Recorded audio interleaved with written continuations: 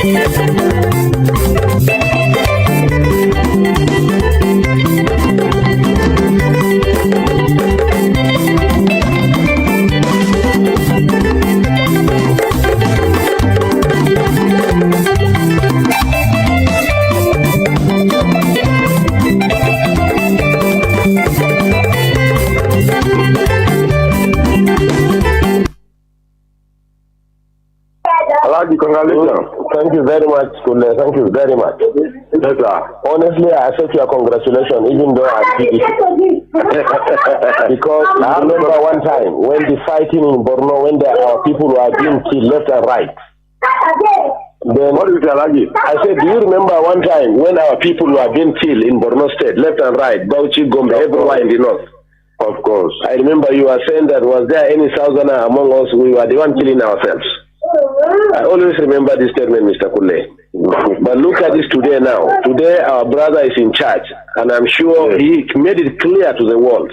The first thing he said was that he was moving the command of Nigerian army to Maiduguri until when Boko Haram is over. So if not your brother as the president, who will do it for you?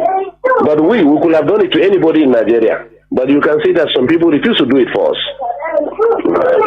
So really, really, today I understand why we have to have the presidency, honestly. No, it's like that, Kule. Kule is like that. Because how can anybody convince us that some miscreants cannot be dealt with by Nigerian army? Why can't we believe it was deliberately left? Even if there is no involvement of government hand in it, why can't we believe that it was deliberate and let them kill themselves? Well, it has come out even very clear, because it was at a point in our campaign, they were saying that by the killings of Boko Haram, there will be no population again. In fact, let me tell you why the North insisted that Jonathan has to go, because we had the plan that if Jonathan continues, the same problem will happen in Kanu, the same problem will happen in Sokoto, the same problem will happen in Jos and everywhere until when our population is depleted. No. We have had a wonderful experience, honestly. In order to avoid the problem, that's why I said the people. So whether he accepted or not, the North it was clear voting now. What could he have done? You remember what Babangida did for us? Babangida, you see, what happened was, even when Babangida did it, you understand? Do you get me? The bulk of the population that voted was from the North. And Rimi said it.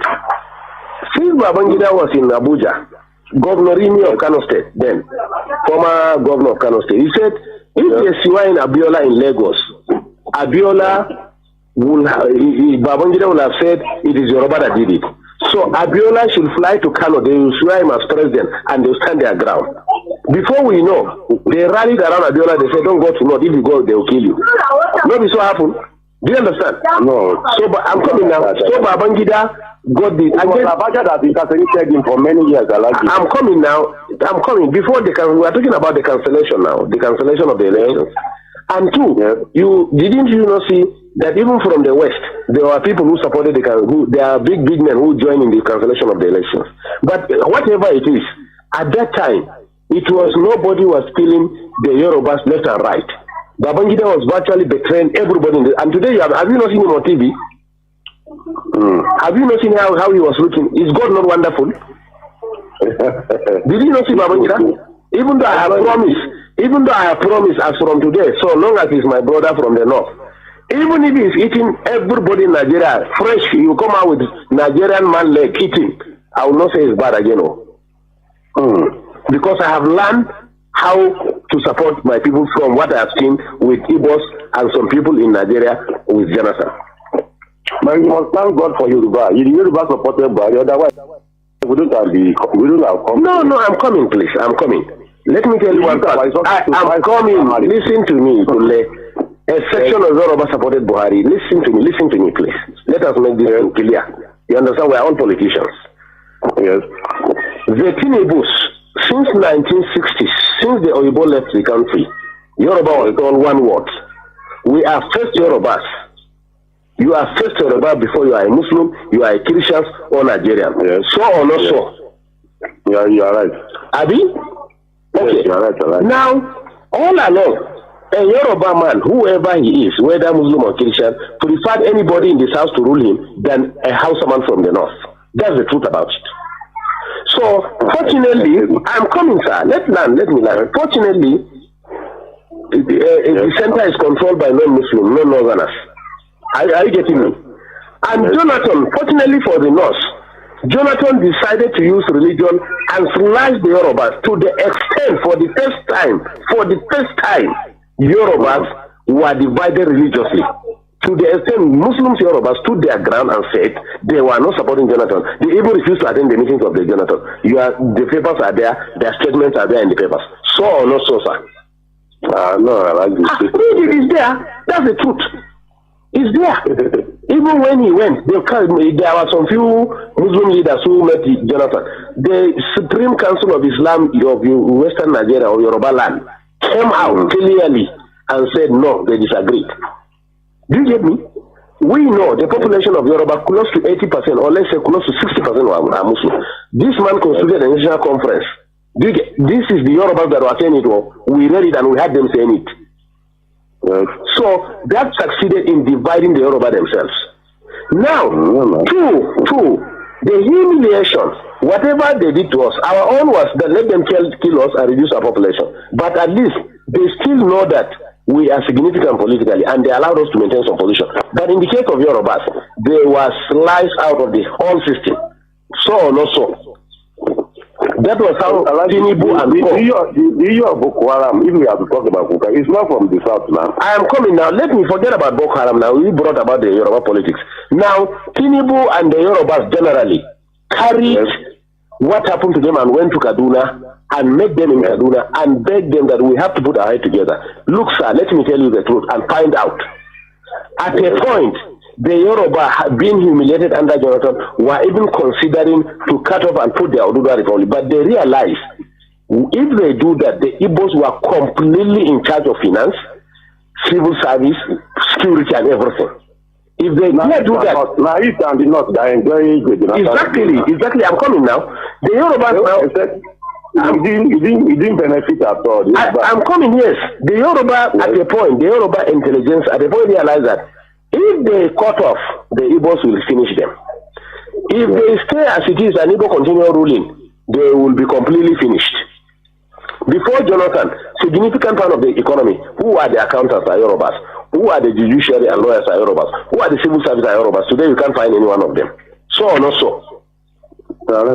So that's why the Yorubas say, even if we want to leave this country, we must get this power out of the hand of the Igbos and reposition ourselves. The Northerners really benefited from that Jonathan too much, Hey, we have the calculations of the government. We agree. What can he do? He must now. He must.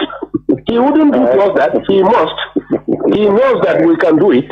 He must deal with us. So that was why the Yoruba said no. Whatever it is. So, but what I assure you, let's keep on praying for President Buhari. Oga, we have learned our lesson. We have been in our area here now. They be praying for him. We have learned our lesson. We pray for the prophet because and even our prophet. No, to tell you the truth, the northern people, notwithstanding the presidency, honestly, the trust at least of the southeast is finished.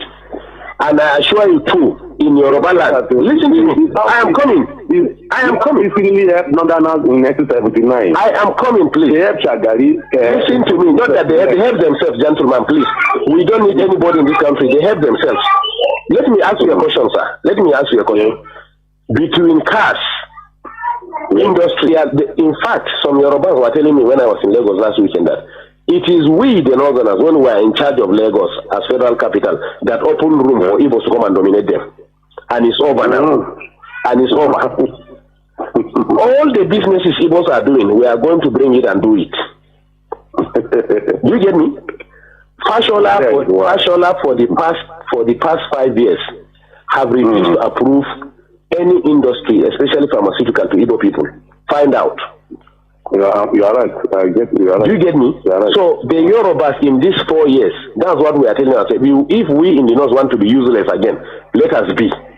But the Yoruba people in the 4 years, they want to control their land completely. That's why Buhari have to sign that Lagos is going to be given special status.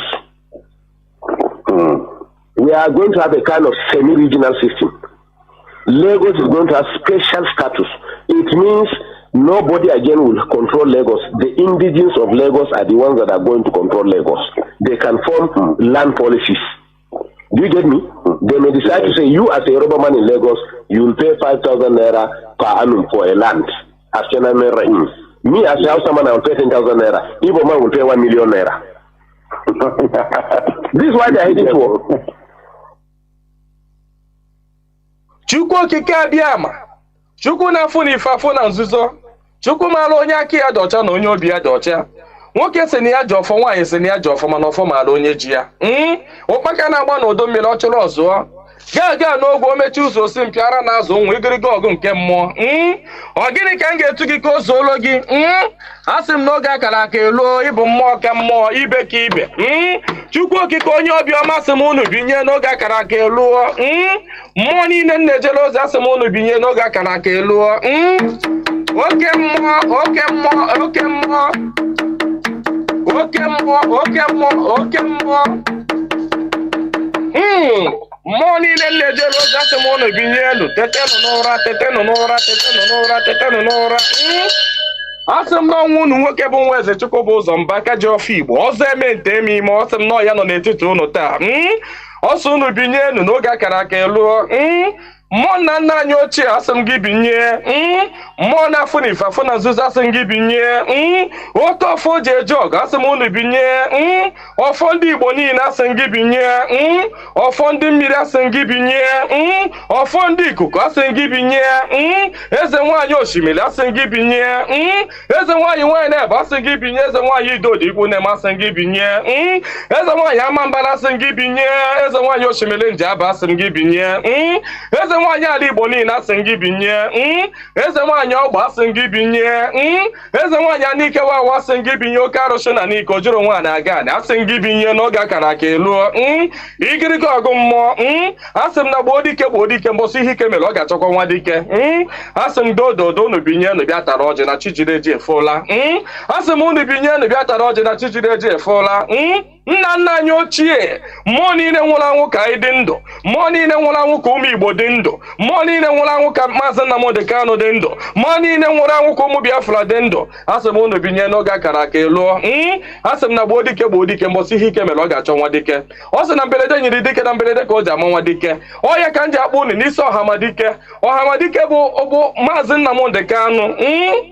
Ya bụ Mazi Nnamdi Kanu. Otu mkpụrụ anya ji isi ụgwọ. Otu ọnụ na-ekwuchitere mba niile. Ụkpaka na-agba n'udo mmiri na-agba n'oge nke ya.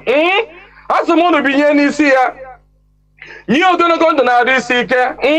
Napụta ya na Eke, napụta ya na Orie, napụta ya na Afọ, napụta ya na Nkwọ. Asị m na ahịa akara aka anaghị eri nwa ngwụrọ, na ahịa akara aka agaghị eri Mazi Nnamdi Kanu. Asị m unu gaa napụta Nnamdi Kanu na Eke, napụta ya na Orie, napụta ya na Afọ, napụta ya na Nkwọ. Asị m mee ka ọnụ niile kwụrụ njọ n'isi atụgharịa kwụ mma. Ka ọnụ kọrọ ogiri ọnụ kọrọ ogiri lacha. Chukwu okike abịama onye jiri mmiri siri ike kpọọ aja were aja siri ike kpọọ mmadụ.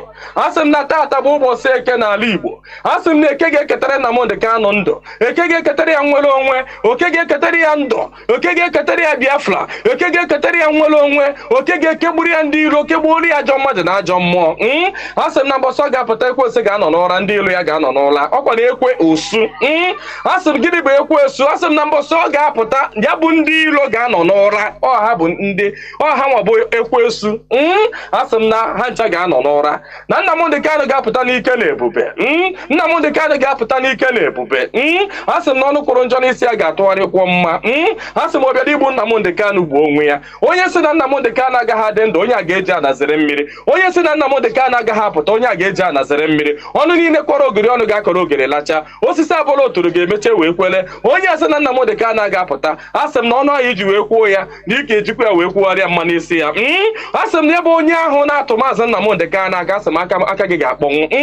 Osisi ahụ fọrọ Nnamdi Kanu wee tọọ nkwe, asị m ikuku futuo gị. Anya ọbụla fọrọ Nnamdi Kanu kwawa akwa alịrị, asị m alịrị akọ ya n'anya. Onye fọrọ Nnamdi Kanu cheta ihe gburu nwa ya, ihe gburu nwa ya gbuo ya, maka na ọ bụrụ ya gburu nwa gị. Chukwu okike abịama asị m na mberede nyiri dike mberede ka o ji ama nwa dike. Asị m na okirikiri ka a na-agba ukwu ose, ọ dadị ukwu ose enu. Na okirikiri ka ndị iro ga-agba Nnamdi Kanu mana ha ama mkpata ya aka. Ọ sị na nkirikiri ka ọ na-ekiri odido jiri odido enyi ozu. Na ọkwa nkirikiri ka ndị iro ga na-ekiri ya mana ha ama afụ ya anya. asị m na eje anaba isi ije asị na Nnamdi Kanu ga-eje na ọ ga-ana asị m na inye anaghị eri ọba maka na inye na ọba bụ nwanne inye agaghị eri Nnamdi Kanu maka na ọ bụ nwa inye asị na Nnamdi Kanu ga-adị ka echi anaghị agwụ agwụ maka na ije ejere bụ ije mmiri ọ bụrụ eje nkụ asị na ya bụ ije ga-abụ ije mmiri asị m na ọ ga-anata n'udo asị m na ọ ga-abata sirili welere asị m na unu ga-aga kpọnatara anyị Nnamdi Kanu asị m unu ga-akpọnatara anyị Nnamdi Kanu ga-akpọnatara anyị Nnamdi Kanu ga tụnye ugo ga nye ya mmeri ga nye ya mmeri ga nye ya mmeri tụnye ugo n'elu ugo nye ike n'elu ike nye ndụ n'elu ndụ ọkwanụ ndụ ka o ji efu na efufe unu nye Nnamdi Kanu ndụ onwe ike wee kwuru jinjin onwe ike wee kwuru wee fuo na ofufe a sị na ya kara ka anaghị eri nwa mkpụrụ ihe mere ha ji jide Nnamdi Kanu bụ ka nwee ike wee megide ndị Igbo ka nwee ike megide ụmụ Biafra ka nwee ike wee kwuchi anyị ọnụ ka ha nwee ike wee kachi anyị ọnụ ka anyị ghara ikwu okwu ọzọ mana ama m na dododo Chukwu okike abịa ma ndị nwa na ndị nwe mmiri ndị nwe ikuku ndị nwe anyanwụ mmụọ nna nna anyị ochie mmụọ niile nwụrụ anwụ ka anyị dị ndụ mmụọ niile ọ kwafọrọ ọbara ha n'ike maka ihi Biafra asị m unu binyenu asị m unu dododo na ọkwa na unu bụ ihe nwe ike a ọkwa na unu ga-eji ọgụ mmụọ ọkwa na unu ga-aga bụori ahịa ọkwa na unu ga-aga napụta ya maka na ihe ọ tinyere unu n'aka anaghị ele ule asị m dododo igiriga ọgụ mmụọ eze nwaanyị niile nọ n'ala Igbo mmụọ niile nọ n'ala Igbo asị m unu binye maka na onwe onye nọ n'ụwa na-anaghị aṅụ mmiri onwe onye nọ n'ụwa na-anaghị eri nnu nnu bụ ihe ụtọ si na mmiri wee pụta onye ọbụla na-eri ihe na-eri ihe dị na mmiri onye na-asa arụ ji mmiri asa arụ onye ọbụla na-eme ihe ọbụla ọ na-eme ji mmiri eme ya asị m ihe ọbụla mmadụ na-eme n'ụwa mmiri ọ na-ebube ụzọ asị m onye ọbụla kpọrọ mmiri asị na mmiri a ga-agbagbu ya asị m onye ọbụla fụrụ mmiri n'anya ga-afụ Nnamdi Kanu n'anya onye ọbụla fụrụ mmiri n'anya ga-afụ Nnamdi Kanu n'anya onye ọbụla mmiri na-awụsa n'arụ ga-afụ Nnamdi Kanu n'anya onye ọbụla mmiri na-emesa n'arụ ga-afụ Nnamdi Kanu n'anya onye na-aṅụ mmiri na-eli nnu asị m na ọnụ anyị ji wee lie nnu wee ṅụọ mmiri na ị ga-eji akwa okwu ọma n'isi Nnamdi Kanu n'aha Chukwu okike abịa ama ise. Good morning, good afternoon, good evening, and good night, great Biafrans and lovers of freedom. This is Radio Biafra HAUSA-SERVICE coming to you through Radio Biafra London. My name remains Mazi Chinedu from Olo province of Biafra London. We are here live and direct. Today is the 8th day of November 2023. Therefore, I welcome each and every one of you to welcome your friends and well-wishers. All your siblings, please notify them that the hour has come in order for them to gather around their listening devices, because the word of freedom is being preached. Therefore, this is a revolutionary radio, a place where you will hear what you don't hear on the mainstream media. Therefore, gather around their listening devices if you are in Biafra land on our FM 102.1. CHK 102.1 on many places in Biafra land. If you also cannot get us through the FM, you can log in or you can access if you have free-to-air satellite. We are there and you'll be hearing us directly. Moreover, you can download IPOB Community Radio. It is a very low data consuming application that is available as long as you have your smartphone with you. You don't need any excuse but to download IPOB Community Radio to listen to the voice of liberation.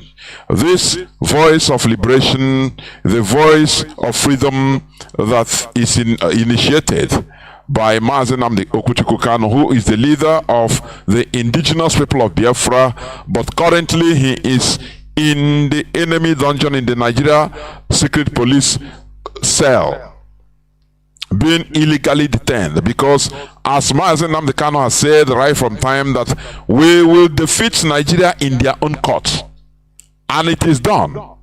Only that they are now using power, because Nigeria is a banana republic. They are now using their power.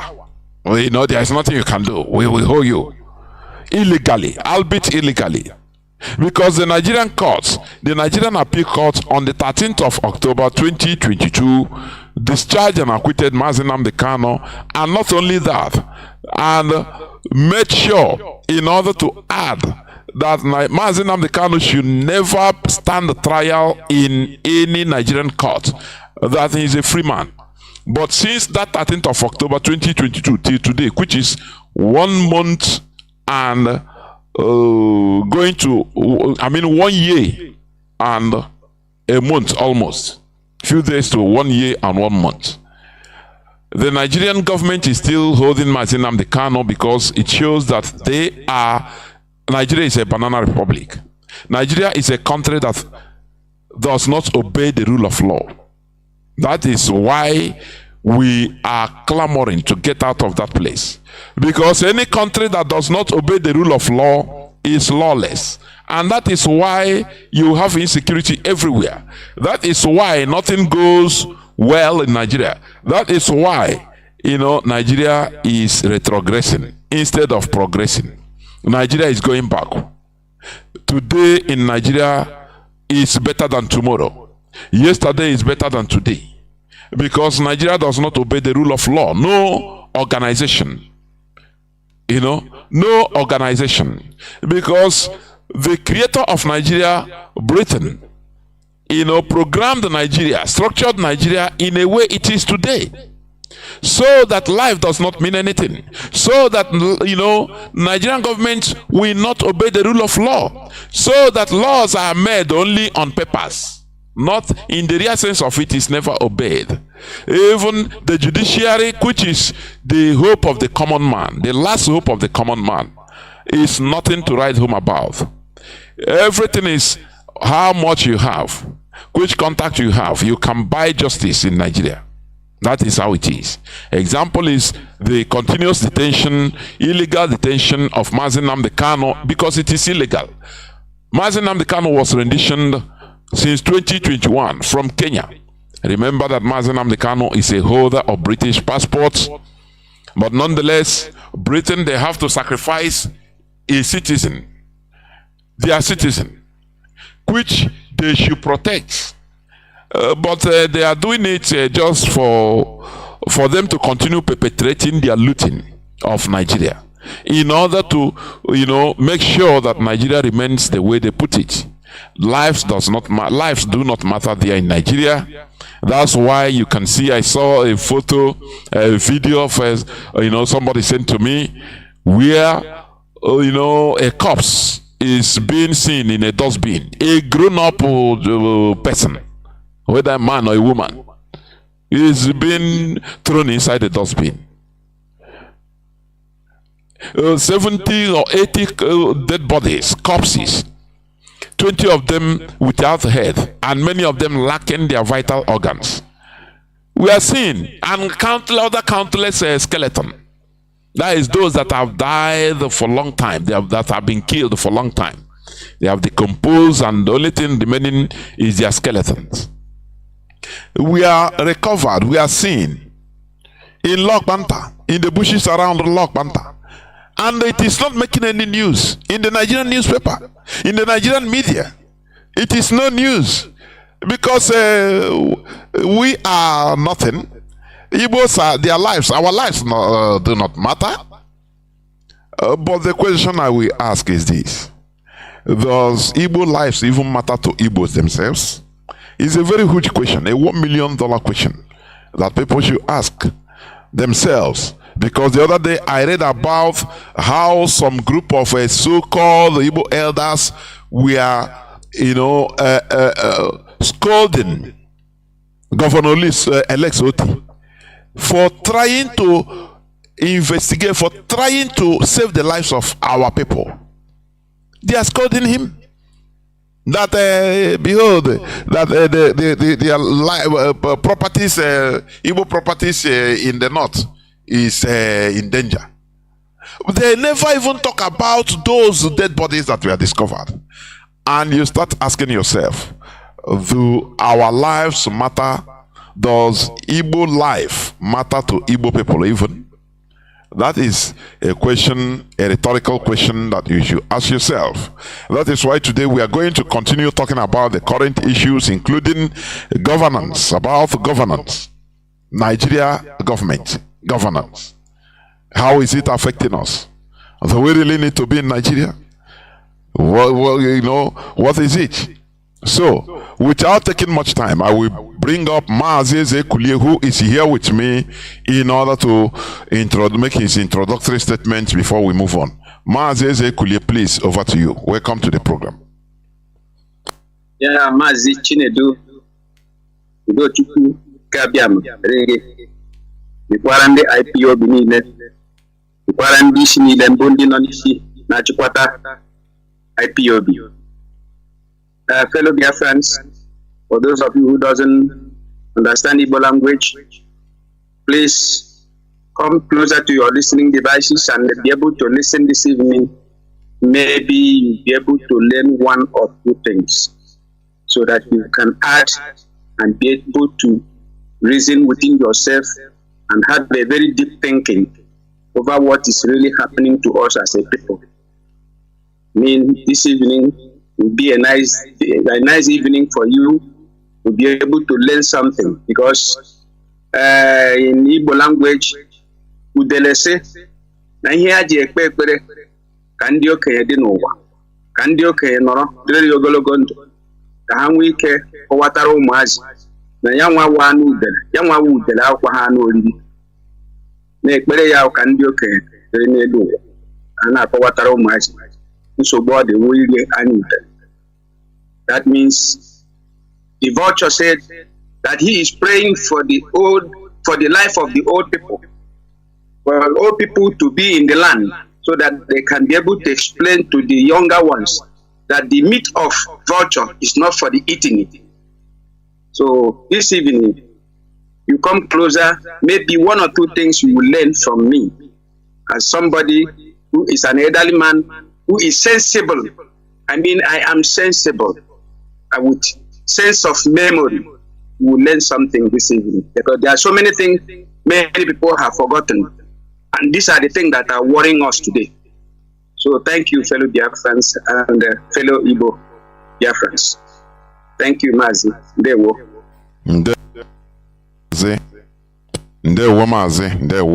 Thank you very much.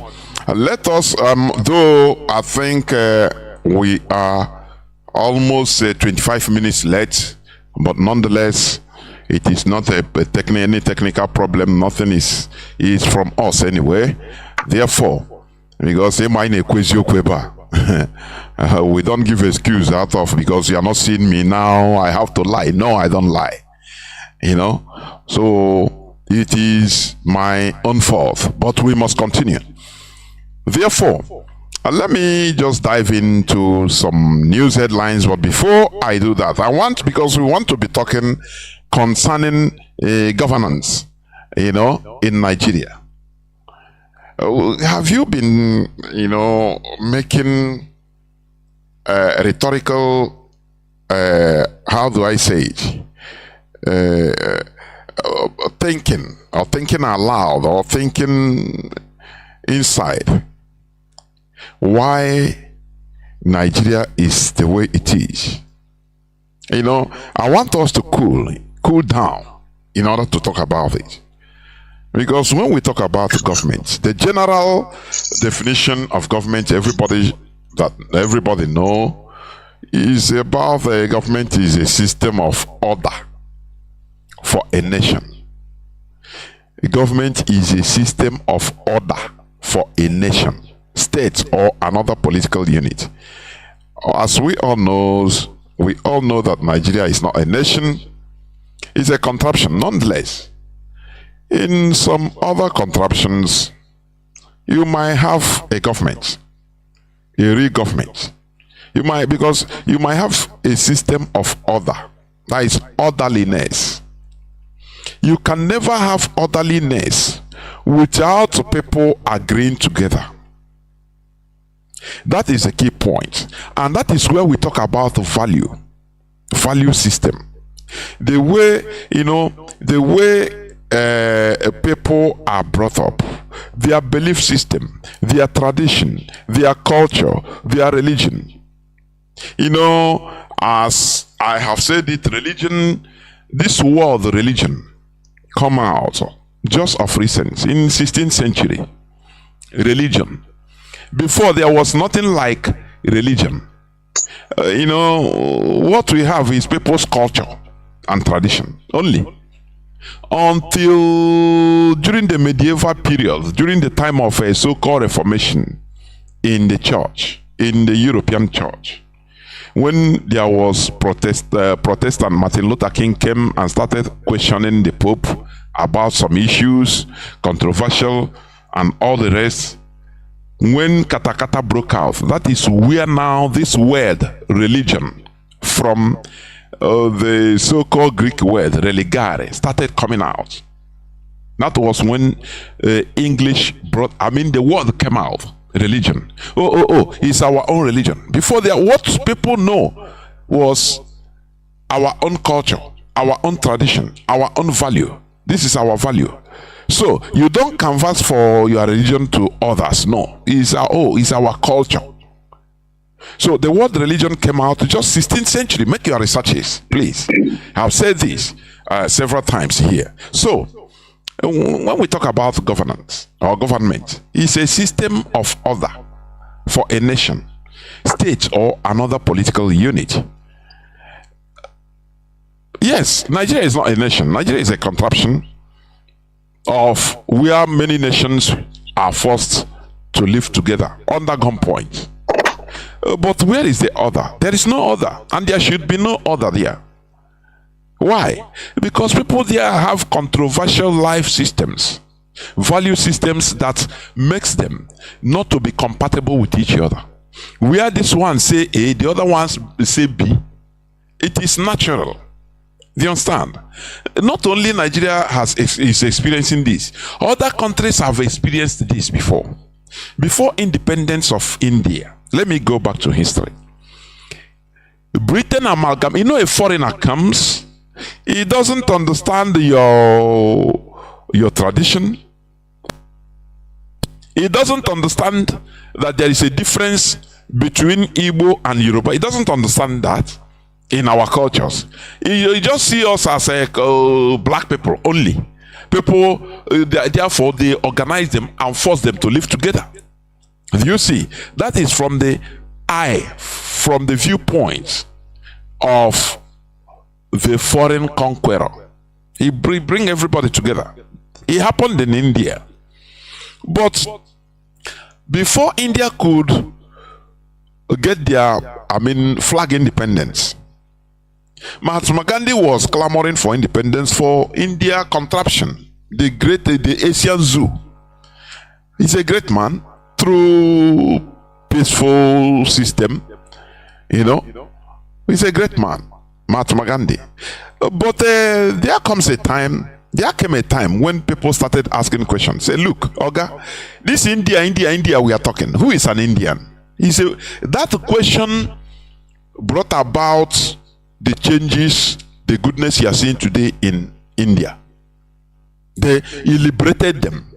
The definition of an Indian, he made them to think and organize themselves with their culture according to their value system. They reorganize themselves from what the Europeans organize as a contraption as India, because they are foreigners. What matters to them is, it's a huge country, so what they'll be looting, if they organize it, they will force you together and you become obese, a boy. They'll be teaching you always. Democracy, this and that. And they know that you cannot do it because it is not your system. Because there are many controversies they form as a country. So, but it is to the advantage of the foreigner, the creator, that is Britain, and others. So what India did, they reshuffled themselves. It didn't come with a small prize. According to history, more than 2 million people died in that reshufflement before Indian independence. More than 2 million people, and more than 20 million internally displaced people, or 20 million people were internally displaced, reorganized. People left their ancestral homes. People that were living in places, for example, Hindu that were living in the midst of Muslims in today's Pakistan, which was part of India at that time. They say, no, If you want to be an India, come to him. Let us complete our value system.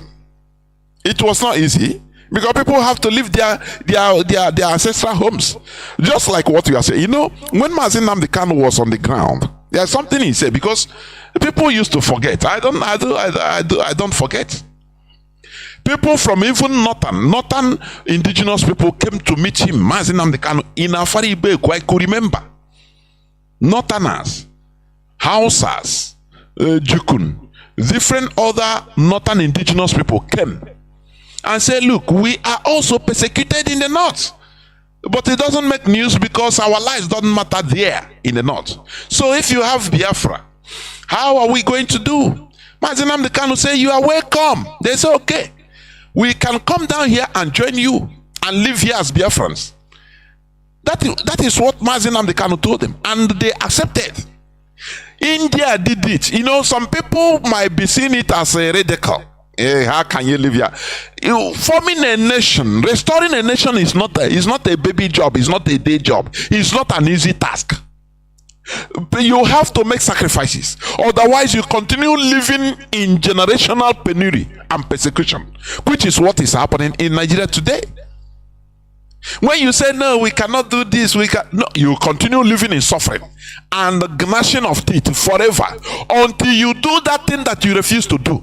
Indians face their reality, and today they are okay. Do you see that?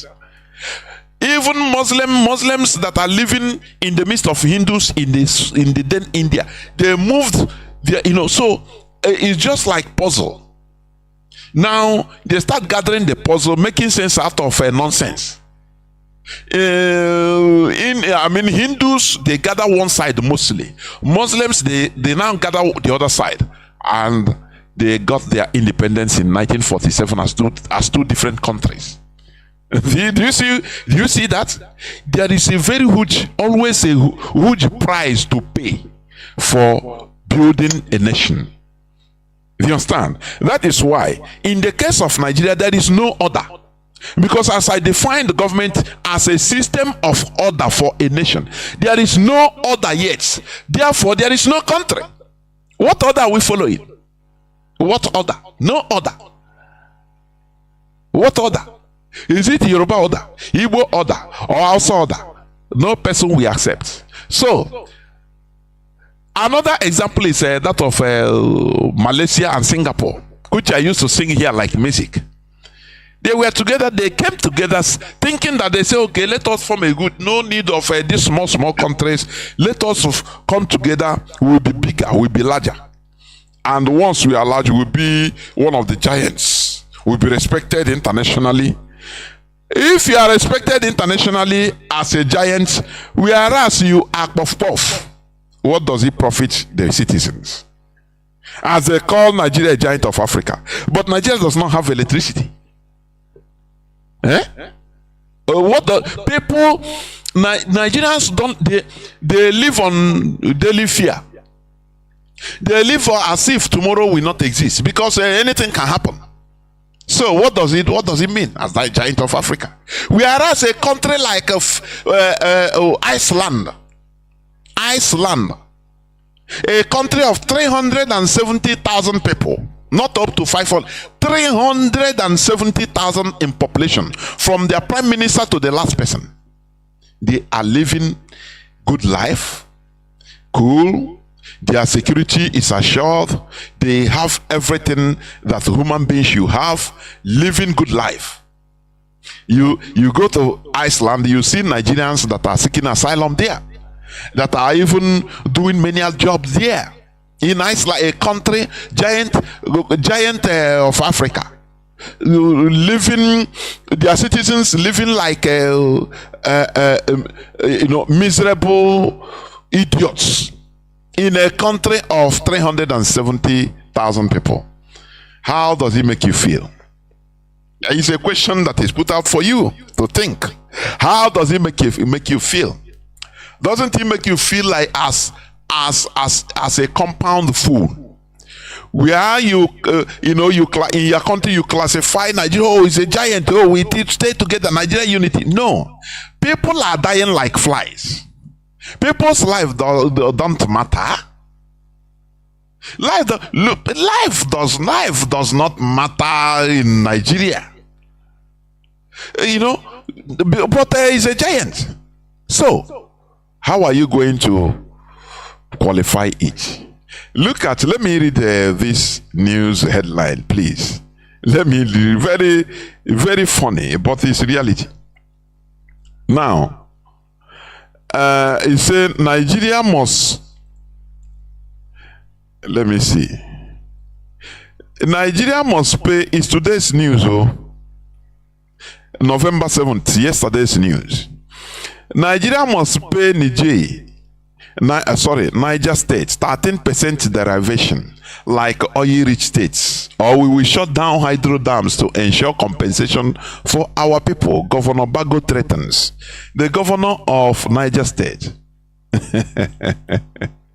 governor of Niger State, who has gold mines at his disposal. It is not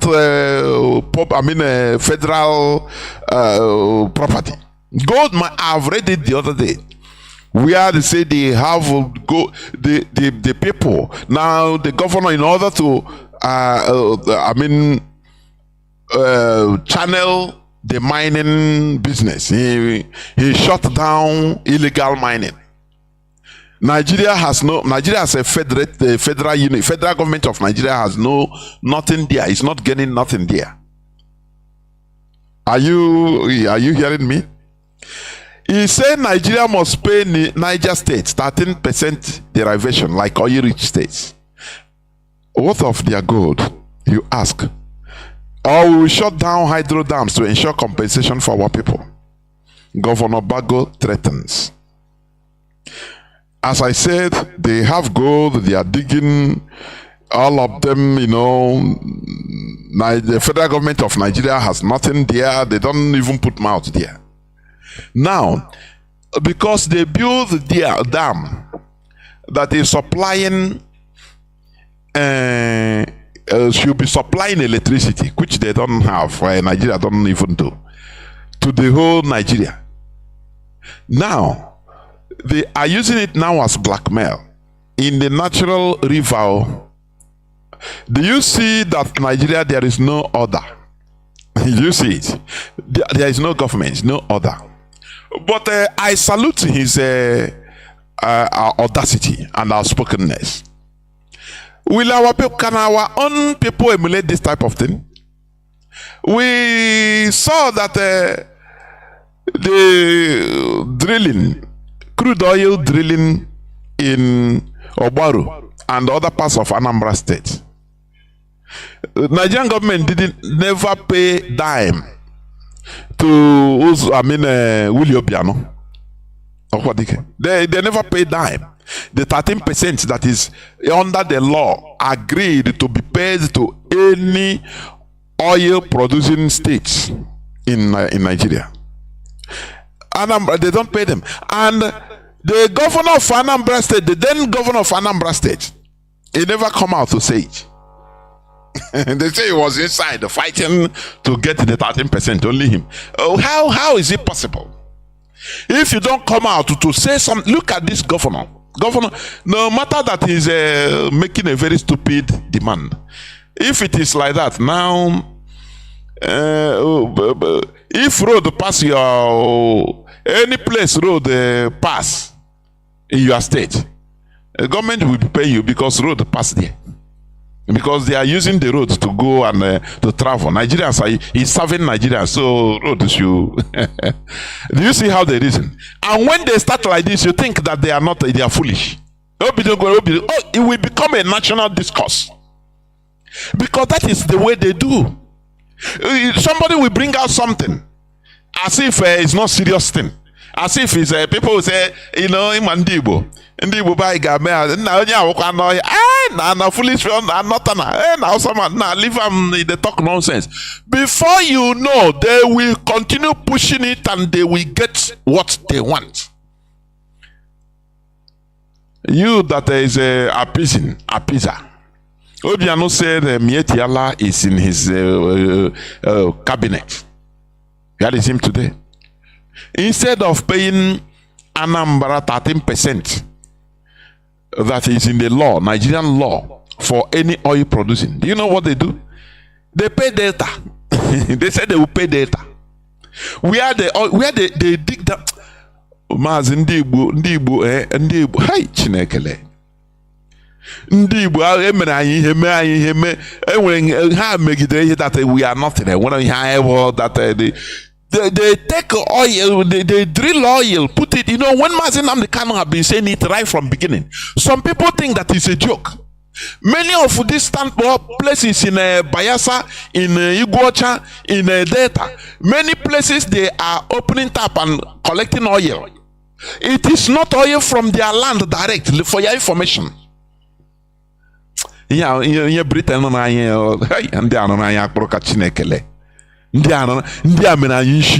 I'm telling you, I brew it na pari wanile. Europeans, they will be looking at us. They say these people, oh sorry, but you anyway. When Mugu for Gaiman work, any place there is everywhere in the Igbo hinterland, in the Biafran land, inside the hinterland, they will put a pipe. They will be drilling it. Put the pipe down very deep. Now deep until it will get out. They will bring it out either in Iguacha, in River, where you call River State, or in Bayelsa, or in Delta. It depends on where the place nears. And I mean that thing. They will be drilling, controlling the thing from the riverine. Now people there will say it's our oil, our oil, our oil. They don't know that most of those oil come from our land. And I know now pushing. The governors they know, the politicians they know, they kept quiet. They keep quiet. Because for them, if they come out to talk, oh, they will destroy them. Do you see that we have that's why we say we are orphans. We Biafrans, we are orphans. Ndibo mostly. We are orphans. No person talks for us. Look at this man. If he's an Igbo man, can you believe in this world an Igbo man can ever rise up publicly and demand that because they build a dam in their state, that they should be paid, compensated, always, 13%. Whereas they have gold mines in Niger State. They have gold mines, which they are controlling. It is not, the federal government of Nigeria does not put eye on them. Zamfara gold, the Californium in Borno, different resources, solid mineral resources in many parts of the north. It is for the states. And now copy the thing. But when it comes to our land, it's for everybody. And you see useless idiots fighting to guide the pipeline. And you say, nah, what happened? What happened? What happened to us that never happened to other people? That is a question I used to ask. Why are we so, we accept humiliation? Because of the peanuts we are getting. We accept everything. Now don't talk, don't talk. Instead, our people are being used in order to continue, subjugating their own brothers and sisters, like HAUSA-SERVICE is doing. Like he's doing. They are doing it. Instead of rising up to say, there is something, I used to say that the Igbo people are last. They are last in politics. They don't know politics at all. They believe that they think that when they always appease, beg, when they sell their own people, that the caliphate will love them, foreigners will love them and give them posts. They don't know that they hate them with reckless abandon. When they can program you, you go and kill your own people. You say, okay, don't worry, after we'll give you presidency. Go and sell Mazi Nnamdi Kanu. He is the person that is obstructing your chances of presidency. Go and sell him, bring him. Make sure that you bring him, and now you can go, we can give you presidency. All of them run like idiots. Start on so this man, IPOB, they are disturbing us. Before you know, they sold the they tracked Mazi Nnamdi Kanu and brought him in. Oga, sir, we have brought him. Oh yeah, give us the presidency. They booted them. Say, come on, you are not Nigerians enough. Come on, go. Now they no more talk about the presidency. That's why I used to ask, where is Igbo presidency? They are contented with being federal capital territory minister, cabinet ministers. This guy, former governor of Bonny State, Dave Omahi, is now minister of works, so he's okay with it. The Fulani, they are looking at the caliphate is looking at these people and say, look, these people are idiots. We never finish with you people. You know, I will play you Kunle and Alhaji. Bog the conversation, the second part. You know, so we talk about governance. How, when we talk about government, there is order there, orderliness, system of order. But where is that order? Nigeria have no order, and that is why this one is coming out to talk. The way as he's talking, give us a 13% like you are giving. Now you ask this man, is this thing giving bringing a foreign reserve, foreign currency to Nigeria? Is a dam that is not even enough. Countries are now using different types of systems for electricity. Very common. Even lightning can provide a nation electricity. Thunder, wave, sound wave can produce electricity. Water wave can generate electricity. And this man now is he said after all they will shut down the hydro dam. Do you see that? That is disorderliness, because there is no order. And whereas the people, our own politicians, they are hiding, asking for orders to be they will be giving orders and they will be just killed and they will kill. Do you understand? Now, let me read also, because I read it the other day. Let me read the headline. Let me see. We are also, because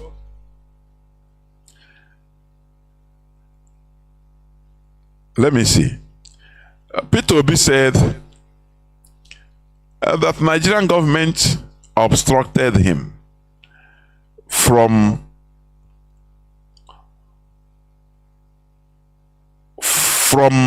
making. Sorry, I want to bring it.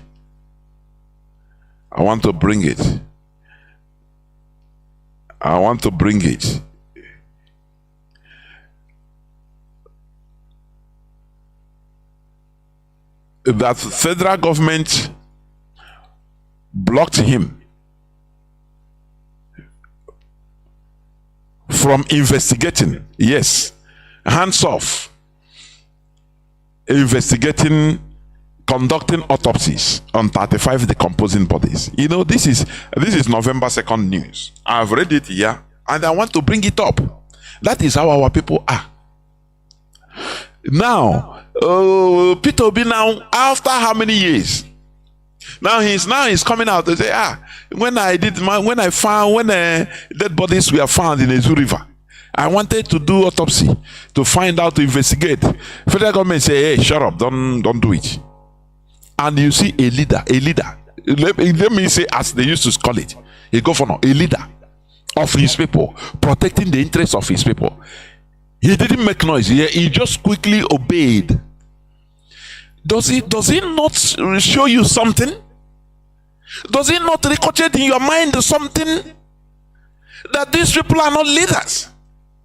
Somebody will just come. He doesn't, because once you are in that position, the chief executive of your state, you are ready to die. You work with your state. That is why, against all odds, Zamfara governors, Bauchi, all of them, they were going, they don't care about federal government. They were going to, make peace, dialogue with terrorists. They go there, they don't care about it because they are protecting their people. Do you see the difference between them and us? They don't care. If it is, for example, an Igbo president that shunned a northern governor, say don't investigate on the death, illegal massacre of his people in his state. Do you think he will just keep quiet and say, okay, sorry, sir? He will come out and start shouting and say, no, we know, before you know, riot will start. That is how we know a leader. We don't have leaders. What we have are businessmen, as Kunle and Alaji concluded, and I completely agree with them. Today, P2B is saying this for us to clap for him now.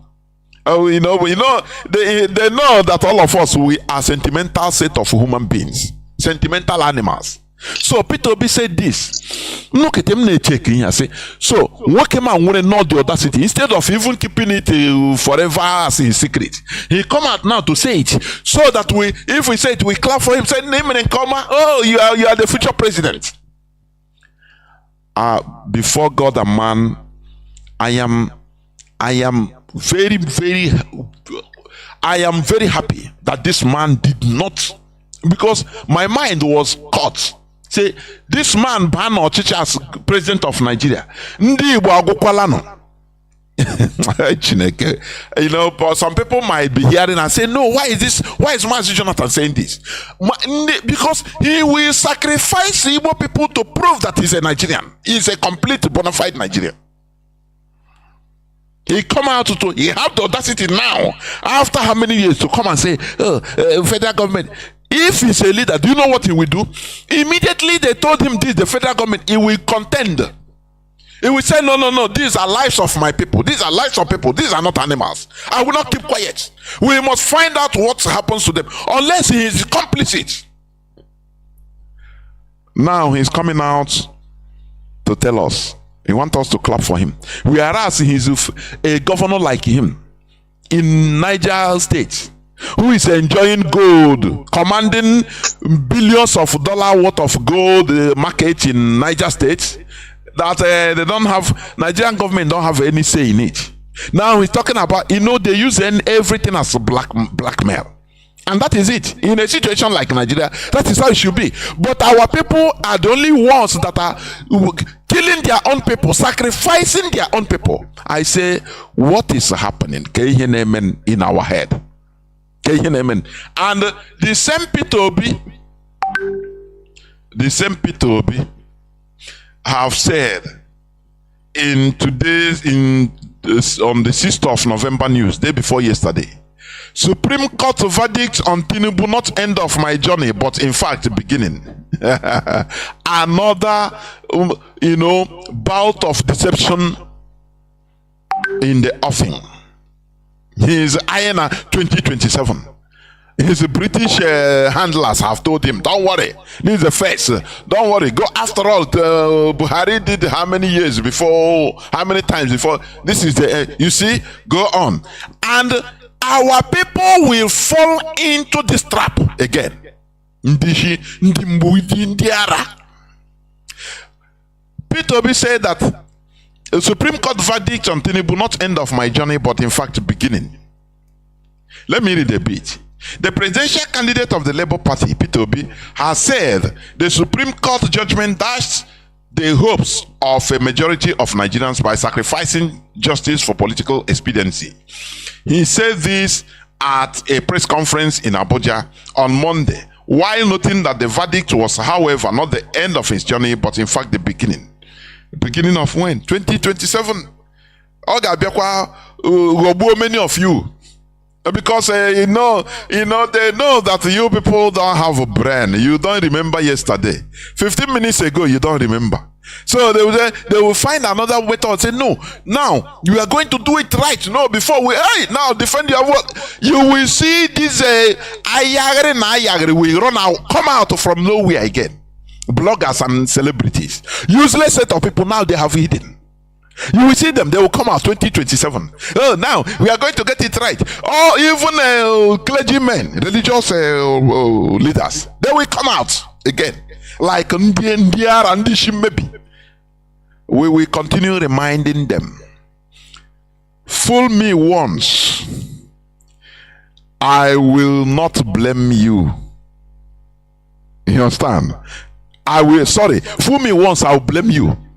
But fool me twice, I'll blame myself. But do our people understand this? People that are being fooled once, twice, 3 times, 4 times, continuously, the same thing. It becomes a pattern of life. Mazi Zekulie, please come in before I continue. Come in. There we go. Mazi, there we go. Fellow Biafran.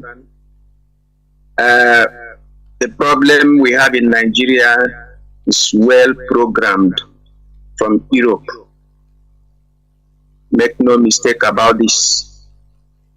If you listen to the interview granted by Harold Smith, you will understand everything. That man was saying something very, very critical.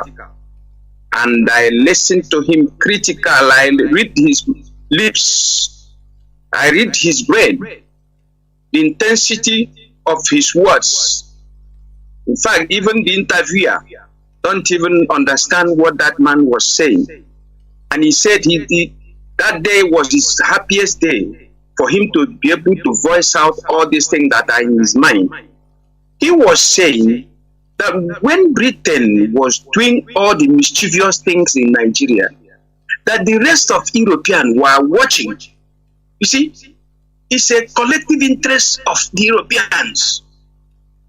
Britain was dealing with us, dividing us, killing who, rigging elections, doing all sorts of things. Europeans were watching, because at the end of the day, the beneficiary would be the same Europeans. Britain would take the lion's share. So our problem is not even the indigenous people of the so-called Niger area. Our problem is the conquest, European conquest of indigenous people of African blacks.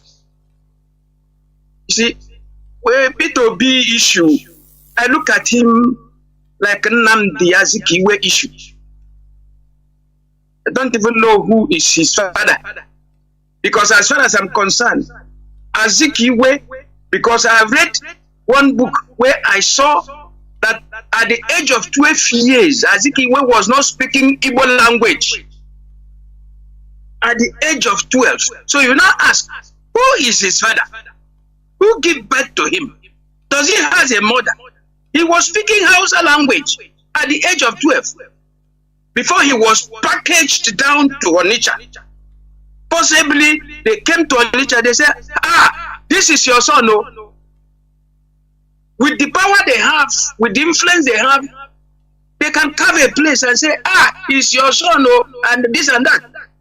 Who brought him to Onitsha at the age of 12 when he was not speaking Igbo language? He was speaking only Hausa language. And he was brought down to Onitsha to learn how to speak Igbo language before they now package him back. So these people, Europeans, are keeping so many secrets. There are so many things they know. We may not even know it in the next 1,000 years. I don't know how a people, they say all men are equal. But I doubt that. I doubt this statement. Maybe it is true that all men are equal. But then, the collective ideas, the collective brains, the collective wisdom of group of people can make all men not being equal. And that is what is playing out to the black people and to the rest of the people of the earth from the Europeans. They make the world. They keep so many secrets. And they are so brutal in dealing with you. They never forget anything. If you offend them in 1,000 years ago, they will come for revenge today. They don't care. They come for revenge brutal revenge. So how can a people be programming the world for 2,000 years? This is my question. I don't want to talk so much about our Igbo brothers because they are also programmed. Because when the Britain came to the whole African country and they entered Nigeria, the people that gave them tough time was the Igbo people. Just like when they entered the land of Israel, the people that entered the Middle East, the people that gave them tough time was the Jewish people. And they dealt with them, destroyed them, took over their land, scattered them all over European countries. And I mean, gave their land to another set of people, changed the name of the land, carved the land, give part of the land to Jordan. Because part of Jordan used to be land of Israel, the Jewish land. Part of Syria used to be Jewish land. In fact, part of Egypt used to be Jewish land. They carve everything, destroy everything, carve a very little place where you now have Jerusalem and all the Nazareth and all those historical places, and say, and they even give it to the so-called Palestinians, originally Philistines. But the Philistines are no more in existence. This is Arabs. So the issue of Igbo is something that was programmed by the Europeans.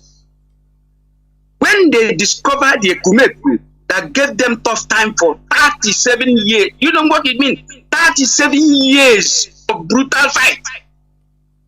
And finally, they were able to subdue them. They said, these people, we will deal with you.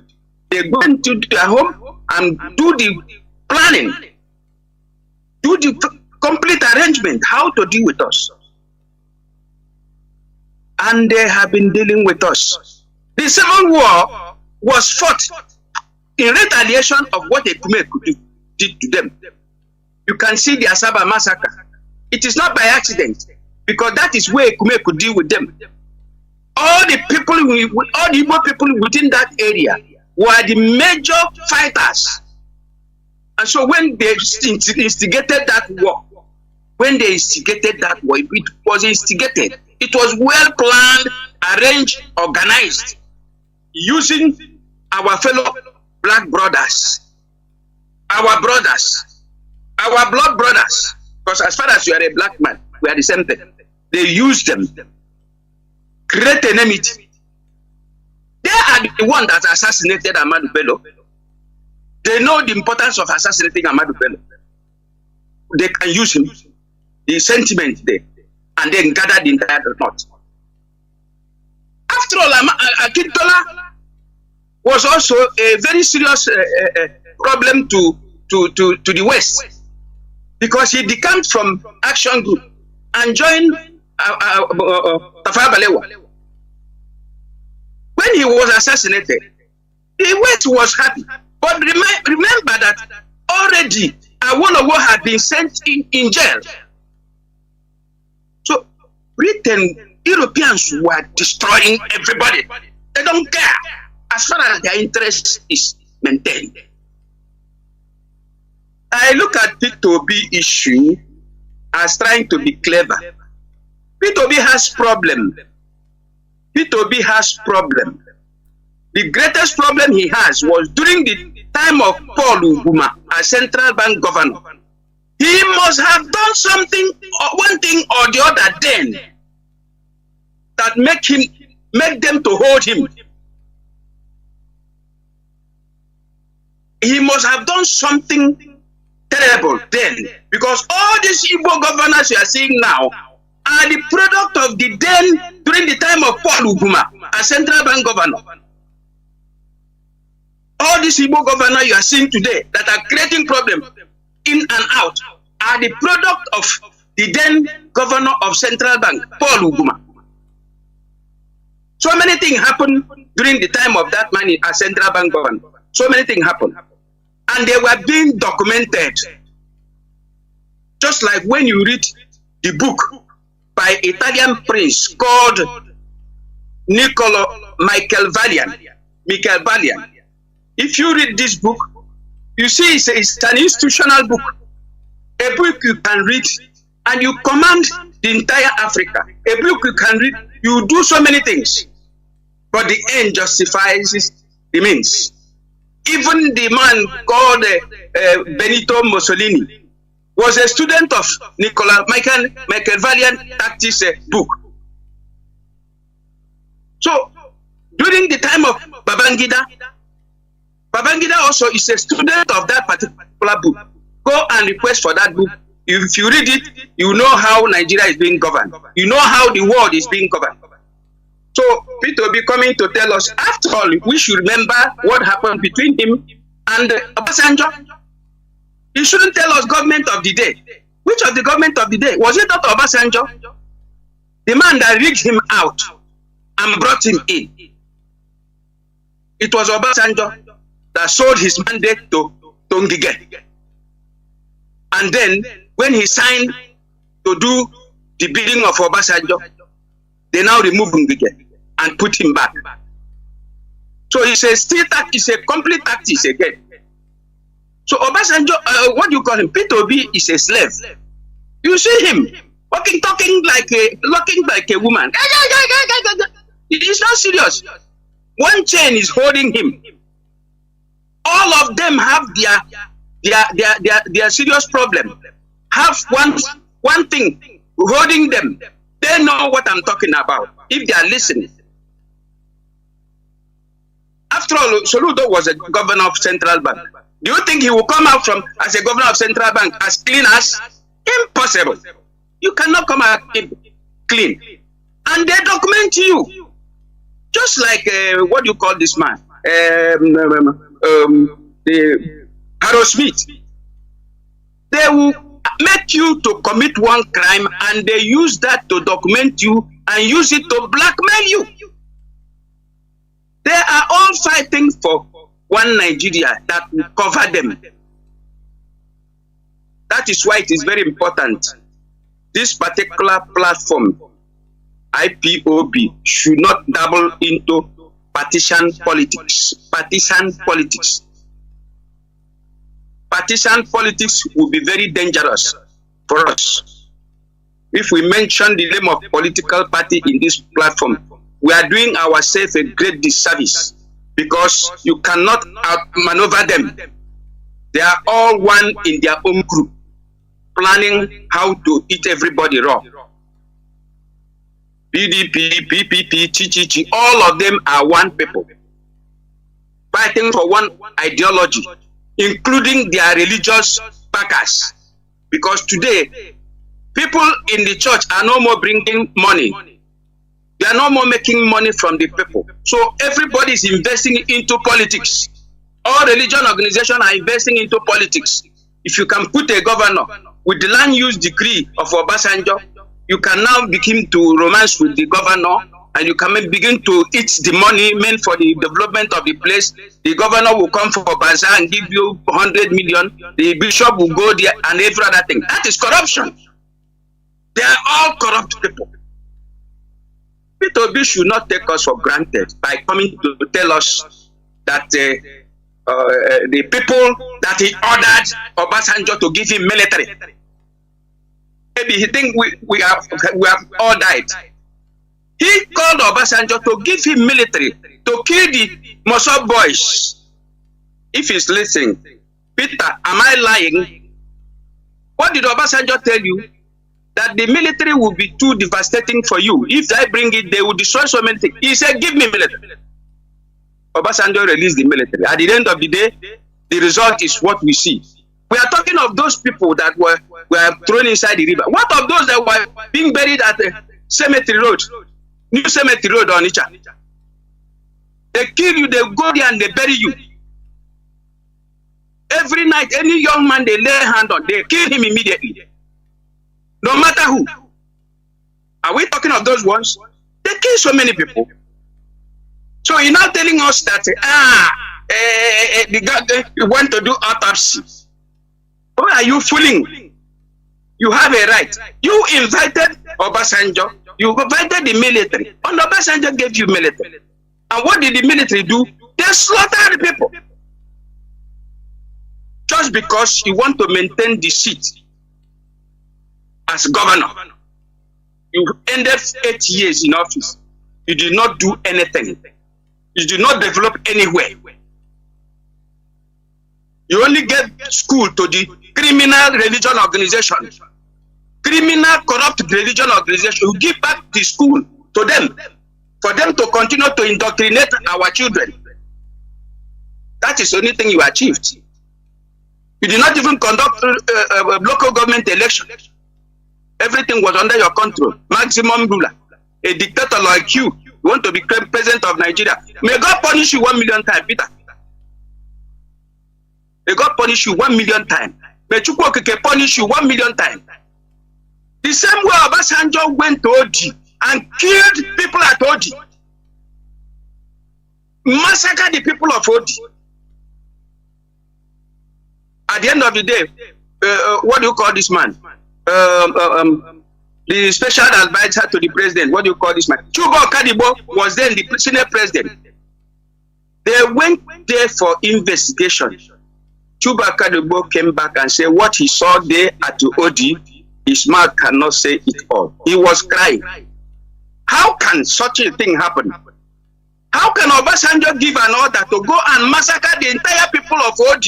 Men, children, and women. What is their offense? And that is why Chibuaka Kadibo died. Because he revealed what happened there.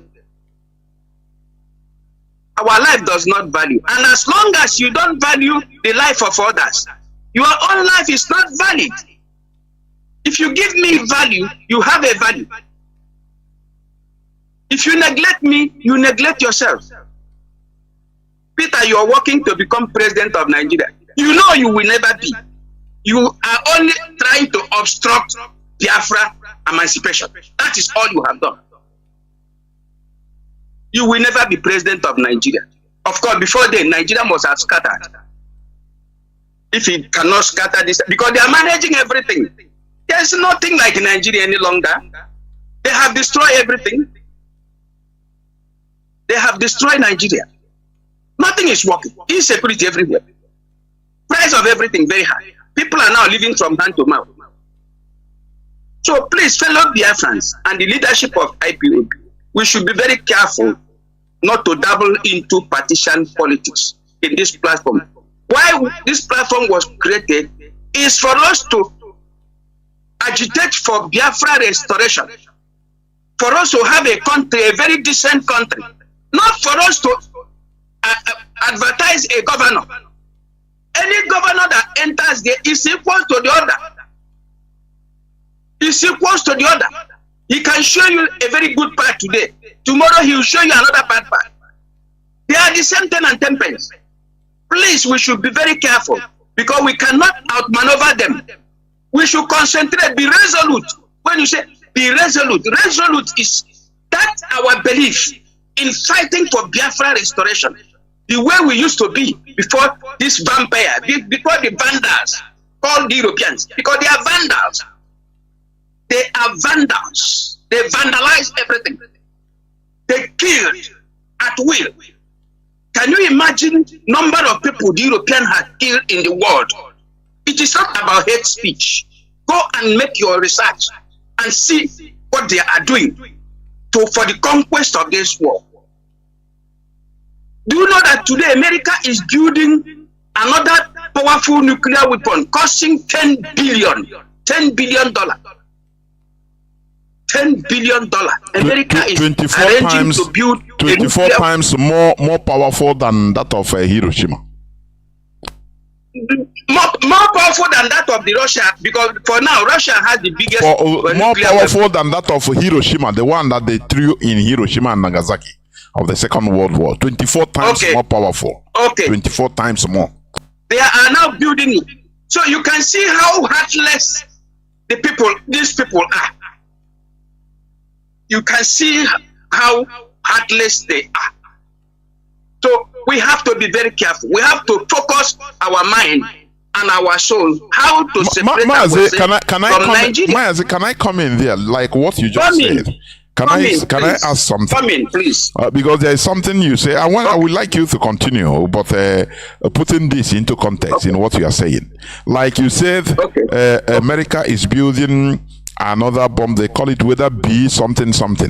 24 times more powerful than that of Second World War, which they dropped in Hiroshima and Nagasaki. You said how heartless they are. But me, I am seeing it with another perspective. Not really that they are heartless, but they are making themselves powerful.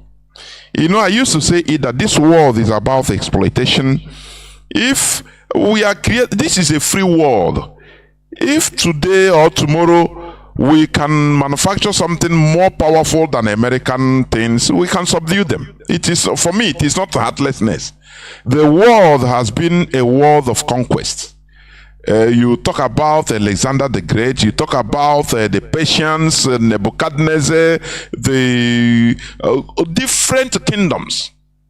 That because you cannot be seen as powerful without using your power. That is my own perspective. So for me, it is for us to also be powerful. I don't see conquest. Conquest is part of this world, you know. So that is what I want to add for you to continue what you are saying, because I don't blame them. I blame ourselves. If, for example, Mazi, the Israelis of today we are seeing, they have become powerful. They were able to organize themselves and go back to their roots and go back and start. That organization, that government. Now, but for thousands of years, they have been crying and lamenting. They have been conquered people, subjugated. But they found the reason to go back and ask themselves, say, look, this is our private success. This is our individual success. Some of them became, cabinet ministers in their various countries of abroad in Europe. Even today, do you know that Zelensky of Ukraine is a Jew? Do you know that? He's a Jew. He's a president or prime minister of a country today, but he's a Jew. So, what am I saying? During the time they never have a country, they were moving out, they were progressing, but individually.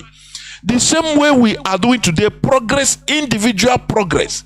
Until they found out that individual progress is nothing to write home about.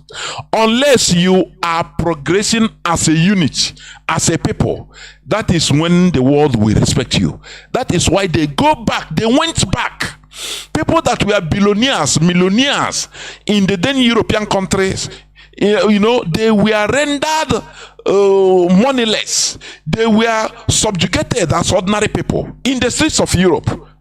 In Auschwitz, you don't know who is a professor or who was a professor or who was a hawker as of that time. All of them were branded the same thing because they were a people. Now it occurred to them that, look, my individual money does not matter. It does not make me any different from my brother that is pushing wheelbarrow. Until we become a country, we have an order. We now move, as a people, as a unit, instead of individual, because individualism doesn't pay. So that is what I want to bring there. Mazi, continue, and in the context, please go on. Okay, Mazi, quite all right. The world is a world of conquest. We all know that. But later, after some years passed with their all conquest and everything, we were made to believe it's a free world. We were made to believe that there is democracy. We are made to believe that you can vote. Some country, for example, France, destroy everything about king, and then adopted a democracy. Italy, the same thing. I think 51 or what? Or 19, within that 18 something, because every other year they are celebrating their day of independence, the day of republic. They call it Republican Day. But if you go to every of their city, you have Piazza Republic, Piazza Republic, Piazza Republic. That is the day they remembered the day they become a republic. And they ended up with everything king in their land. And everything about king ended. So they don't have king again. You go to Caseta, there's a place they call Caseta. You see one big palace. It's called Reggie di Caseta. Reggie di Caseta. It's a very enormous, very, very, very marvelous palace they built it. Castle, I mean, you just need to go there and ask yourself, who built this type of thing? You see an art of work there. So, and you go to Sicily, the same thing. You go to Naples, the same thing. You go to Rome, you see the Colosseum of Roman Empire and every other thing. So they ended up everything and go into democracy. What I'm trying to say is, now it is no more an era of conquest. It is an era of democracy. People now do an election. So, but why is it that in our own case, in the black world, when we want to do our election, it is being manipulated? In Nigeria, we have Republic, 1963. But we still maintain Oba of Benin, Oba of Lagos, Sultan of Sokoto, Oba of Calabar, Shekiri, and all these Obong and all these kings. What is their obi of it? What is their use for in a so-called democracy? So we are just wasting our time. You see, what I'm trying to tell you is that, or tell our people is this: Nigeria is a kind of oxygen, European oxygen. Nigeria in particular. All of them are feeding in Nigeria. And the people they were afraid of were Igbo people. That is why they instigated the civil war. That civil war was not our making. We were not ready to fight a war. We were not ready to do anything. It was them that used the Nigerian soldiers, which was trained by them, to create that problem. You remember that there was coup from 1940, after the end of the so-called Second World War, because there was nothing like Second World War. It is just European war. So whenever Europeans fight their war, it becomes World War. So after the Second European War, they now begin to, the president of Harry, what do you call the Harry Tutman, or what do you call it? That man that led America Harry Truman to get that. Yes, he now gave order to Europeans to immediately begin to relinquish, allow Africa to have their independence, and the Europeans accepted. But knowing fully well that this man don't even know what is in Africa, they begin to give us a flag independence, and from there they start to manipulate us. From 1945 or whatever, India was the first people they gave independence, and they used the highest bulk of Indians to fight the war all over the world. The Indians were picked up because they had population then. They were the people that were used in brutal wars all over. That is why you now have an Indian man today as Prime Minister of Britain. It's a kind of compensation to what they use their people to do. So what I'm trying to say in effect is that in Nigeria, we have a serious problem. And this serious problem we have cannot be solved by anybody, not even Tinubu. Tinubu will stay there and go. And Nigeria problem will remain because it has been programmed. There was one interview, one thing one man said about what the Europeans said long time ago, that Nigeria is looked as a country. If they allow them with the vast mineral resources they have, they will influence other African countries and make African countries to rebel against them. They can finance any way they want to finance. And therefore, to make that to stop, they have to impoverish Nigeria. That is a program. And they ended up doing that today. Everybody is now poor, no matter how far you may think you are rich. The rich ones are committed have committed one crime or the other, have forged one document or the other, have done something. So all of them are well documented. They don't know you. If you want to go as a governor, they know your background. They will put you in there and then control you. That is why we should be very careful. Anybody should not be talking about any political party in this platform. Let us focus on how to get Biafra. We have to be resolute pursuing what we are pursuing. Every other day we keep giving one idea or the other how we can get Biafra, because that is the only thing that can solve our problem. Nigeria cannot solve our problem. The political party cannot solve the problem, because each of them, when they go in there, they begin to fight another war within them. Those that put them there. For example, you can see, like I said before, the churches in Nigeria now are trying to put one person or the other in government, even in Senate, in House of Rep, so that once he get the money, he continues sharing from there, getting something. For example, Enoch Adeboye successfully gave one of his man called Osibanjo, a pastor for that matter. He went there and become vice president. And you know how much he could have pushed to that man when I look at him talking.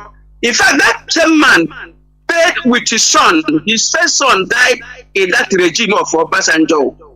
His first son died as a pastor, as a bishop in one of the church in Calabar, in Kwaibong, whatever. So these people are heartless people. They are now into politics. So we should be very careful not to double into Nigeria politics. This particular movement we have is a peaceful movement. And anytime we are saying anything, we don't have to threaten anybody, because if you say anything in this platform that is threatening to any political or any group of people, Nigerian government will go and kill somebody and put in the doorstep of IPOB. And then they begin to hunt us with that. So we have to be very careful because it is completely non-violent agitation. That is what we have been back upon. And we will achieve Biafra with that. But we have to do it taskfully with our brain. Our brain has to be activated, because we can do that. We will achieve Biafra eventually. Because we cannot continue to stay in Nigeria. Nigeria will kill us. Look at the way they are killing our people. P2B is telling us that 30-something lives under his watch doesn't matter to him, that he wanted to investigate. And the power that be, why don't he tell us that Obasanjo told him not to be investigated? Because Obasanjo told him, military will destroy your place if I give you military. He said, give him military. So the outcome is what has happened. And he's trying to come and talk nonsense. Does he think he talks to a fool? Say small boy, as far as I'm concerned. Say small boy. He don't even have sense, because he attached himself with this useless religion organization that are even killing our people, that are watching the governor they put in place. Because tell me, how can Mbaka know? Mbaka, who is not a visionary, Mbaka, who is not a prophet, Mbaka, who is not even a priest, he is nothing other than he take an oath to become a reverend, whatever you call reverend. He doesn't see anything.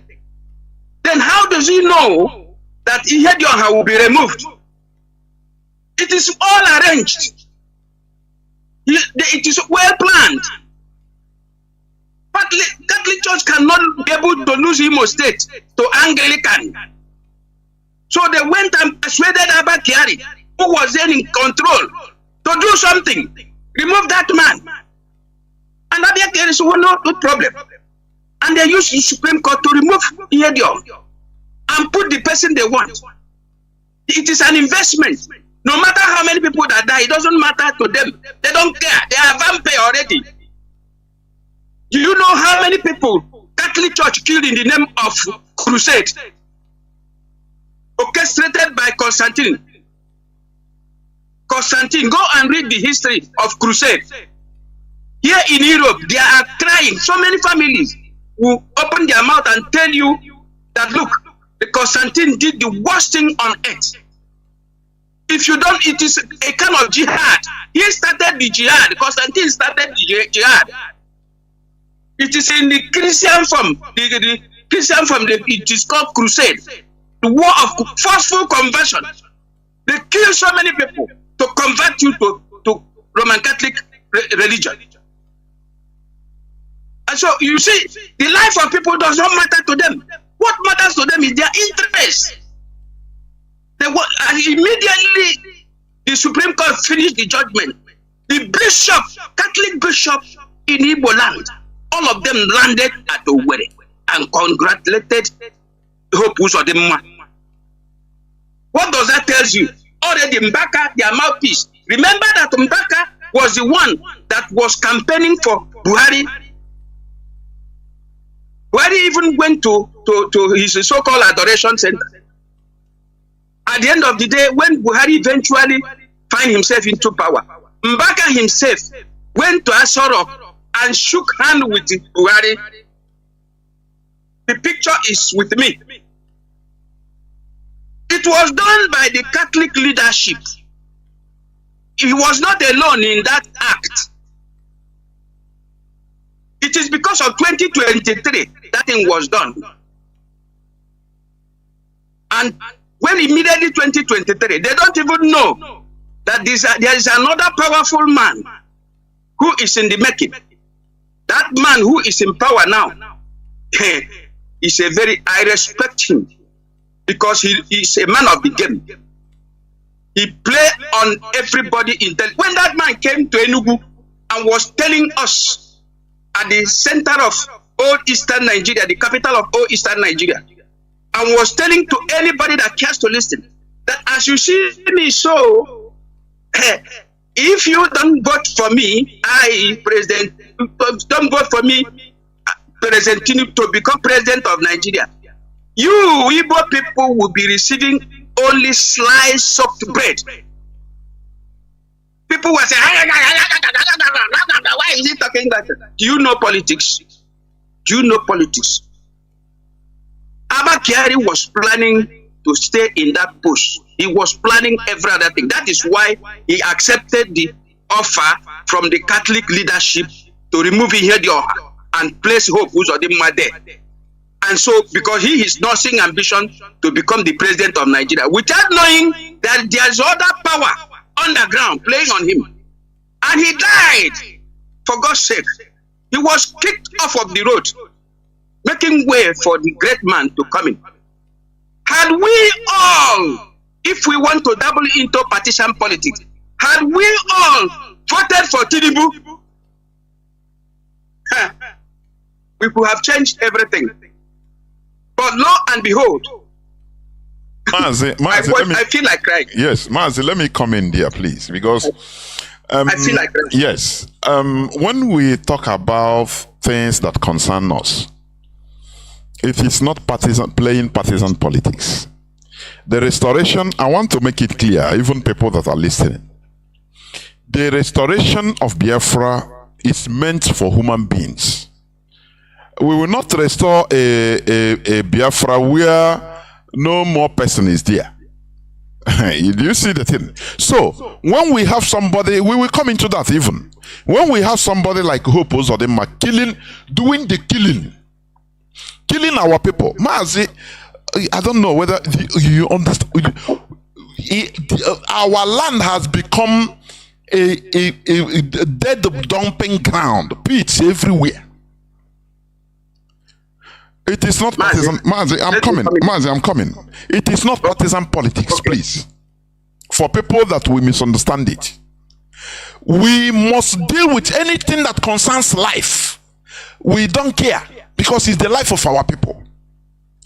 At least you are getting information from home. Our people, many of our people are completely discouraged in life. I am telling you. In Imo State.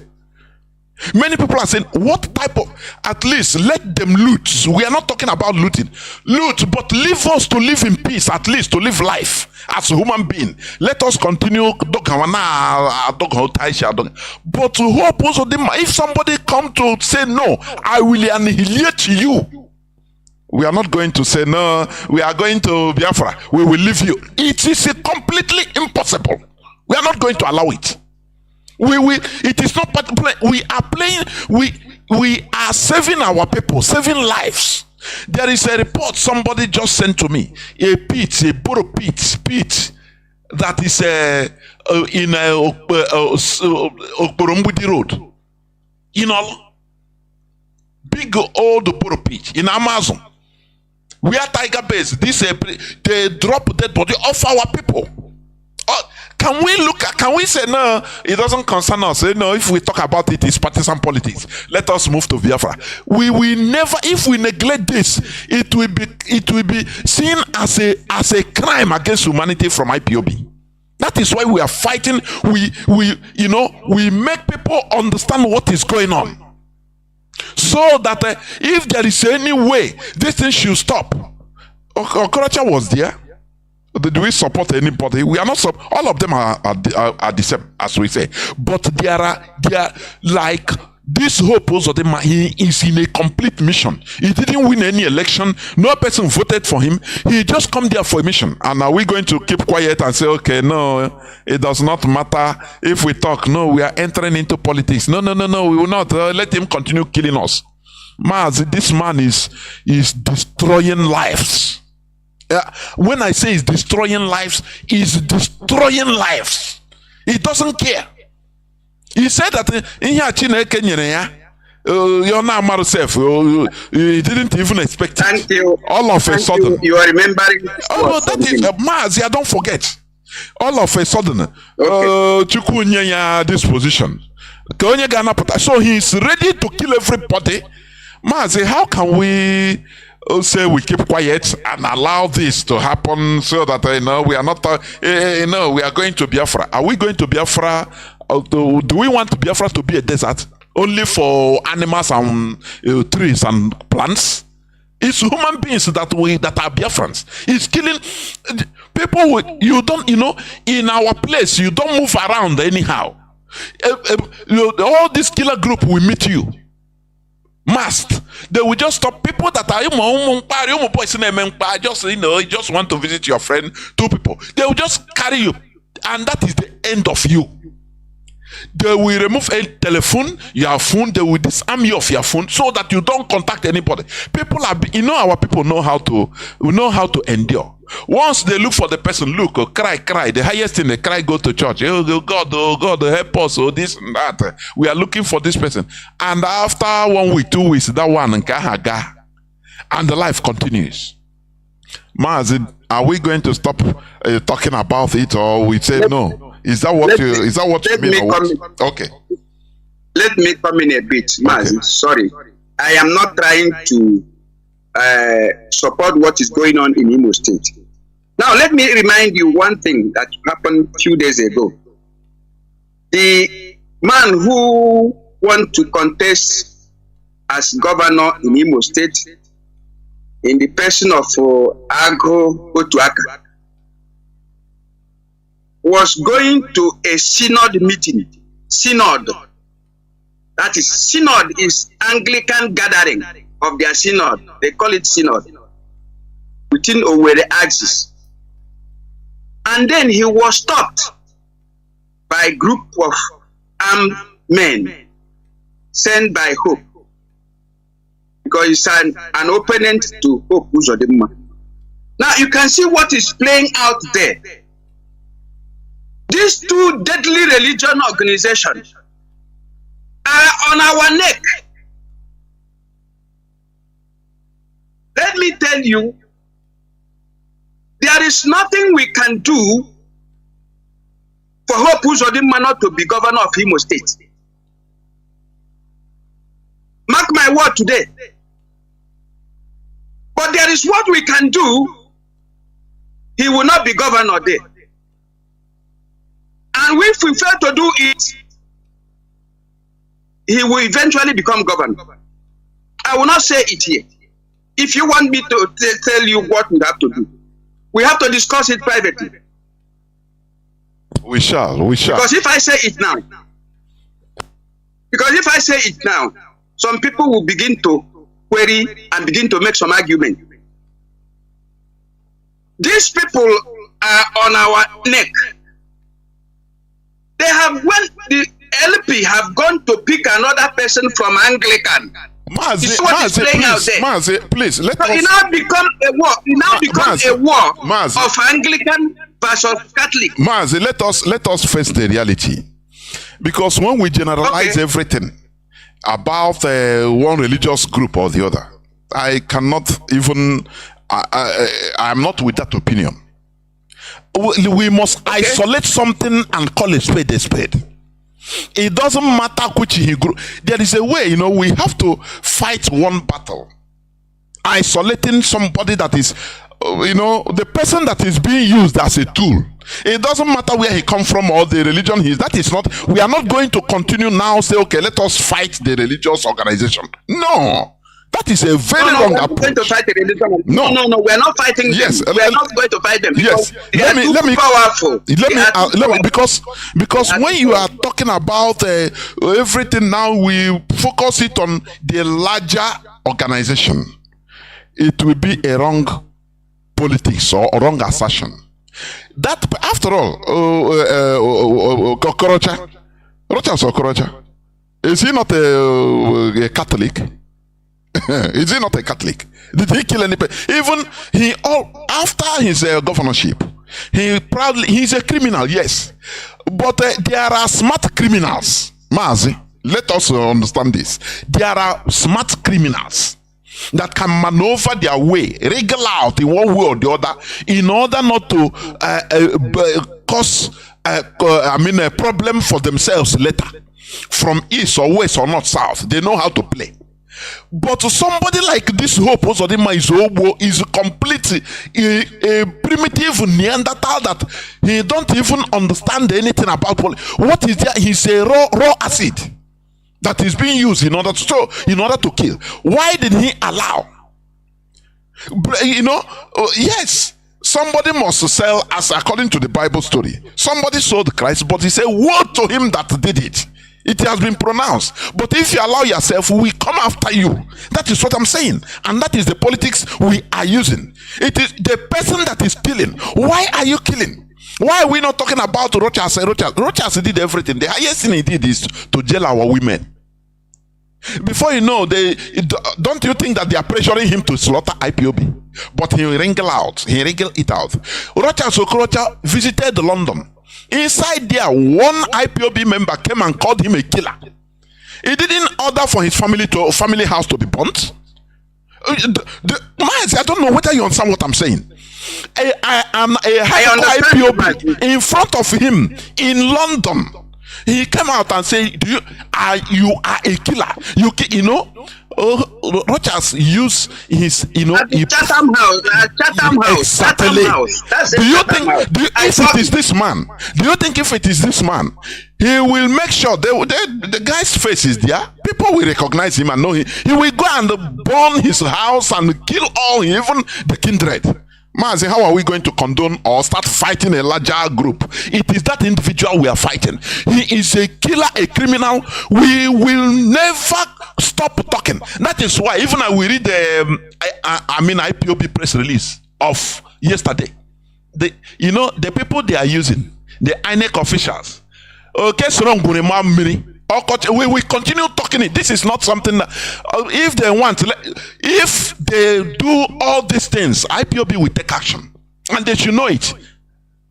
They know some of them are resigning, running away. It is welcome development. Any person that allow themselves to be used, they know forget radio. IPOB the leadership. So we will not allow somebody that is killing our people. Mazi, do you know life? Somebody born a child, bear a child in stomach for 9 months, train him, born him, train him, cater for him or her during the time of sickness. After maybe up to 20 years, for a family, somebody will just out of because he want to be a governor, he want to rule, he will kill that person in the most brutal way, and we keep quiet to say no, we don't want to dabble into politics. Mazi, no. IPOB say no, we cannot. If you are doing your thing, selling like Okorocha, we call you. We know how to do it. As long as you are not touching our lives, the lives of our people. If we don't do it, this man, or Hagericha. Man of Hashero phone, your phone, I don't even know the names of all those other people that are any other person other than him. As long as you go, you are not killing. Look at what Lex Oti. It doesn't matter, even at this beginning. I know that they have told him to hands off. I mean, maybe the caliphate have told him hands off Lok Banta probe. I know. Because it's Opito, you know, Mazi, you know how Igbo people used to do. All these Igbo elites. They will come and talk something in order to, they are not saying it in that way, but to remind the caliphate that they should take action for the unity of Nigeria. That is what Peter Obi did. He reminded the Nigerian government, the caliphate, that look, during my own, I say make I hands off. So in order not to cause confusion, make send the secret message to OT to hands off the probe, so that for the unity of Nigeria. That is the indirect message Peter Obi have sent. The same way the people that came and start writing against Lex Oti. Mazi, if it is somebody like Hope Uzodinma, is he going to stop? Is he going to stop or do that thing? Dislodge or lock band and make it a daily market. Instead, he will increase the tempo. Let people be dying. Mazi, we are all human beings. How painful death is, highly painful. Talk less of chopping off somebody's neck. Or maybe our brother, my personal brother, or my personal friend or uncle, or the person I know. Mazi, you know how devastating the person will be. That is why we never stop. At least I can make effort. Because what Opposodema is doing, it is crime against humanity in our land. So if we don't react or don't do anything, it will be as if, even we are not serious. So let us not term it as a partisan politics. No. It's a very weak, for me, it's a very weak argument. It's a very weak argument. Mazi Nnamdi Kanu, he played many things, after all, the politics of Nigeria is affecting us directly and indirectly, whether we like it or not. It is affecting us directly and indirectly. So wherever we can correct or use brain in order to do something with, like in Anambra state election. Anambra state election, what happened? They say sit at home. We say okay, sit at home. Everybody, we are thinking that we are going to do sit at home that day. They have gathered the prisoners to vote, and they have agreed, written memorandum of understanding between themselves, that even if it is 100 people that voted, that no person should question the result. By that time, APC have been in confidence that no, IPOB have put the sit at home, that they will put, after all, is their own people. They will, after they will bring Andioba. Okworu at the last minute, IPOB called and say, we don't put us no sit at home, is open. Go and vote. That is why, even because they have written memorandum of understanding already, that is why you are able to see even this guy, this Charles Saludo, to emerge. That is how to do something. Anywhere it needs brain to do, we use. Anywhere you use menace and threat and real threat, we use it, because we are not. We should not be relegated to the background and say, we're playing second fiddle. We are a movement in the lives of our people, and we have to usurp that power we have in order to get whatever we want anywhere in Biafra land. That is what I'm saying. Mazi, please, if you continue, so that after I will read the press release and we talk about it, because I have something to play also. Mazi, continue. If you have something to continue, please. All right. Mazi, in the light of what you have just said, you see, they say that opinion is not mathematics. Opinion is not a mathematics. Mathematics has its own algebra. You cannot bring opinion into mathematics. It doesn't work. It has a way it is worked. So in politics, there is a how politics works. And in Nigeria politics, the Europeans have programmed everything we are doing, and it's working perfectly for them. You see? And the worst hit is that those who are being used to soften the ground, to make the people stupid and foolish, to make the people gullible, to impoverish the people. Because when you make people poor, they can no more have any say. They are very weakened. They will accept every situation. They even become afraid of their life. They keep praying, God, thank you, I have survived today. We are now living a life of survival. Everything is programmed. Everything is programmed. We have to look for a very, very strong way of confronting this particular issue, because it takes a great mind to program Africa. For past 1,000 years or more, our people have been programmed, and we have been working according to that programmed way. What is happening in Igbo land today is well programmed. Sometimes when we say Fulani are not even our problem. They are not even our problem. We are the problem to ourselves, because immediately you put any of your brother in power, the first person he will use to test his power is his own brother.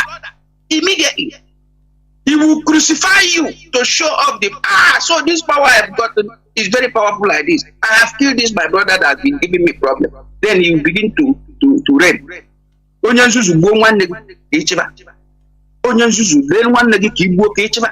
That is our people. About women riot. Do you know how many people were killed? How many women that were killed in Aba women riot? Just because one man is giving power. And it's an Igbo man. So the European knows the type of people we are. Once you give him power, he'll do everything to protect that power. Even if it warrants his own village people, his own kindred is dead, it doesn't matter. Already people have said it. This thing where God gave to him.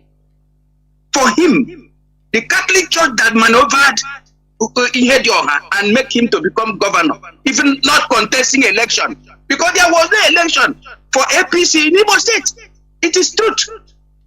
Go and ask what do you call that man, that ugly man, Adam Oshomole. Adam Oshomole hands off. Say, since I cannot resolve this issue, APC doesn't have candidate in Imo State. He left. So the election was, INEC did not conduct the election, hope inclusive. People were just voting. His name was not in the register. And so at the end of the day, they say, how can Holy Ghost Cathedral over there, a whole Holy Ghost that was built in the center of the city, be controlled by a non-Catholic? They say no, over their dead body. So all the people that are dying today is the handwork of those Catholic bishops that went to congratulate Hope Uzodimma. It is their handwork. Because had they called a spade and allow it here, this problem couldn't have arrived. We are in a serious problem. These people that imported some religion we don't even know about are destroying us systematically. They don't care how many people that die. So after all, their founder, who is Constantine, killed so many people in order to enforce religion on people. Constantine, he is the founder of this particular religion. He is founder of cross. So what I'm trying to say, for me, I have done my whole research, and I'm keep doing the research until tomorrow. Our greatest headache is the religion that was brought in our land. They are the people fighting another war inside that place. Look at other Pentecostals. Look at Ebuka. Ebuka Obi is now campaigning for who? Because he now knows that there is no money in the church. People are no more. People's eyes are now opening. People are now opening their eyes. People are now knowing what religion is all about. So there is no more money as such again in gathering people and collecting tithe. And by the way, people are now impoverished. So they now turn to politics. He is now supporting Hope Uzodimma, trying to bring his group of people. At least as I am, I have a followers. My followers will join. If I talk, people will understand. And he's now joining issue with Hope. So that if Hope wins tomorrow, he begin to patronize him. He begin to go to a government house and wine and dine. These are the problem we have. Give power to an Igbo man, even your own junior brother in the village. If you give him power, the first person he will kill is you. It happened to me. I survived it. So it's happening everywhere. Mazi, what I'm trying to say is this. Even the so-called Soludo in Anambra, when he came in, Anambra people, many building was being put out. People begin to shout, look at the people that was slaughtered and pushed inside the bush. No investigation. Who are these people that were killed? Their hand tied at the back. That picture that was shown within a Colombia axis, Aguata axis. Who are those people? No investigation. No investigation. So it is not just this man coming into. No. Politicians are the same thing. They are all vampires. They are all the same thing. They have one document, hidden document, issues against them. Those that are using Machiavellian, Nicolaitanian tactics are having one issue against them. And if they fail to act, they will use it against them. That is why you see them. Soludo have not, throughout his stay in the office, have not mentioned the word Igbo. No, it is like he was warned. Anytime he speaks, he talks Nnamdi. He doesn't talk anything about Igbo. No. It is a taboo in his mouth. These are the whole things. They move from one political party to another. There is no shame in their eye. There is no atom of shame in their eye. All they want is that their personal interest to be in power. Once they grab it, every other thing can go. So, for me, personally, I have learned not to be in partisan politics. Partisan politics, all of them are the same thing. The same thing and temper. He can be good today to some people, and he will be one. Watch and see. This discovery at Law Panther is dead and gone. There will be no investigation. He cannot publish and make autopsy. P2B say he did autopsy. He did autopsy. Now why don't he release the autopsy? Let us know who and who that died. But the power, why didn't he mention Obasanjo? Because two of them are the same thing. Mazi, I think yes. We will continue. The greatest problem we have, yes, is our own people. Our own people. We don't have respect again. We don't have. The day Nnamdi Kanu was renditioned to Nigeria and kept in solitary confinement was the day Igbo man lose his dignity and respect. That is the day every Igbo man is being disrespected in Nigeria. We don't have any respect. Such a man, such a great man, in 2000 years, you cannot have a man like Nnamdi Kanu. He was renditioned and brought to Nigeria and kept in the prison. Even when God said, Mazi, remember we are talking on air. It's not some people are still. Mazi, please. Somebody we are not spiking up. Somebody is telling us. I mean. Yes. Nnamdi Kanu is still in detention, and somebody is coming to tell me nonsense about he will become governor and do what? Mazi, before we know it, that man may be staying there for a very long time to come. Because when they consider their political interests, because they know how powerful Mazi Nnamdi Kanu is. Okay. Before we know it, he will remain there. Mazi, let me stop so far. Yes, let me continue, because what we are doing is enlightenment. We don't stoke up emotion, you know. in the larger aspect. Sometimes I add emotion. Yes, of course, sometimes of course. Emotion comes in. Of course. When you fail to put emotion, sometimes you apply emotion. Let us not say don't put emotion. No. Emotion must be there. I understand. So in order to make people understand. I understand. I understand. Okay. What I'm saying is this: like, we must continue. This is a freedom fighting outfit, as I used to say. This is not another thing altogether. So what I'm trying to say is this: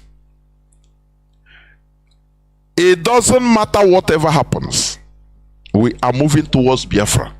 That is the bottom line. But in that case, we must limit the casualty level. A good leader, that is, even during the war, you fought the war. It's not everything that maybe your overall commander tells the sub-commanders to throw in every people to go in. There are some situations you will see and say no. When they check plus and minus about casualty level on his part, he will say no. Let us do it in another way, because casualty will be high. That is a good leader. And that is what IPOB is doing.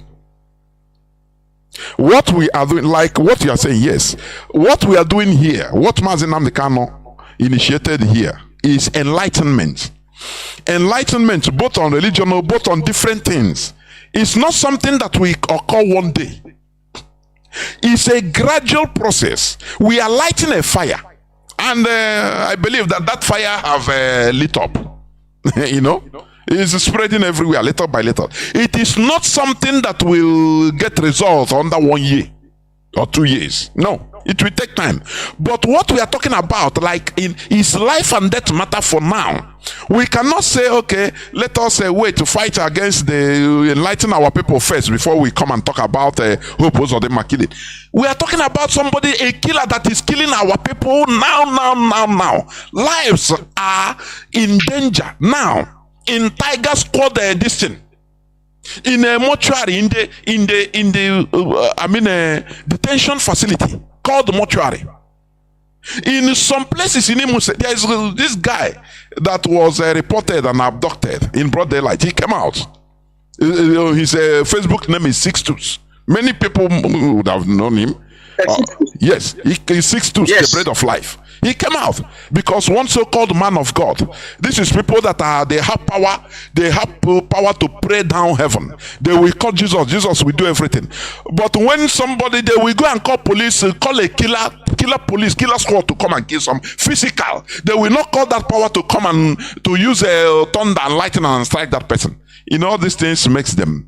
You see that the way they put our people is deception. Nothing but deception. That is not what we are talking anyway.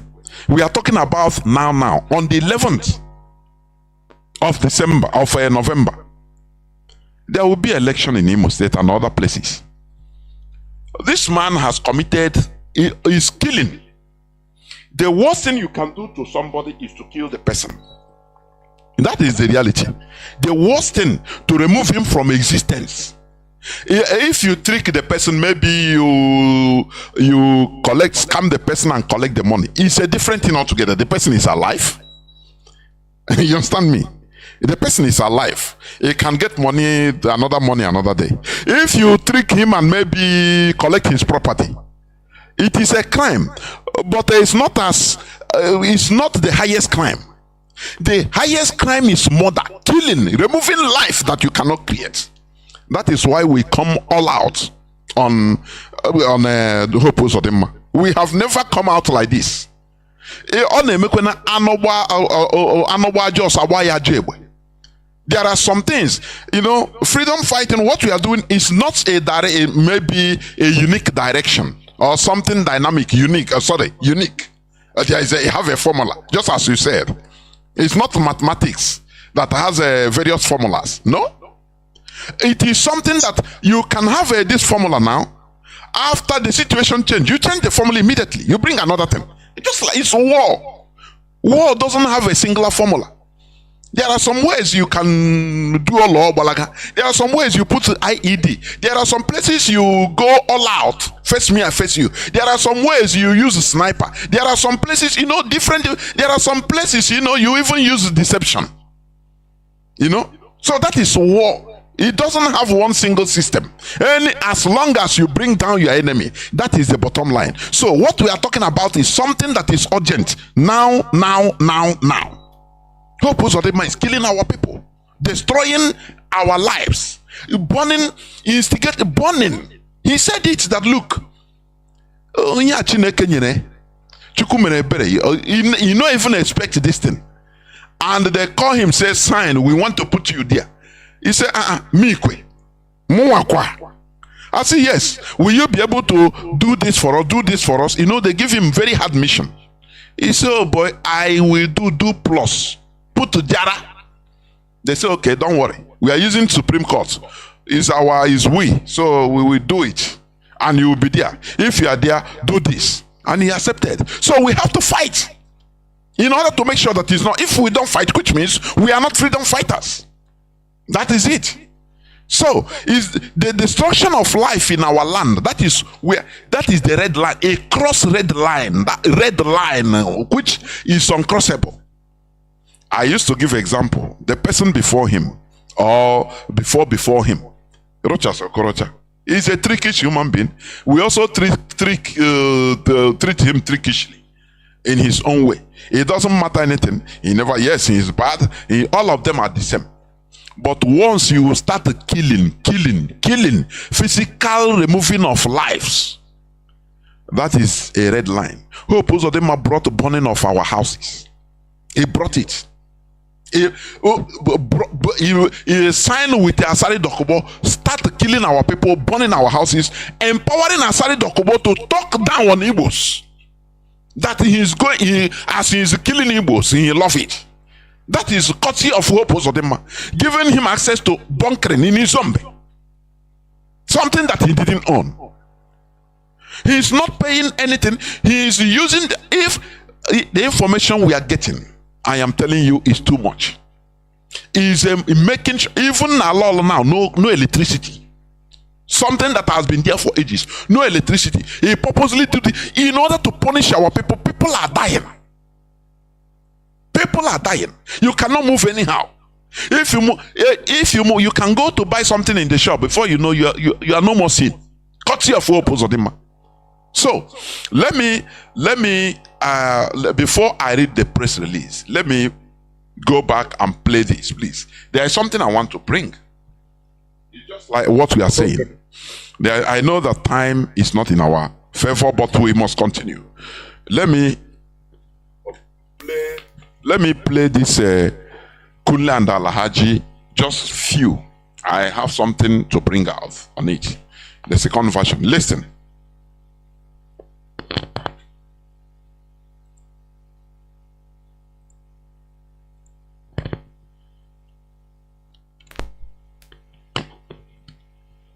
Just listen. Things into Nigeria is even more than when our border is over. So who is fully over? That is the end of it. That is all. Do you know that in my state now, the biggest rice farmers are Igbos? They don't push our people out of farms. Now then they farm rice now in Niger State. Igbos. That is yeah, of course. Now then they farm rice now. Even rice now, then they buy local rice in the north. The Hausa man has money to buy local rice. And that is why the other tribes hate Igbos. Because they don't know how they make their money. Didn't you see how they took over first tax?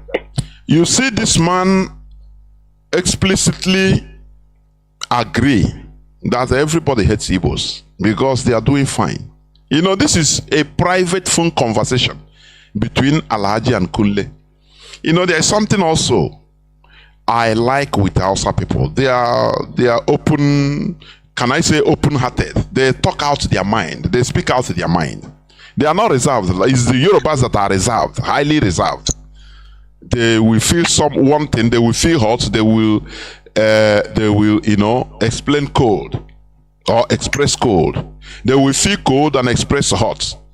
not really what they want to express, but they will do it. But Hausa people, the way they they will express themselves, in your they will tell you what they think and what they do. So this man is saying that they hate Igbos in a country that's supposed to be our country. They hate us because we are doing fine.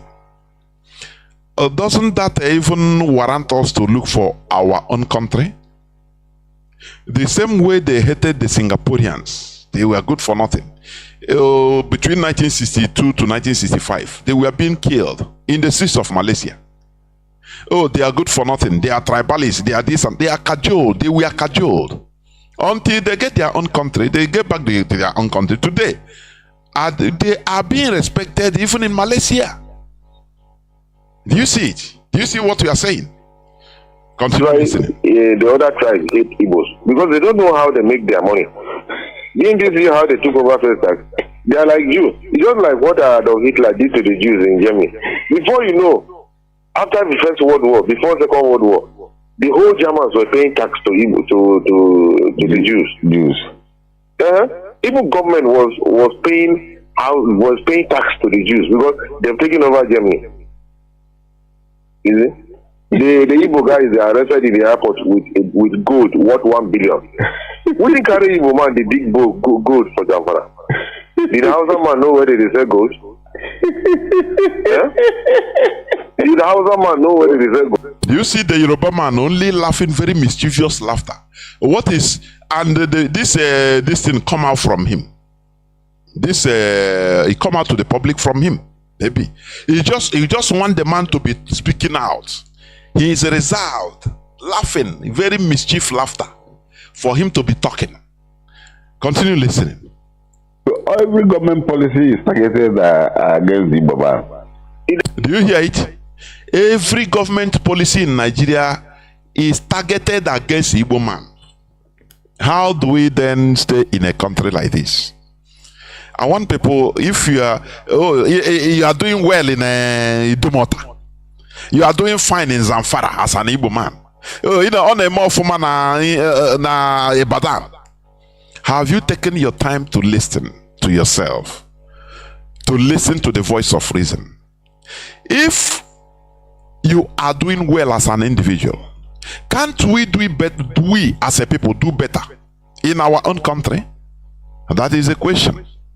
That is the question. If you as an individual, the Jews, they were doing well individually in Europe, but they are doing well doesn't guarantee their safety. Because as I said before, you have to be alive first.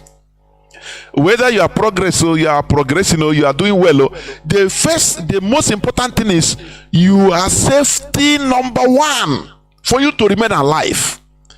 And for us to have that guarantee, we must have our nation. Because Nigeria doesn't guarantee our life. Look at how they kill us. They use their agents to kill us, to slaughter us. So every Nigerian government policy is targeted at destroying Igbo man. That is what they are discussing. They know, they discuss, they laugh. But when they come out on air, when they come out in the media, they talk another thing. How the unity of Nigeria. And the worst part of it is that many of our people, many of Igbo Biafrans, they are buying their crap because maybe Alhaji gave you a subcontract which you have collected 10 billion naira and they subcontracted it to a Yoruba man. A Yoruba man collect maybe 500 million. Now from there they will subcontract it to an Igbo man that will do the job. So 400 million.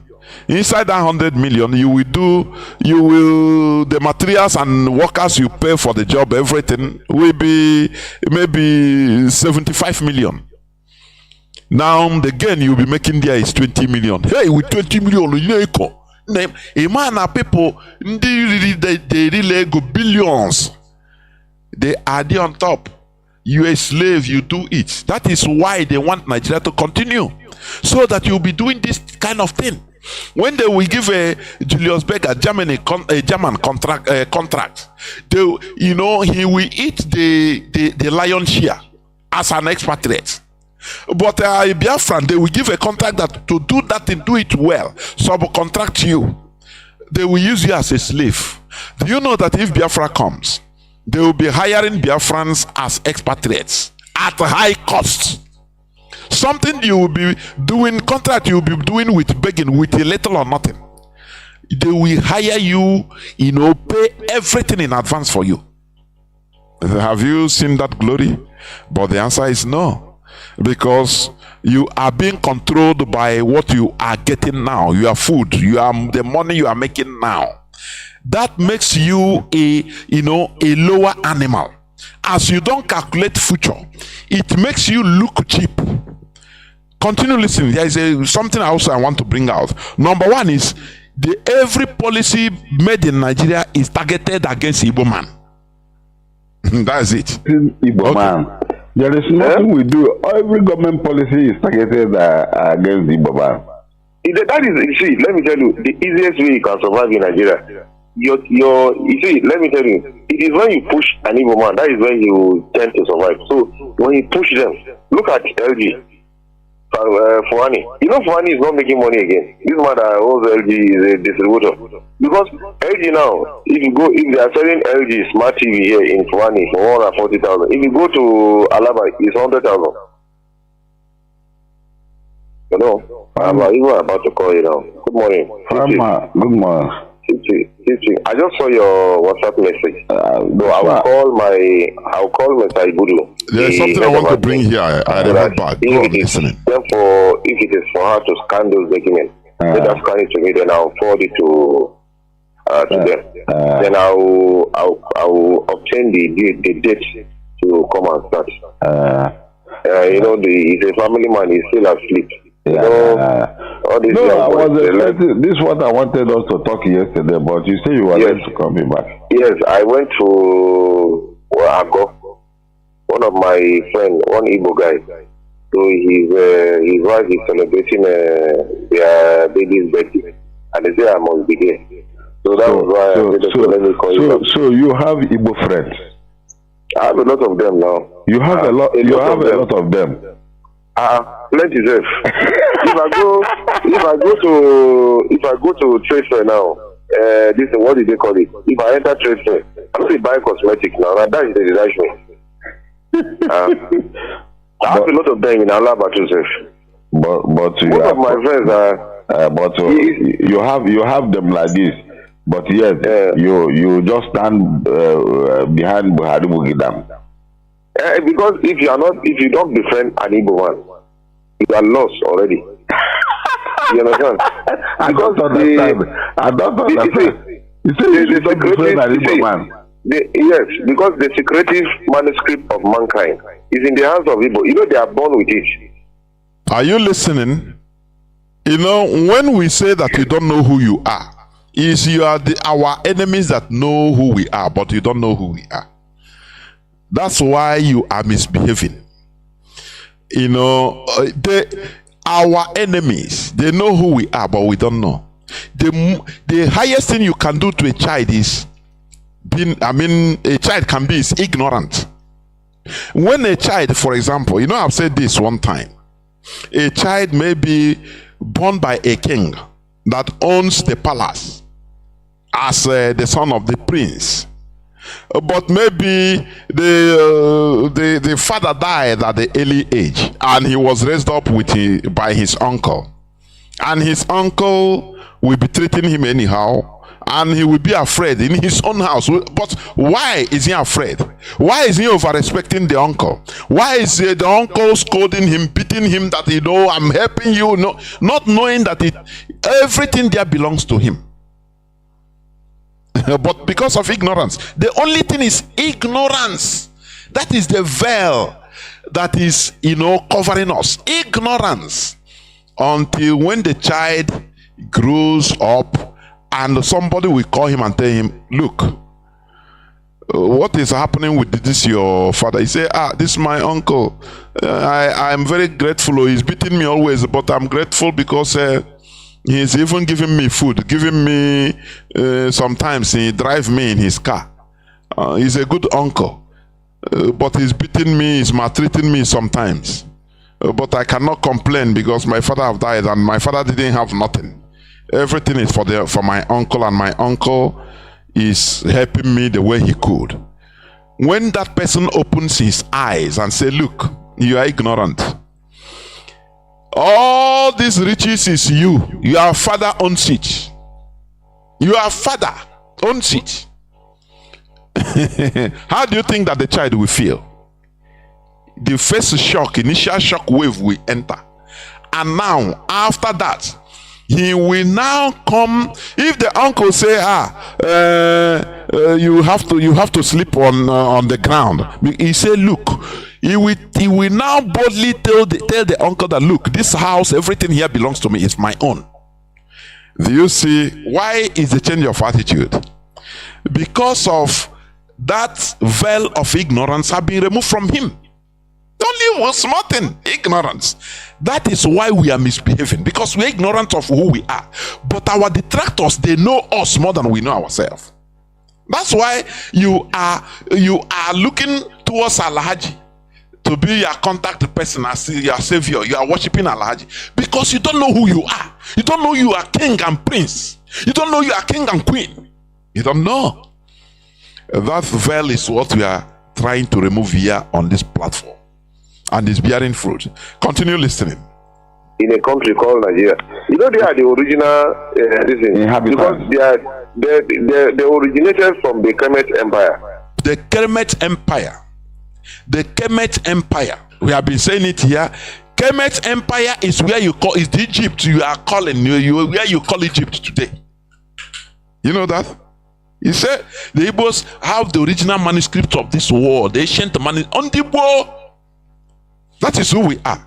But it's a pity because of ignorance we have sunk so low. Kemet Empire ruled the world of the antiquity. It gave the world the civilization you are seeing today. Go it's a very big research you have to make. The Kemet Empire, where they change and call Egypt today. They built pyramids. They gave the Indians spirituality you are seeing today as Hindu. That is why Hindu believe in reincarnation like our culture. They don't believe in going to heaven or going to hell. Hindu religion is we that gave it to them. But today we are corrupted. It will be another. I don't want to dive into there, please. I don't want to dive into there. Mazi, I don't want to dive into there. I don't want to dive into there. It's a pity we don't know ourselves who we are. Ndibo that gave the Indians Sanskrit. Sanskrit is what they are worshipping, they are using today as their scripture. We gave it to them. But we don't know. Look at HAUSA man that is revealing. They know all these things. That's why they don't want us to rise up. And that's why they are giving you crumbs and you are crying, shouting praises of Alhaji. You don't know that you are King's Maker. You are, if you take your position in this planet Earth, we will rule over this world. You don't know that. It will be a teaching for another day, please. Just continue listening before I read the press release. You understand? And that is why they think, because the secret of this world is in the hands of Igbos. You don't know? Don't know. Because they say make them not bring foreign rice. I bought foreign rice the first time yesterday. That is where I want to bring out. The secret of this world is in the hands of the Igbo. But because of ignorance, we don't know. That's why we are calling foreign gods now. Hey, Chineke. Mazi ndi abura yebu. Ndi atara ya ata. To try disfigure I was in the approaching no wanila. Chai. No, I consider Mazi, please come in before just few minutes before I read the press release. Please, Mazi, please go on. Thank you, Mazi. There's been a good discussion this evening because we have to argue on certain issues in order to be able to understand ourselves. We don't have to be on the same lane. If you want to be on the same lane, you cannot learn anything. Of course, we have to diversify so that we can be able to bring together and be able to forge ahead. You see, the people who knows whom we are, because we know whom we are, And when they came back, they went straight away to Arochukwu and destroyed everything. That is the greatest civilization the Igbo has. They destroy everything, kill all the whole people there, collected every artifact there, collected every document there, burn everything, take it to their home. They destroy everything about Aro Confederation. They destroy everything. That is the blindness we are having today. And the entire people living along that area, all of them scatter all over. That is why you can see some people call them the Aro, Anazia, Arochukwu. From Arochukwu, they live at Asia, they live at, what do you call this place? Ihiala, even Okija. So many places, Arondizo, and all this. These are the civilizations. And nobody can tell you how many years these people have been there. We have been there for almost 500,000 years, more than that. We are the ancient people. We brought civilization to the earth. The Europeans discovered that. And they launched attack to make sure they extinguish everything. Today, as soon as they finish that, they now bring their religion. Bam. Begin to tell us fantasy stories. Fantasy stories. Stories that looks very nice. The songs that you sing that your soul become foolish and stupid. You dream your life. You go to sleep, you begin to dream how you fly to heaven. And every other thing. There's no more reality in everything we do. And the worst hit, they brought civil war. In that civil war of 1966, let me say, it started 1966. The killing started 1966 to 1970. They have finished everything about us. They penetrated us. Today, we are nobody. Thanks to Mazi Nnamdi, he has brought so many things. In fact, there are so many millions of Mazi Nnamdi Kanu is there walking in the street. You may not know them. More deadly, more deadly. More deadly. More deadlier than Nnamdi Kanu. Nnamdi Kanu is not even deadly. He only come as a prophet. Everything he has said has come to pass. The only man that says something and it comes to pass, that's Nnamdi Kanu. I have not seen a prophet before. I only read about prophet in the Bible and all that. But this is the only man I have ever seen who said, this is how it will happen in society. And it exactly happened that way. He's a great man. And the Europeans know. They know. They respect the Igbo people. But they don't want us to know who we are. That is why they are trying everything humanly possible to create poverty. When they can create this poverty, they are trying to put in our life. But Igbo man is not going to accept those things. We are going to, even in the hardest poverty, Igbo man will continue to be on top. Nobody can subdue an Igbo man. They are wasting their time. They are wasting their time. In fact, they want to kill every Nigerian because of Igbo. As long as they kill every other person, just because of Igbo, to subdue us. But it's becoming too hard for them. The more they do it, the more the God of Igbos are punishing them. Don't you see what they are going through? They are now in a state of confusion. These people that are killing us, that are trying to subdue us, using our brothers, they teach them how to subdue us, and they are carrying their own verse of subjugation. Imagine that man saying, Igbo man, if you give him chance. Why must he say such a thing? We don't want to be in Nigeria. Nigeria was created by foreign country. 6,000 miles away or 7,000 miles away. Somebody came in there and began to bring series of people that have nothing in common, forcing them to be in one country. And they are killing themselves and you are laughing.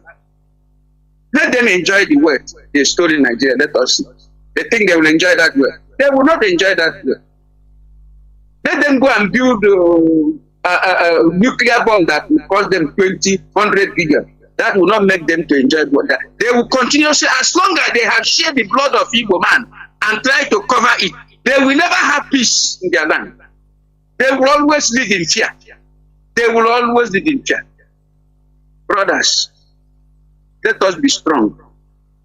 We are getting our nation, whether they like it or not.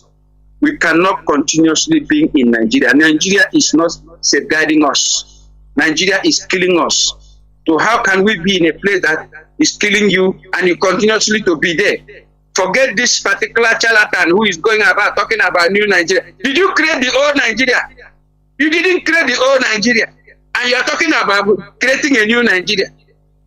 He's just a charlatan. He can speak English. And some gullibles and some nincompoops are hearing and listening to him. The fantasy words. How you can make Nigeria great. As he tries it, cannot work. Every other person have tried it, cannot work. And they know the truth. Just because your hand is soiled, you have been documented as an ex-embezzler, as an ex-fraudster, as an ex-forger, as an ex-one thing or the other. You have been documented. And they have shown it in your face. Any day you say otherwise, we will get you arrested and then prosecute you. And all of them are living in fear. That is why each time we talk about anybody who is going there for it, because IPOB took an oath to restore Biafra. The governors will be taking oath to keep Nigeria one. So we are not the same thing.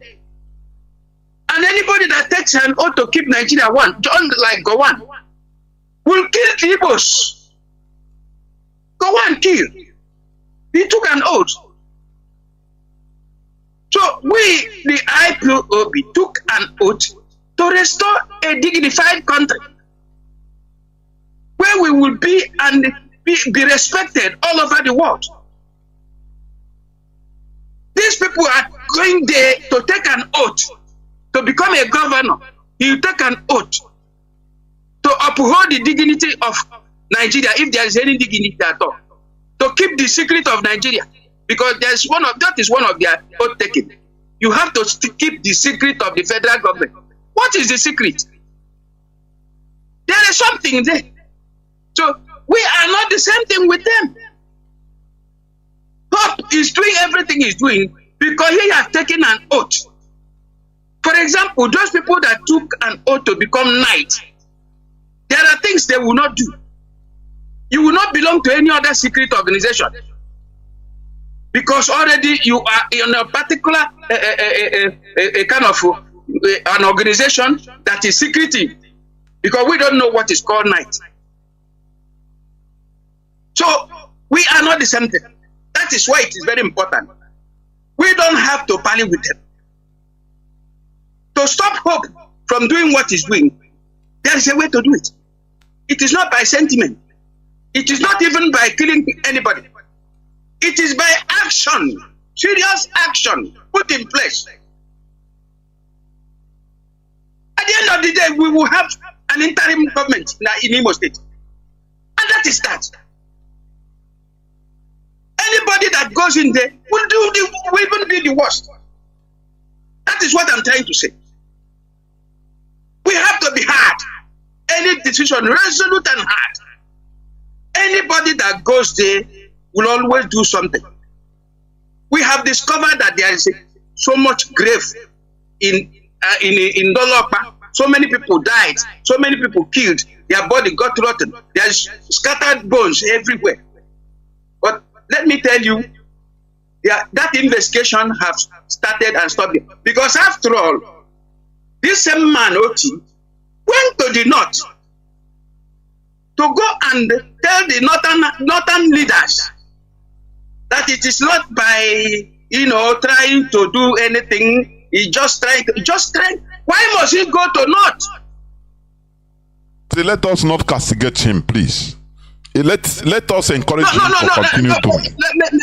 Let me come up, Mazi. Yes. I am not castigating that man. That man is a good man. Let me just be honest with you.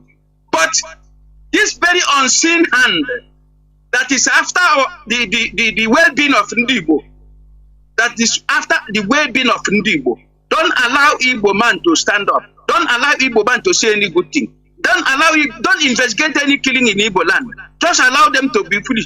And the religious people are sitting on our head, teaching us nonsense. None of them would imagine the killing in Ondo, that or war. Do you know that those people were buried in mass grave? The people that left their homes, going to church, they have different homes. 95%, if not more, is they are Igbo people. I read the list of their names, even here on this platform. 95% of them are Igbo. You see them, I'm still having their video, the video of that particular shooting. I'm still having it. 95% of them are Igbo people. And it is in Catholic Church at Owo. Their death was not investigated. Rather, they were buried in mass. Does it mean they don't have mom? Those beautiful people, those beautiful girls, those beautiful men, children? Does it not mean that they don't have where they are coming from? Just to make the cover up. This is the type of country we are in. Our life means nothing. Our life of an Igbo man means nothing. And Mazi, if like all these killings, let's give the example you give. The Pope, I think it's a Catholic church. Pope didn't talk about it. Yes. The church authority worldwide normally should talk about it and at least be on the neck of Nigerian government. But they did not do it. Mazi, is there any reason why our people should continue attending all these things, all these places that never care for them about their life? What they care for is their contribution, their money. You know, Mazi, is it not common sense? Mazi, I don't want us to go deep. Mazi, please, you have to summarize in the next maybe 5 minutes, please, so that I will open the lines. But I just bring it out because you brought him you know? Yes. It's common sense now. You see, that man there, you know, they read history. History is a very powerful instrument. If you forget the past, you will not live today. And if you live today, your life will be in crisis. What a tolite graduate say here burunne. You say me ha burunne agegwe. The European will revenge even 1,000, what you did 1,000 years against them. They will revenge. What Japanese, the Emperor Tokyo did to Catholic Church so many donkey years ago. They revenge it by throwing atomic bomb. You say America. Who owns America? Mazi, you are right. Mazi, you are right. You know. Who owns America? Who is San Francisco? Who is San Francisco? Who is San Diego? San Jose? These are. Do you know who Christopher Columbus? Who sponsored the movement of Christopher Columbus to go and kill the Indians? Was it not Pope Nicholas V? Nicholas V, yes. Yes. The same way he mandated the Vasco da Gama of Portugal by the King Alfonso V. Who owns America? It is the Catholic Church that owns America, whether you like it or not. That was why when England, who rebelled from them, wanted to colonize America, they refused. They went and called France. They bring one of their men, France, help the Irish. Remember, the Irish are Catholic. Irish. That is the enmity between England and Irish. The Irish are Catholic. And the Irish are the pilgrim. the people that was living, the people that formed that government you see in America, it was founded by the Irish priests, Irish people. They call them the Pilgrim. Now, when the Britain, who is an Anglican, who rebelled from Catholic, wanted to invade and conquer that particular Newfoundland by Christopher Columbus, and they married Vespucci, all of them are Italians. What happened? They now call France one of their France is a Catholic nation. France is Catholic nation. Yes, it's a Catholic nation. They now mandated France to help them to conquer Britain. That is the only time Britain was defeated in a war, and they defeated them, and they left. So that America you see there is owned by the Pope, by Vatican. Make no mistake about that. Do you know last time this Pope visited what do you call this country? Mongolia. You remember? Last time he visited Mongolia. Do you know why he visited Mongolia? They went into their archives and discovered that there was a time Mongolia invaded Europe. Yes. And Mazi, do you know, let me tell you, do you know that France is negotiating with Mongolia now about their uranium? Because of they have been kicked out of Niger. Mazi, please round up. Many things are, this world is about puzzle. You add one to another, now you start getting reason. You start making sense. Yes. Out of it. When they went there, and before you know it, what's happening now is that Russia already knows what is about to happen. Russia now quickly want to create an highway from Russia to Mongolia. Straight away. Mongolia and China. So it is a kind of war of brain. So let us not just be stupid in thinking. The people we are dealing with has history of 2000. They programmed the world. Even in the next 1,000 years to come, they have already known how 1,000 years to come, how it will be. They are not sleeping. They are think tank men. They are think tank men. Doesn't need money. They don't need anything. They pamper them. They keep them. All they know is to go through the archives, bringing new things. Don't you see that is Tony Fauci? Tony Fauci, the man of COVID-19, is a Catholic. Anthony Fauci. Are you surprised? Anthony Fauci is a Catholic man. You see? So there are so many things. That is why we should be very careful. We have to be resolute. We have to move as a group. All men are equal, but the togetherness of men are equal than men. That is how this world is ruled. Togetherness, if we form a unity among a very strong bond unity, and we form it, we become greater than other men. That is how this world is being made. We have to have a complete think tank men that will not have anything, religion, ideology in them, any form of religion. Then we can move forward from there. As long as we allow religion to color our thinking in anything we want to do, we are already a loser. I end my word there. Thank you, Mazi.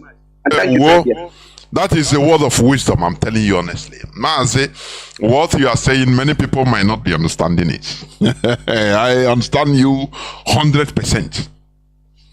In this world we are, people that are progressing, the people that are the movers and shakers of this world, they are not attached to any religion. If they want, they use a Hindu, do their thing. If they want, they use Islam, do their thing. They don't allow any religion to affect their thinking. That is what we have been clamoring for, to be neutral in thinking, so that you can, so that we can have complete result, not attached to this coloration or this coloration. That's why I say, this world is ignominious. And we need to be also ignominious in dealing with it. There are many things, the structurers of this world, as Mazi said, they have known what we be. They put the world even in the next 1,000 years. Do you understand? The next 1,000 years, they will give you analysis of how things will be, how the world will be at that time, and they have been putting it in place from now. But can you do that now? Why you are preaching that the world will end, the end time? You can't. Lazy man thing. You can't now. Why? No, God, today, at least we are going to heaven. Or the end will come. Before you know, you quote what they program. That is why I called it program. Mazi, let me read because people have started even calling. I know we have taken time. Let me read the IPOB press release of the 7th of November 2023. I know remember that tomorrow Mazi Chinasanworo will be here on this hallowed platform, being Thursday. And on Saturday, I will not be there because there will be the launching of our Biafra television in Padova. So it will be transmitted direct on Radio Biafra.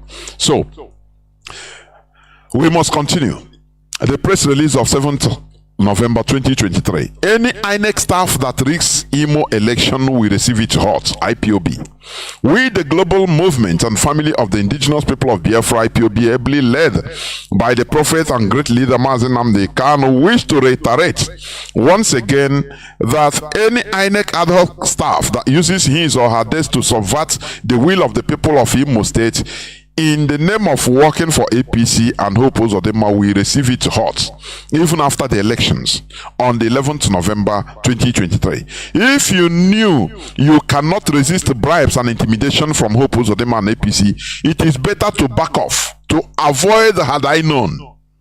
Any INEC ad hoc staff, SPO, PO, and NYSC member who will be used by APC agents to falsify results or try to transmit fake results from the polling unit will be doing so at his or her own risk. Same goes to the political talks working for and as agents for Hope Uzodinma to rig this election. Should be ready for what will befall them even after the election. IPOB reiterates our stand towards this election because nobody wants to witness the atrocities that have happened in Imo State in the last 4 years to continue. Imo State people's will must not be subverted this time, and those who have been contracted to subvert the will of the people must be ready to face the consequences. All those employed and drafted to various polling units to help rig this election will be doing so to their own and family risks. Their families must call them to order, or they all will surely regret to have participated in this election. Anyone that enthroned evil on the people deserve no mercy. IPOB eyes are at every corner in the state, monitoring the activities of political jobbers and criminals. Hotel owners, we must warn again, should not collude with Hope Uzodinma in his desperate moves to force himself on Imo people that rejected him in the first election before the Fulani Supreme Court forced him on Ndimo. APC party has committed so many atrocities in the state, and Imolites won't rejoice seeing them take over the state anymore. Every Imo State indigene and those living in the state will suffer should those barbarisms or barbarians in government continue. Hope Uzodinma should go with his evil achievements so far. Imo people don't want him again, and APC by extension. Comrade Emma Powerful, Media and Publicity Secretary for the Indigenous People of Biafra, you have had it, so we must continue. Therefore, even another, as according to the news, another mass grave have been discovered in Anambra State. That is the sad situation we are in. Who are those? We Igbo people, Igbo Biafrans. We are the victims. They are they are, degrading our population, diminishing it every day. And who are they using? Igbo people also, because they want power. That's it. Since after the war, 1970, they put fake. They impose fake people in our characters. Because I cannot blame only the politicians. Even the people, the mentality, they remove our mentality and put another type of mentality. Once they sentence us into go for your individual surviving, it is the worst thing you can do to a race. Individual survival. People don't understand. That's why Mazi, like you said, no think tank. Even after the war, everybody was in a hurry in order to eat. People did not find out that, look, sentencing a race to an individual survival is equal, will amount to the race being in extinction. Extinct. Because do anything to survive. If you want, chop your brother to survive. That is the result of what we are seeing today. But I'm going to stop here so that I will open the lines and our people will start calling in. But before I do that, I will go into few minutes break so that when we come back, our lines will be open. Please do not go away. We'll be right back. If some Nigerians were telling you that you shouldn't have given me opportunity, the beginning is to say to you that if some Nigerians were telling you that you shouldn't have given me opportunity to speak, tell them that so many television houses and individuals had approached me to speak on different issues since I left office, and I declined. 2 reasons why did I decline? 2 reasons. My publicist said don't speak, and I chose to obey my publicist, and he's very angry that I'm speaking today. He knows. Second reason, what is new to say? Nigerians don't react to anything. Has any politician told you that he's not a thief? Tell me one politician has told you that he's not a thief. Tell me one. I don't know why you're gathering forgery, no forgery. What politician told you that he didn't forge? Which politician told you he went to university? Which politician told you he served in NYSC? Which politician told you he has a certificate? Nigerians know and still vote for them. So what's your problem? No, tell me what's your problem? So I said, why should I speak when already there's nothing new? Okay, you observe Buhari's period. I will leave Port Harcourt 1 a.m. arrive Abuja, leave Abuja 3 a.m. Somebody said they made Buhari. Did I say anything? I didn't say anything. It's not important. Nigerians choose who to believe and who not to believe. Nigerians choose who to vote and who not to vote. Even if you come to a Nigerian man's house and kill the mother, the father will continue his life. Nothing bothers you. Nothing. So why do I waste my time? Yes, that's the original. So give it to me. You see it? So that you won't say tomorrow he brought photocopies. But when we get there, that is when we're talking about Buhari's government. So there's nothing that our chairman said that is new. Absolutely not new. I've said it several times. I've taken so many risks. I've said too many things. The fight from Goodluck's government to Buhari's government, you all knew about it. My aircraft was seized. I was shot at. If I was killed, what will happen? Nothing. So you would die a useless life. So what did I choose? I chose to stay in my house quietly. Fortunately for me, I got admission to study in Nigerian law school. And rule number 1 is, like they told me if I came here, you are our property. You have no right to go anywhere unless we permit you. That's the rule in the Nigerian law school. So anybody who says, why have I not seen you? I'm a student of Nigerian law school. Until I graduate, I can't disobey them. So I chose not to speak again because there is nothing to say, and because Nigerians will do absolutely nothing. If you say it's a line up 10 Nigerians and shoot them tomorrow and nothing will happen. If you say it's a lie, in fact, the worst thing about Nigerians is that even when you claim you're not committing any crime and they pick you up tomorrow, we said it is a thief, Nigerians will join. They will cross it and you go to prison for nothing. The greatest fear I have is being found in prison for nothing. And you can be found in prison for doing. So I don't want to repeat what I used to say before because you hold it against me. Those who are close to me know. We repeated yesterday. I will just only use one word. I won't use the rest. I think it's a hopeless situation. Is it a lie? So let's go a bit further. Let's go a bit further. You will be shocked that I won't talk about Buhari's government for 2 reasons. and I won't talk about President Tinubu's government. One reason why I won't talk about Buhari's government, I'm a participant, but they asked me that question yesterday. What moral reason do you have to criticize Buhari's government, having been part of it? That was the argument. I do, if I want to argue it. But again, that was a huge debate amongst us, and we all agreed I should say nothing about the government. So I now told them, if I will say nothing about Buhari's government, I will also say nothing about President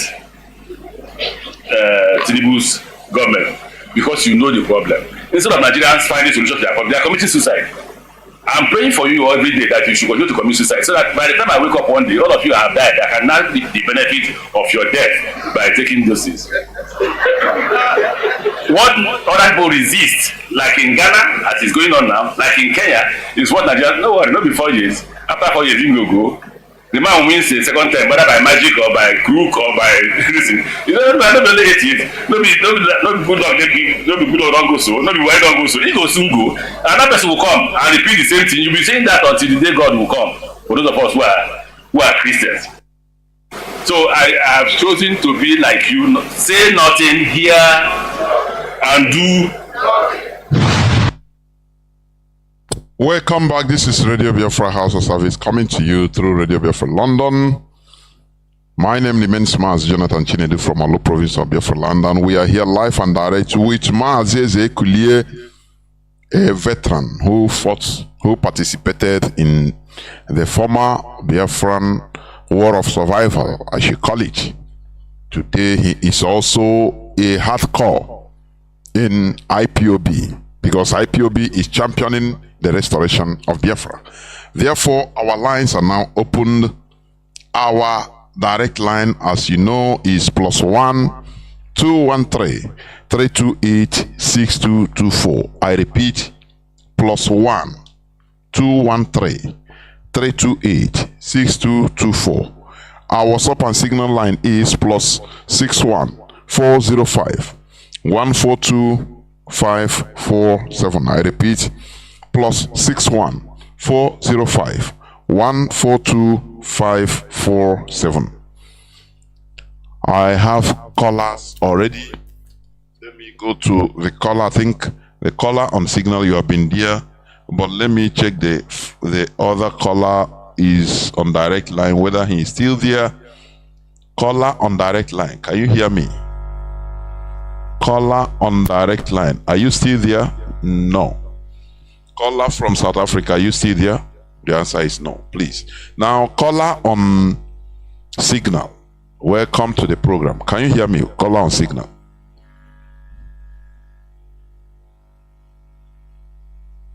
There, Mazi. Please hold on, just hold on. Sorry, I didn't connect you even. Please hold on.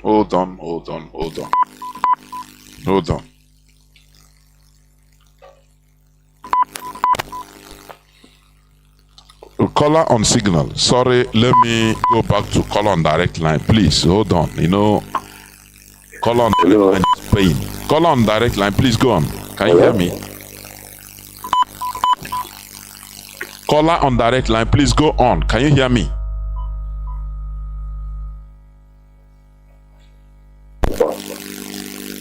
And I need a private service letter, please.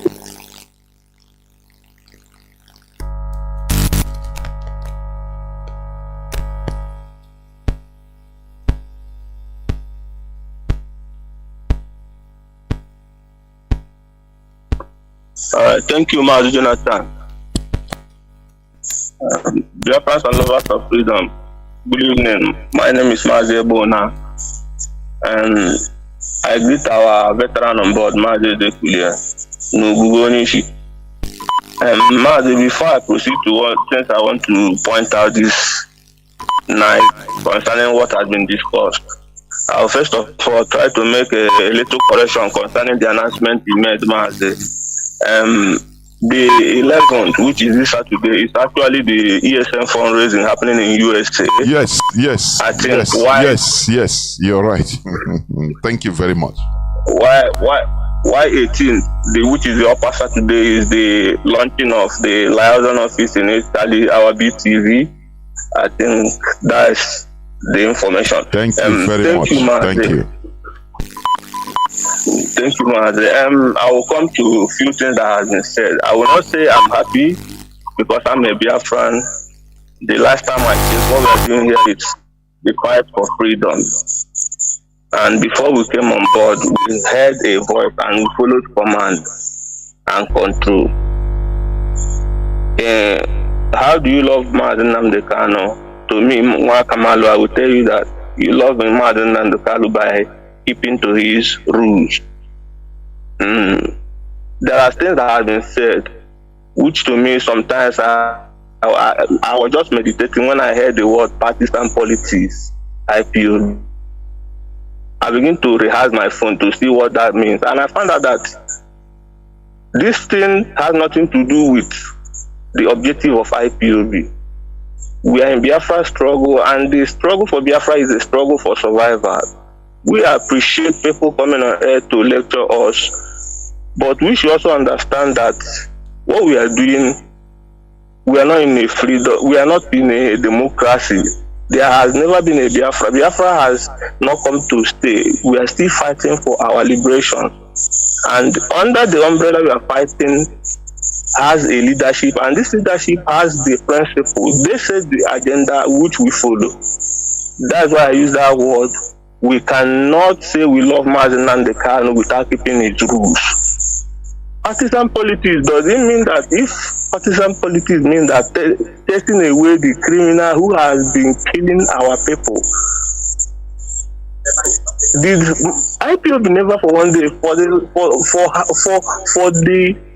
the time and the years I've been in this movement, I've never seen IPOB come out to support any political party.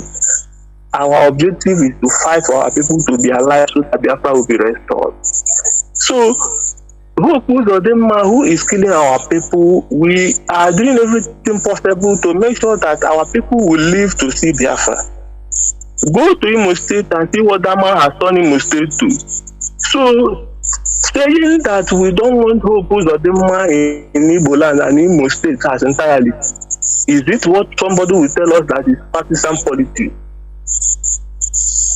How do you want to explain us what we call partisan politics? Have you come out to tell anybody that we are supporting PDP, APC, anybody? IPOB made a press release upon which even Mazi you read now. We are against that hand that is killing our people. Somebody keep telling us of unseen hand, of unseen hand. Why somebody who is killing me is before me, and you want me to leave the person killing me to begin to chase unseen hand? This is religious sentiment. We are no longer, see, we face reality here, and there is a statement that was made that I shook my head. I said, why will somebody tell us that there is nothing we can do to remove Uzodinma from Ikonso house, and at the same time you're telling us, but there is something we can do. If we obey one central command, we want to hear from the leadership. These are the people we are following. We are not following. We are not autopilot. We want information. We have chain of command. The leadership has a direct line. There are some information. There are some lectures you need to give to them. They listen. They now deliver the message to us. We want to hear it from our leadership, and they have set an agenda for us. Their job is to set the path for us, and we must follow. Because what makes you a leader is he who knows the road, follow the way, and also lead the way. So they are leading us, and we are following them. For the record of people who are listening, please let me make this thing clear. IPOB objective is the restoration of Biafra and a date for referendum and the unconditional release of our leader Mazi Nnamdi Kanu. So Imo State has been used as a slaughter ground to kill our people because they want to be in power and continue to subjugate Igbo land. And we are rising up in unison to say that we must end that thing that is killing us. They are killing our people. Look at the dead bodies that have been discovered everywhere in Biafra land, and somebody is saying that we are partisan politics. It is very wrong. This is rascality taken too far. And but we don't do respect. This is the second time. Mazi, are you still there? We are receiving this. No. Can you hear me, Mazi? Mazi. Yes, you cut off before. I don't know what happened, but go on. Okay. This is the second time we are hearing somebody coming on our radio to begin to cry for us. I don't know what that means, and that must stop. Okay, I think we have gotten your message. I don't know. You are having problem with your either phone or connection. I don't know, but we must continue. Yeah, you know. I cannot hear you again. I think it's okay. You can't hear me, Mazi. We have gotten your message. You have gotten your message. Yeah. Thank you very much, Mazi. I have people that are calling on direct line. I want to caller on direct line. Caller on direct line. Can you hear me now? Caller on direct line. Can you hear me? Mazi, can you stop your radio? I mean, your listening device. I mean, please. Go on, please. Yeah, go on. Okay. Thank you, Professor Jonathan, for taking my call. You're speaking to a brother who is able to discuss food in South Africa. I don't know. I greet my leader, Mazi Nnamdi, Kanu, a prisoner of conscience, who set up this radio Biafra, a citadel of knowledge and spirituality to educate us. And that is what you, Professor Jonathan, is following. That is what you are doing. You are on no dive, man. That is what you are. You don't, no retreat, no surrender. And let me tell Biafrans that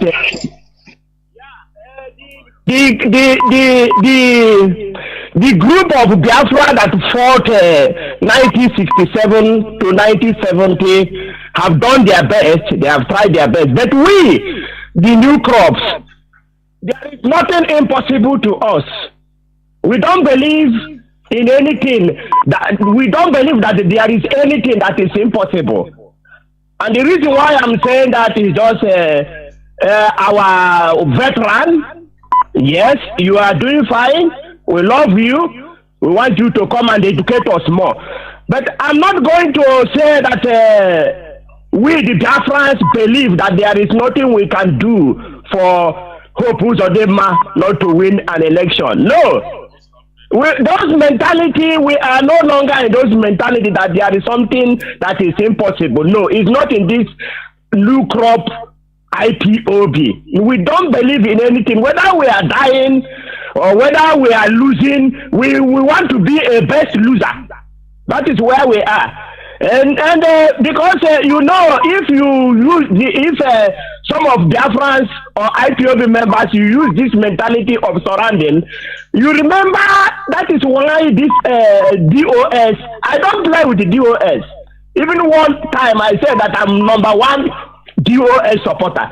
Because if you remember when DOS decided to take Nigeria to court to defend our leader, some people don't even want us to go and defend our leader in the court. They say there is no need of going to court. There is no need. But today, we fought, DOS fought, and today, we have fought, and we won. So we don't take, this type of agreeing that everything have been sealed. No, nothing is impossible to us. To us, everything is what? It's possible. That is where we stand. Professor Jonathan, you know, we sometimes when they say we move. No, IPOB and Radio Biafra and all the media warriors, we are not going to move just for the sake of move. We want to move so that the people we are moving with are not going to look back. We are not going to move the one that will, like the Israelites, when they reach to the river where they're supposed to cross, others started going back, doubting Moses. No, that is not where we are now. We want to move. We want to educate. This education we are talking, the education in IPOB, education that is being educated in this Radio Biafra and all our media warriors is bearing fruit. Don't you see that since Chinedu made a statement here that no Nigeria should go and rob and use Biafran flag and cover the face and say that it's Biafrans. Have you heard them doing it? And they stopped it no. direct. If it's not before when IPOB, if not now, IPOB is strong and following the bomber to bomber, our media warriors are 100% working day and night. You could have seen back and make another prediction. Have you seen anybody making prediction in Imo State? Any religion? Have you seen all these elders, all these traditional rulers talking anyhow? You could have been seeing them talking up and down, talking anyhow. So there is no way we can leave we are not voting in politics, no. But look at it this way. Since the inspection of Nigeria election, since they created Nigeria, have you heard where an organization come and make name public of the people, INEC officials, public in advance? For them to know that we know what they're doing. Let them, no problem. Throw the bone to the stone. Throw the bone for the dogs. Let's see what. Let them go and rig the election. No problem. But for them, they know the consequence. It's not that we didn't tell them. We have told them. When they do this, there is a consequence. Not like before. Nobody tell them anything. They just do as they like. And after doing it, even some governors, they disappear after killing. And now you will see that even more graveyard will be coming out because we are following them. And let me tell you, if we are not talking, we are educating people. They must know where they are going before and why we are moving. They must understand because some Biafra don't even know why we are talking of Biafra. Some of them think that we are Jehovah. Some think that we are IPOB members are Jehovah Witness. We are just talking. Some of them, don't you know when they are calling our leader jobless man? Today, a jobless man is now pushing them, tightening the rope. They are dying slowly. Let me tell you what will happen to Nigeria. We will make Nigeria that to the extent that they will crumple by themselves. They will say, take this Biafra and go. We will make all this our elders, all this our leaders. See this Christian religion and all those things. One day you will see their members started stoning them inside the church. Not we IPOB. It's what we do. And that is what we are going to do. We don't talk with heart. Whenever we talk something, we go. Even if we lose, we become the best loser. And when you get bronze, you know that we are somewhere, but we are not going for bronze. We are going for gold. We are going for gold. So I don't agree totally with you at all that we are not, that hope nothing we shall do for hope. Hope must go. He will go. He will go in shame, not only go, because he don't want to respect himself. Thank you, Biafra, for taking my call. IPOB members, you are my blood. Bye. Mazi. Caller on direct line. Welcome to the program. Can you hear me? Mazi, you go, I think. Can you hear me? Caller on direct line. Please go on. Good evening, sir. Greetings to you, my beloved brothers and sisters. Our father, I salute you. Good evening to you, sir. Your word of advice, and we are listening. We are learning. To you, we become a very bold courage. We learn a lot from you people. It's like the listening to the Peter. He made a statement. I picked up something there. Mazi Peter said that he refused to reintegrate as a Nigerian army after the war. You know that so many, they came back to join Nigeria and they were receiving salary after the war. The people that fought as a different soldier, and some of them, I know one. I don't know his original name until the day he died. What he answered in my village is Frederick. who is Frederick. That is the demon that came to unite people that are not supposed to be together. So, in one way or the other, that demon becomes his role model. Yes. So, I want to say, Mazi, this evening program you did with our veteran is much educative. You will keep on repeating it because so many people are not listening. Listening to this program, people will be upbuilt and they will learn. And when it comes to lament from our daddy, that is exactly what he's supposed to be, because if you are a father, you have a very strong son who always do your wish, who fulfill what you think is fighting for you to do, and your son is carrying it on. All of a sudden, that your son is nowhere to be found. I think he called for lamenting. So this is exactly what this man did this night. We are not happy. Nobody is happy. He said it's 100% true. The time is for our leader. A committee rendition against our leader. We are at the ground. We can tell you so many things happen. There is an old woman. Nobody knows that this woman is following what's going on. That is the essence of the relation that we are having in our villages. All the villages having their relation. Some people listening to that station, like the good people listening to that station, they are following what is going on. This woman don't go anywhere. The woman will be at the house. Everybody go to work. Then coming back, he will be welcoming everybody as the landlady of the house. But do you know that the day this woman, our leader, Mazi,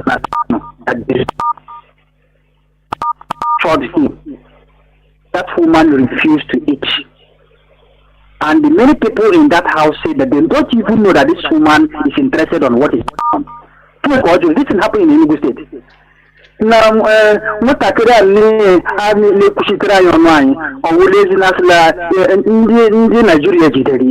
that makes one not to eat. And that's another strength all over that street, because they never knew that your mama is following. So what our daddy is saying, we are learning a lot listening to such people like this, because so many of us, we heard that something happened and we are witnessing it. When I was in Lagos, Mazi, the kind of hatred that I discover that these people are promoting when it comes to our people, Igbo people, it makes me to warn my younger ones that I don't want you to go. You go anywhere, say you want to go and rent a particular place, you want to build a shop, because we intended to do that. But when I notice the kind of hatred these people are displaying when it comes to Igbo people, Igbo tribe, just as the current man you called Alhaji, please, if you are listening to us, that clip you are hearing, that person there is the current vice president of the zoo. For you to know that these people, they know what they are doing. Mazi, and but Mazi, you hear I'm not sure. Saying as the discussion going on there, this is exactly what they planned so many years ago. They are fulfilling it. Some of evil people, demons in our land, are helping them to fulfill this mission. And who are these people? They call themselves leaders. They are not leaders. In Igbo land, what we have here is rulers. People that is ruling over their own blood brothers and sisters. For helping the children of darkness to fulfill their mission in our land. But we are telling them that this generation, it can never.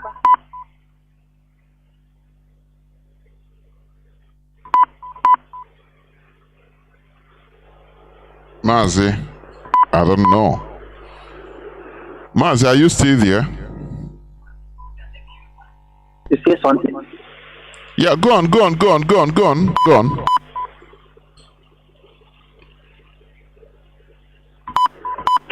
Of course, No, I say go on and finish up because you are paying. Go on, please. After, go on. Okay. So what I'm saying is that we have never supported the demon in Imo State called Hope Uzodinma. Nobody wanted him for the first time. Nobody voted him And of course, let me give this narrative, Mazi. You see, if when a criminal went and steal people's money, at the Akoka Bank, if you see the way they eat the money, seeing them spending money, you will know that this is not hard-earned money. So the demon in Imo State fulfilling the mission of their master. It is not to win the power. The people did not vote him in there. That is a stolen power. Another person's seat. He is sitting there. So we are not expecting any good thing from him. That is the reason why we are surprised at the people that is promoting him or campaigning for him. On what condition? What good can you mention that this man, since he from window jumped into state government house, that he have done to us? It's not a killing of our young youth. Passing mayhem, destroying, bombing his brothers and sisters. So he doesn't deserve to return back there. And for those that their name is mentioned, I said this last time, they should be warned. Any of them, if you know is your brother related to you, warn him or her, because we are not happy and we can never be happy. There is something that our daddy said, I will repeat it, Mazi. We must remain resolute. This comes from our leader, Mazi Nnamdi Kanu. He encourages us to remain resolute. Resoluteness remains the reason why we are going to defeat the Sioux. And you said so because you say one thing you know, is that at the end, we will get Biafran freedom. I believe so. Thank you so much, Mazi. There, Mazi. Thank you very much. We must continue. That clip, before we are thinking that many people said, no, this is Shetima, Alhaji Shetima, but I beg to differ because there are some discrepancies I saw. Shetima, the current vice president, is a Kanuri, from Kanuri tribe. But there is a place, I took time to listen to those two conversations, and I found out that this man is not from Kanuri, because there is a place he said that he mentioned the people, different people say, this person, are they not Kanuru? They are Boko Haram. So he called they. So if he's a Kanuri person, if he's Shetima, he will not say no. All of them, they are Boko Haram. They are Kanuri. They are Boko Haram. He will not talk. He will not say it. So I don't believe that man is Shetima, the current president. Caller on signal, please. You are the last caller. Caller on signal. Welcome to the program. Can you hear me? You'll be the last caller. Caller on signal. Can you hear me? Ndewo, Mazi. Go on, please. Mazi, I can hear you. Ndewo, Udodrege. Mazi, the words we hear from here, they are all food to our soul. I'm telling you, there is no place in this planet Earth that, you can get this undiluted truth. Mazi, do you know that one of the best things that have happened to me in this life is being part of this Biafran restoration? If not, I would have died inglorious person. And it would have paid me in the other side of the world. True to God. I really thank Mazi Nnamdi Kanu and Elohim that have sent him to come and liberate us. Our veteran that is in that very place, we love him. We cherish him. At this kind of time, we need people like him because he's there with a great knowledge and most of the things that happened in the past. Mazi, I do hear my voice and it's distracting me. I don't know if there is what you can do to it. Go on. I don't know. Maybe it's from that side. I don't know from your side. Maybe. Yeah, your voice. So what I want to say is that, but I'm hearing myself and it's disturbing me. So what I want to say is that one of the things we are doing here, which has been the bedrock of our struggles, enlightenment. People don't know the force that is behind this steady enlightenment. We cannot afford to take, blind people. And when we talk about this freedom, we are not just talking about physical freedom. We need mental, economic freedom, and we must get our people in that frame of mind. And that's what we are doing here. And the pursuit to Biafran restoration and this agitation, it is not stagnant. it is flexible. Mazi, our great leader, said that the kind of madness that is in our head is, they call it akala. As in, we can get into the dustbin with you and get dirty even than you. And that is what we are doing now, because presently this vampire that is in Imo State, he has gone drunk. So we need to take care of him properly. And by taking care of him, it means that we need to take him out. And in no distance that he will get weak and we are promising him that he will not die quick.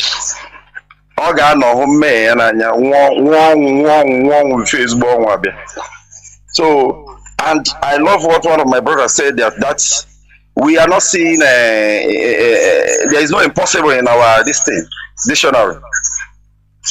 And if you have been in this very struggle, you understand the IPOB tactics. You know, as I am, Mazi, I'm fulfilled.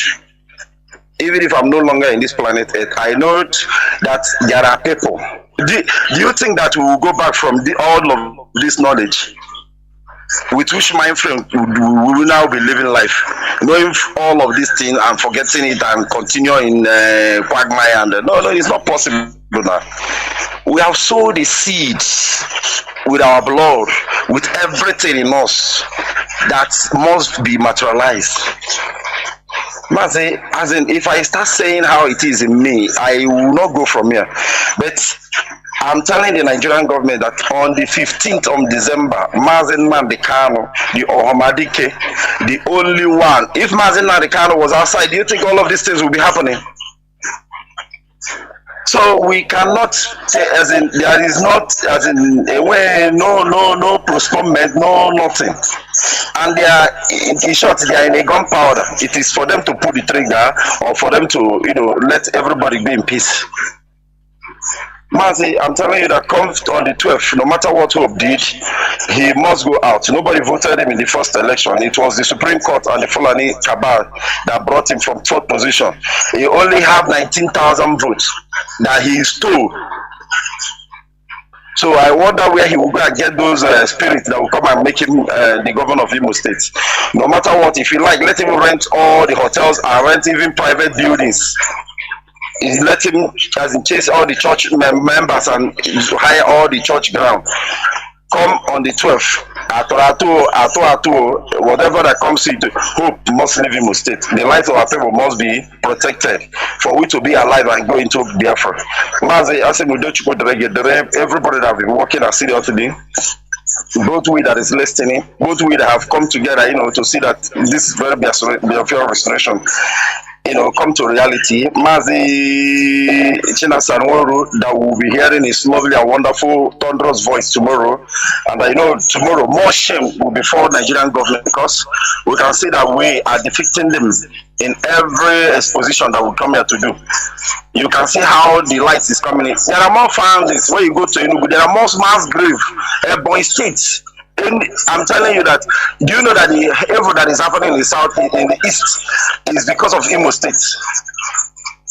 Lord Manta won't be able to be doing what they are doing if they do not have a governor in Imo State that is supporting them. All of that, the evil that is in the southeast, once you get Hope, you will see that everywhere will be calm. Hope on Zodima have succeeded in making our land unbearable.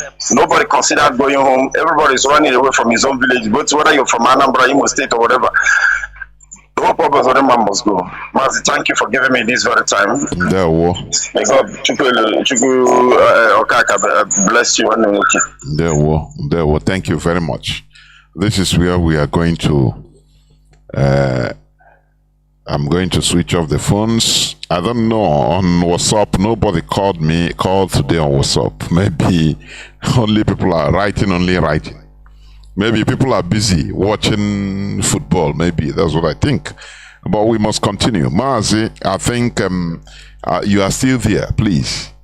If you... Yes, I'm still here. Okay, please make your closing remark. And you see, you have the voice of the people. Please say something and let us go.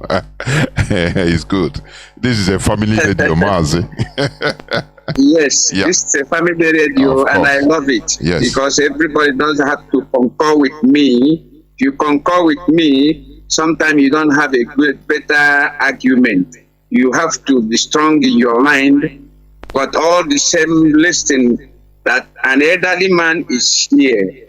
And the elderly man doesn't speak like a young man, never. He sees things in a more deeper way. And that is why when he speaks, it seems like he's not supporting the young man way, possibly, but he's having some reservation under him, because you cannot just say all you know on the air like this. There are so many things to be reserved. All the same.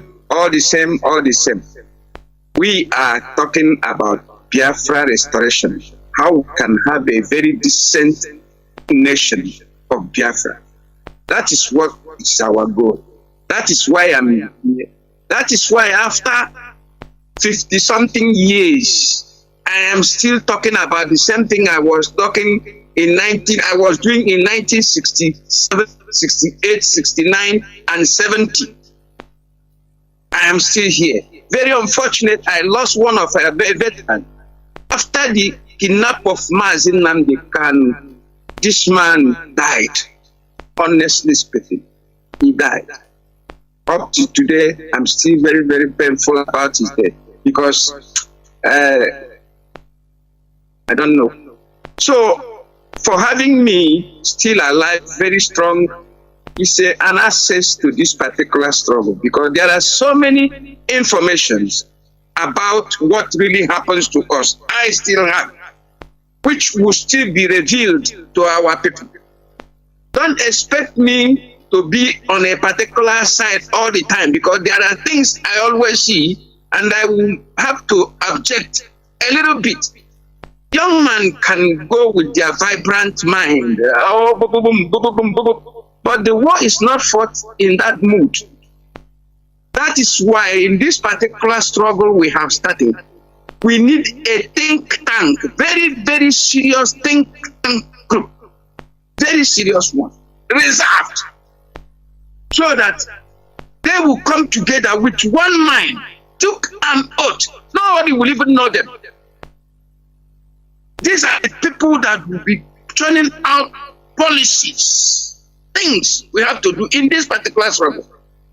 For example, after the war ended, there was this Institute of Policy and Strategic Study that was built in Kuru, near Jos. I have visited that place, a very vast area. Institute of Policy and Strategic Study. You cannot be a president or a minister if you don't study, if you have not studied it. You can not even be a major general if you have not gone to study it. So that is where they are keeping their think tank people, where you study how to make policy. And these policies and strategic is centered on how to keep Igbo man down, how to deal with Igbo. And they have been dealing with us. So if we are reacting back, we have to be very, very hard. It is about life and death. Struggling for independence is about life and death. Many people that fought for the independence of America, many died. Look at what happened. Don't be surprised that this particular Niger Republic you see, that have been able to gather their own people together and they speak in one voice and send France back in. Don't be surprised in the next 4 years, that place will be another civilized and developed place. Don't be surprised. It's going to happen. But in our own case, we have very lousy, docile, what is the word to quantify our people? Selfish, greedy set of individuals. Greedy individuals, both in the Hausa side, both in Yoruba side, both on the Igbo side. You allow foreigners to control you. People from hell they belong. People that have nothing. They make your life miserable, useless. And you accept them. Mazi, let me reveal something before I close. For those who doesn't know this, This man they call Mobutu Sese Seko. There is something he did in Congo before he changed it to Zaire. Do you know that that man make the entire Congolese people that were converted to Christianity, that was baptized to have a Christian name, he asked all of them to denounce their Christian name. He started it by himself. Mobutu Sese Seko was his original name, Christian name, baptized name was Joseph. He asked all the entire Congolese to denounce Christianity and go back to their original name, so that they can be able to have one particular ideology about themselves. That is how to build. But somewhere, somehow, he was influenced because the Europeans are not sleeping. They are not sleeping equally. So that is why he was able to rule that country for 30-something years. He was able to ideologize the people, bring them, tell them, look, this name you are answering is very, very shameful to you, because with that name, you will be controlled spiritually. That means you don't own yourself. You are not an indigenous of this place, because the name you are answering, William. William is the father of England. You answer George. George is one of the King George. You answer, all the names you are answering is the name of the people that colonize and enslave you, the people that keep you. And if you answer that name, continuously answering that, those people are living in you. So he was able to ask them to change their name. All of them changed their name. In fact, even change their dress code. That is another great person with a great idea. Somewhere, somehow, I don't know what will trespass. And Lauren Kabila, another man who didn't change his name, Lauren Kabila, he came and overthrew him. So sometimes when we see the Western press, project an image of an African man in a bad light, we join them, just like what they did to Gaddafi. We join them, not knowing that these people, the man you see there, is now dealing with them, because you change your name. For example, you have people call themselves Peter, this, that. What is Peter? You tell you, Peter is not an Israeli man, because I've not seen an Israeli man answering Peter. Paul is from, what do you call it, Turkey. So, charity begins at home. We are talking about restoration of our nation. Nigeria is not a nation. Nigeria is not a country. Nigeria is a business enterprise. And they have killing everybody in order to maintain that business enterprise. Nobody is safe in Nigeria any longer. So why wouldn't we talk about how to restore our nation and be independent? And stop mingling with hypocrites and people that took an oath to protect that same particular enclave of slavery. Mazi, I end my word here. But thank for those people that oppose my idea. You oppose my but remember to take something home, because you are listening very important information being given to you. You don't, because of I didn't support this certain idea, and therefore a child that urinate inside the bath, you throw the child away and throw everything away. You are not doing yourself better. So anytime you hear me saying, pick up something, because there are so many information as a young man you never think of having, and that will help us in this particular struggle to forge ahead and get our independence. The end of this particular thing is to get Biafra restored. Thank you, Mazi. Thank you for Biafra. Thank you very much. Dear friends and lovers of freedom, we have come to the end of this program. We should understand that sometimes different, when there is a way we say it in our Igbo adage.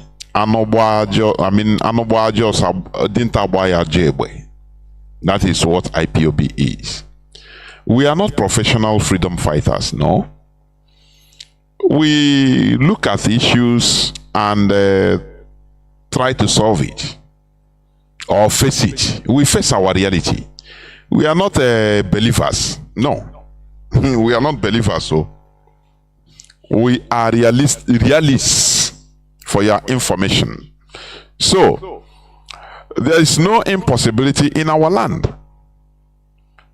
Anything, if Mazi Nnamdi Kanu used to say it, na onye si na ngo adịghị ire ya takene n'anya. Do you remember when Mazi Nnamdi Kanu have been preaching on the radio, talking IPOB, everything? Nigerian press, they behave as if they don't even hear anything, they don't see anything. Some people will be calling and say, but Mazi, what you are saying, we don't even know Nigerian press talk about it, no talk about you, anything. So Mazi Nnamdi Kanu said, don't worry. A time will come. We will be, IPOB will be the main, any person that, any press that never talks about IPOB will be, just like it's lost. And that is it. Today, we are all over. Every day. And that is how things are. That is consistency. That is what we should learn. Being consistent. Impossibility is not in our dictionary. In any way. That is it. So, we must continue in what we are doing. We should understand that the people they impose on us as politicians, most of them are bought over. They are working against our collective interests. Most of them, I am telling you. And, as people might be blaming, I don't blame them, only the politicians. They come out from the people. Do you understand me? So, it is that ideology, that mentality we are trying to change for us to be thinking collective, not to be selfish all the time, because there will be nothing like real you or I except we. If there is nothing like we, there will be nothing like I, because we covers I. You understand? Let us always be thinking collective. After all, our people never voted for him. He didn't enter there through any vote. He knows that everybody in Imo State hate him with reckless abandon. That is why he just sees Imo State allocation money and taxes and be using it to bribe people. He just buying people. We are getting reports. He is simply buying people. But you that is making yourself available to be bought, giving money so that you live comfortable life today and tomorrow. And after everything, the collectivity is zero. No electricity. The money he will use to pay workers, he use it to bribe people. The money he will use in building infrastructures, he use it to bribe people. Is that life? Here I wonder. We must make sure to resist. When injustice becomes the order of the day, resistance becomes a duty. It becomes a duty, a call. That is it. So, we must continue what we are doing. There is no going back. Biafra is our destination. Biafra is our ideology. Biafra is who we are. It is our religion. If you have any other religion apart from other than Biafra, know that you have not started. That is why if you are in IPOB as an enlightened fellow, remove yourself from religious coloration. Nkemefule. That is who we are. Why we are talking about our own ordinala is it is our own thing. So we will never forget our own thing, or we should never forget our own thing. That is it. So this is who we are. We must continue and continue. Remember, tomorrow Mazi Sanwo will be coming on air.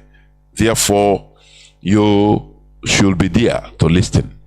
Thank you for listening. From me, Mazi Jonathan Chinedu, together with Mazi Ezekulie, it is simply good evening.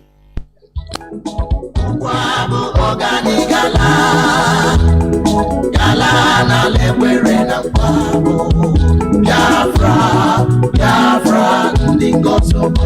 The land of the rising sun is a home of hope of the Biafrans. The far of the eastern land is a promised land, a blessed land of the Chukwabiyama. Ebeka kunusi Biafra, Ebeka kunusi Biafra, Gaimara, Biafra, Kaneboso Kamiri, Agaimara, Biafra, Kaneboso Kamiri, Biafra, Kaneboso Waboke, Anijala, Naloma. Wana lemo kama na lombo wana jumo wasina Biafra na tago Chukwu kikabiama onyanyi nonaka Yamerani ye marama Sampe Uwa boke Anijala Nala namo Biafra baloma Ala chukwu gozire Ala manamu Ala chukwu gozire The rising sun Mgbe mbuka kwuru okwu wesi N'ojihe matakịrị O were aka ya elu aka fụwa ya ụfụ wetuo ya Maka na ọnọdụ ugo adịrọ n'igwe mma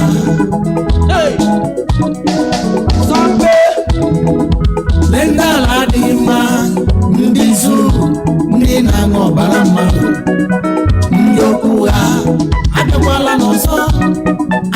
n'ọzọ ka ha kwatusu Biafra mana Chukwu okike abịa ma gị ka ịnụnaka mana Chukwu okike abịa ma gị ka ịnụnaka na anyị ga-ala ụgbọ abụghị anyị je nwere onwe anyị ụgbọ abụghị anyị je ala Biafra na-atago The land of the rising sun is a home of hope of the Biafrans.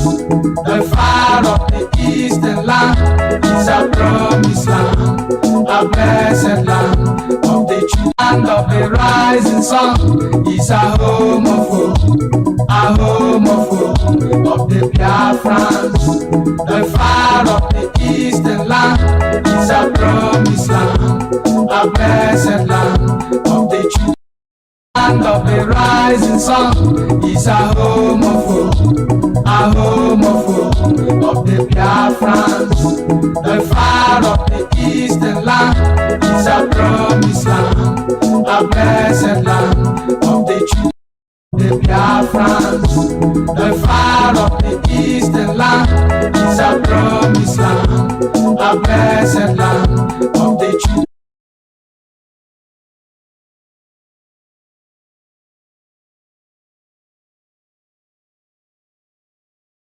Appointment. What of where is Igbo presidency 2023? Something to use in slaughtering our people.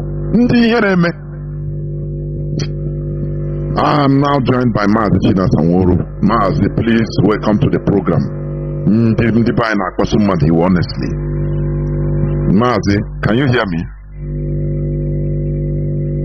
Mazi Chinedu, I know him. Yeah, Mazi, I can hear you. But there is a lot of cracking. What again? Mazi, because Mazi, can you hear me? Yeah, you are coming out now.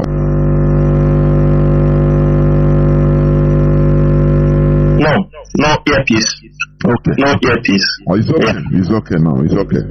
No earpiece. It's okay. Go on, please. But the crack is coming from. But the crack is coming from your own side. I don't know if everything is clear. Your voice is coming out clear, crystal clear, no cracking, please. If you check in, I don't know, are you hearing any crack? Can you hear me? Yes. Yes.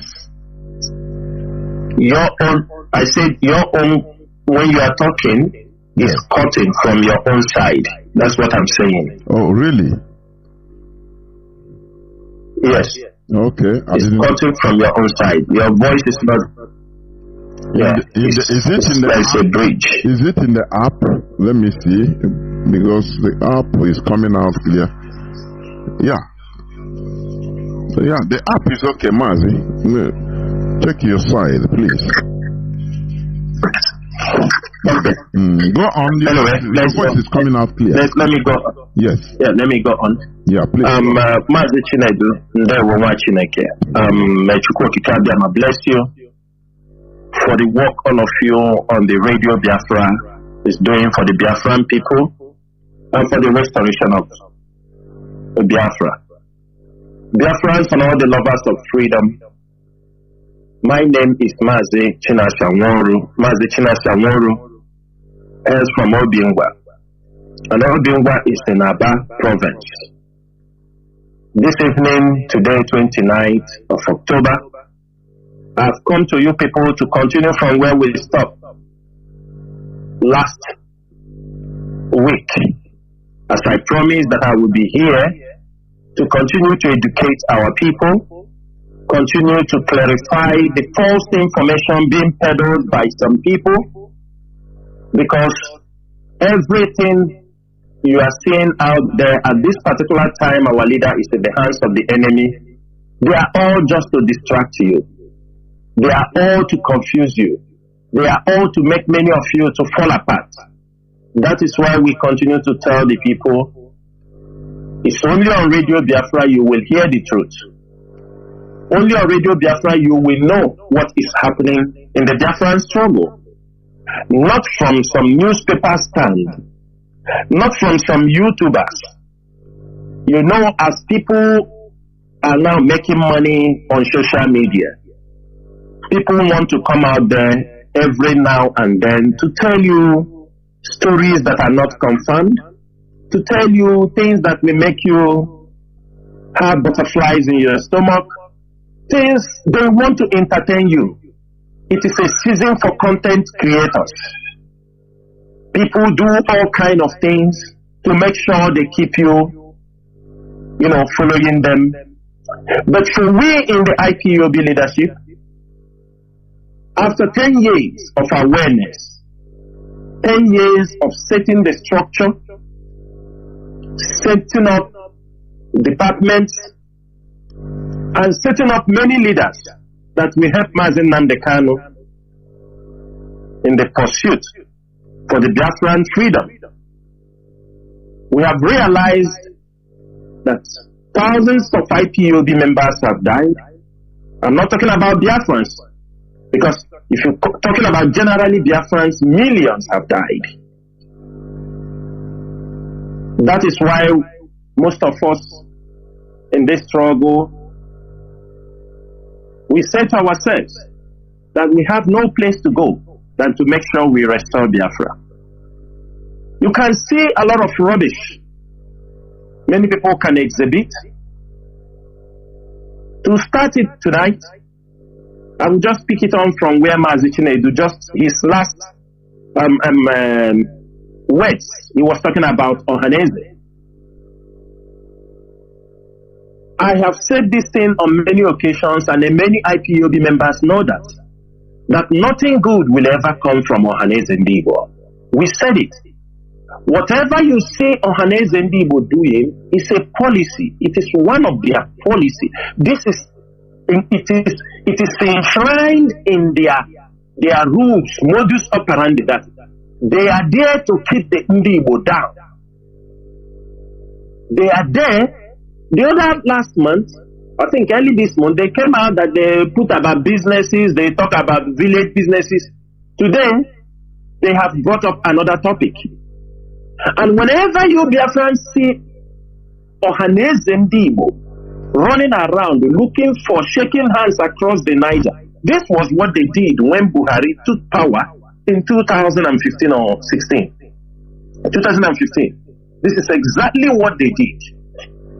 For complete 8 years, the APC government, the Ohaneze Ndibo, continue shaking hands across the Niger. Shaking hands until their hands are shortened. Now, the new government of Tinubu have started. They have opened another chapter of shaking hands, because they want to go and pay visit to Tinubu in Aso Rock. They need informations pertaining to Biafra, things they will use and go for this mission. They are looking for articles. They are looking for what people are saying, that what they will use. And I have said it on many occasions. Iwanyamu is one of the hardcore saboteurs in Biafra land. They are the people used to sabotage any progress in Biafra land. They are responsible. And that's why you see them rotating. And today, he is back on that position because this is a very sensitive period. They have to bring those trusted saboteurs to come to head certain organizations. Those whom they used years back, men of no honor. It is because in our society we are giving glory, we are praising those that has money. We don't praise men of integrity. We don't know what integrity means in our society. We don't know what morals means in our society. That is why you see us promoting criminals, saboteurs, just because they have money. Look at how toys they have come there. He just took them to Enugu, share them dollar.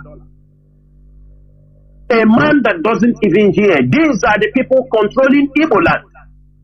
They come, they call that one, what's that title they give that Atoeze? Do you understand me? Ozibondo. I'm asking Biafrans. Onyeka Atoeze na Zondo. Who? Is it in his family? In his family? Is it in his, where he come from or where he came from? Because you can share money to people. Is that means you are in Azibondo?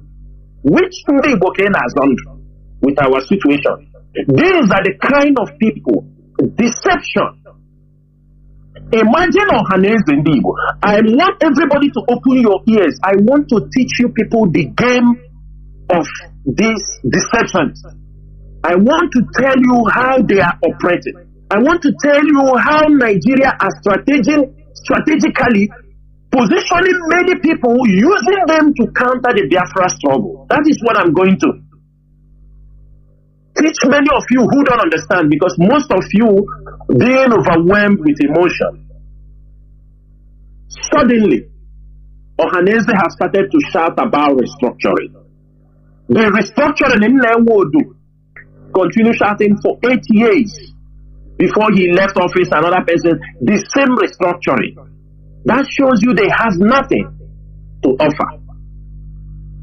Today, the criminal or those agent provocateurs they have used trying to dislodge IPO, they have found out that the people could not do the job. At the initial time, it was Uche Mefo. I'm calling his name on radio so that everybody will know. It was Uche Mefo they used. But Uche Mefo did not have that lever and that capacity to do what? To unseat Mazi Nnamdi Kanu. He didn't have that capacity. There are many things most of you did not know. When Mazi Nnamdi Kanu was returning back from Israel, it was only one person that knew he was returning back from Israel. The day he was entering UK. I mean, inside UK. For us, we knew. Some of us know that he was returning back to UK. It was only Uche Mefo that came to the airport. Even at that time, some of our people called. Of course, he was the deputy leader. But guess what? On that day, who knew that Mazi Nnamdi Kanu was coming? Nobody knew. Whether the British, but I'm sure he informed them. When Mazi Nnamdi Kanu arrived at the airport, the MI6 detained him. Not a form of detention. They kept him. They say it was for a discussion. They spent hours talking to him. Uche Mefo knew. He came with Solomon. These things and all the plans, which I'm not going to say it on air. We know the role he played, but he could not That's why they jumped to this criminal, trying to use him to dislodge IPOB. You cannot destroy what you are not part of it. You cannot destroy what you are not part of those that build it. Now, they felt that Ekperima have now committed a lot of crimes. They have abandoned him. They have returned back to Uchemefo. And if most of you found out that early this month, why things are going on, why we are exposing the criminals, Uchemefo went and registered a new movement. They call Igbo Biafra movement, or Igbo movement nationalist. And today, if you go to see the press release by Iwanyamu Ohanese people, Mazi, I think I have sent it to the forum, which you can see. He said that Iwanyamu publicly adopted they adopted the motions and strategies of Uchemefo, his Igbo nationalist movement. Iwanyamu publicly said that this is what they want, because they want to bring him back. They want to use him to go to front in Abuja in negotiations.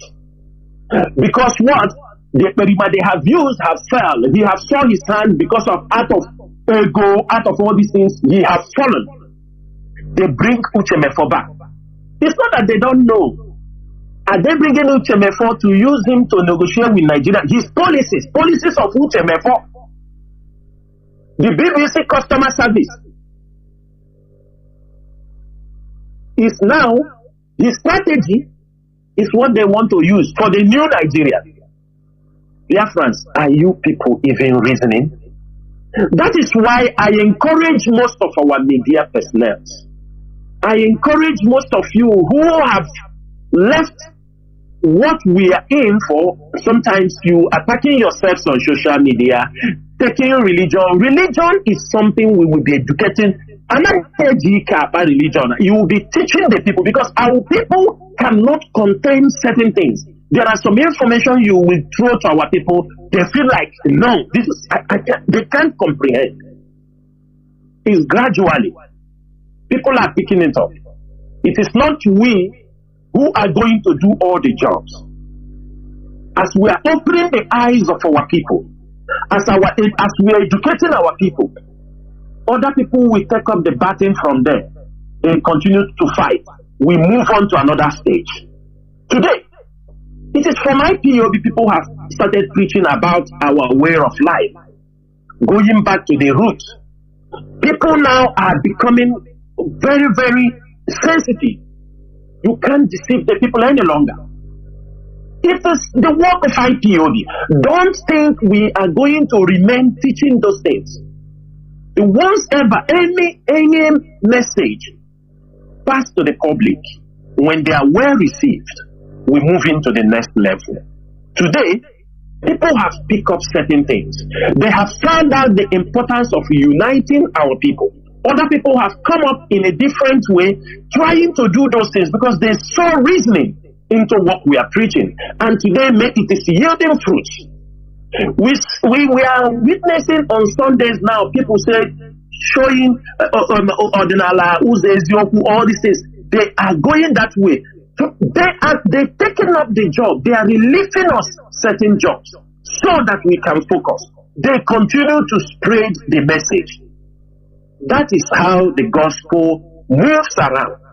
It is not only we that we continue to preach. We are not going to die speaking on one topic. The moment we achieve one and the message is being accepted, pastors will take up the messages. The bishops will take up the messages. They will all help us to spread the messages. At least today, most of you have realized no more too many miracle, crusade, every corner. They have found that their game is over. They are very cautious in whatever they are doing now. They are very, very cautious. Why I am saying these things is for our people to understand that this is a game of the government. Remember, the government will not come out, not on every point they will talk. They have their mercenaries. People they are using, trying to destroy the movement. Some people also will be used. They don't know they are being used. That is why you see some people, when they move, they realize themselves, they try to come back because they know they are going out of lane. Whatever that is happening now, I want every Biafran, every IPOB member to have it in mind. Things will happen. Surprises will spring up. And it is our duty to identify them, inform most of you, be careful. This is a trap. This is not a trap. Be careful. If you play this lane, you will get hurt. But sometimes you try to teach the people, they don't understand. They want us. Another tactics. The government use some people after you say, some people said, what are you people doing? Because we are starving the enemy information. We are starving them information. They are getting the heat. They are getting it. They're getting the message.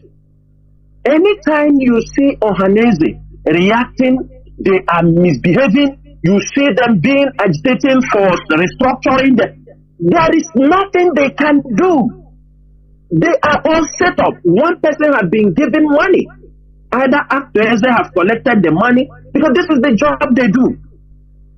And I want to use this opportunity as we progress in this struggle. These are not the years we talk about the federal government. We will descend our anger on those who have called themselves leaders in Igbo land. Because if you come in Nigeria, both the governors, both the traditional rulers, both these so-called Ohaneze, they have helped so much to impoverish our land. For example, let us just look at what is happening in Abia State. Is it not the same money Okeze was receiving? Is it not the same money another governor have come in? Those who want to do something will do. They have all come in. They don't want our land. And sometimes we don't have to blame Nigeria. But even if they don't build the federal roads, but what of the state roads? Is anyone built? No one is built. And this IPOB at this stage, some governors will be used as an example for not developing our place. It is very clear. Why we are fighting for our freedom does not mean our place should not be developed. When we are fighting for our freedom does not mean we don't deserve to have a seaport. When we are fighting for freedom does not mean people don't have to build companies in our place. When we are fighting for freedom does not mean we don't need electricity in our land. Why we are fighting for freedom does not mean our roads and the security will not be there because we are fighting for freedom. If anybody tells you that, tell the person he's a liar. While we are fighting for freedom, we must make sure our place are developing. Because if we continue to destroy our place, that means what the enemies of Biafra want is being achieved. Because they want our place to be desolated. They want us to leave the land for them because this is a land full of natural mineral resources. And today, most of my discussion on radio is going to focus on criminality in Imo State, Hope Uzodimma, his family members, the people that are being killed, those involved in killing, his direct family involvement in the killing of our people. This night, take your pen and paper. Maybe your uncle may be part of the INEC members who are coming to do another rigmarole in Imo State. Everybody I am going to call his name here, we know his home, we know his family, we have every movement, and we are waiting them to make the same nonsense again. every member of the INEC member will pay dearly. It is a threat. I'm telling you, I want them to go and put it and give it to that is a threat to democracy. But I will mention because these INEC officers are one of the most horrible people in our land. INEC, the staffs, all of them, every location, every unit, these guys are going to handle. I'm going to mention all those INEC officers that people will know if it's your uncle, if it is your husband, your wife, your daddy, or your mommy. Tell him the election in Imo State will take his head if he didn't take care.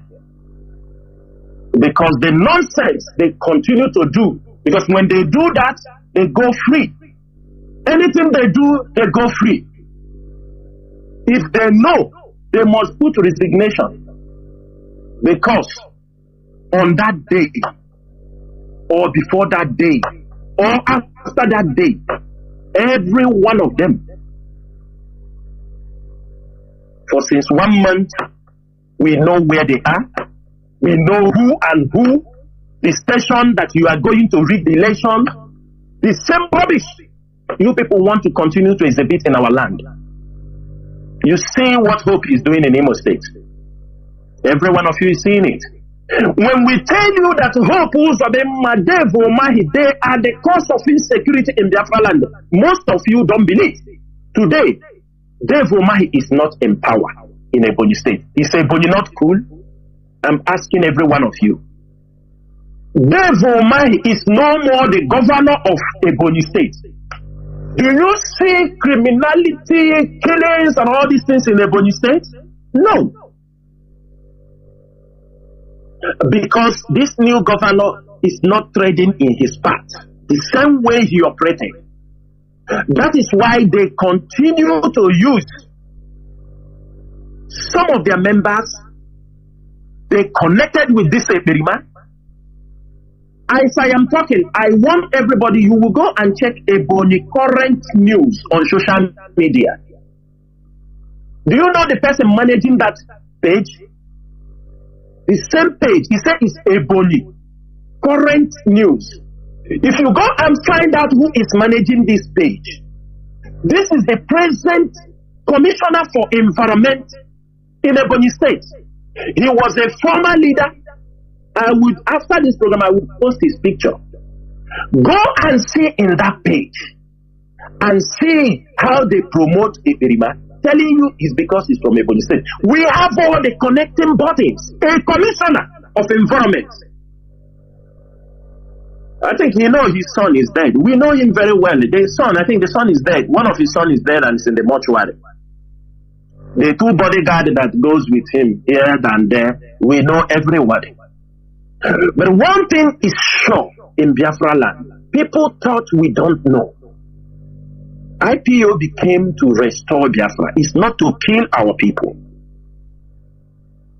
But we know every move people are making to sabotage this struggle.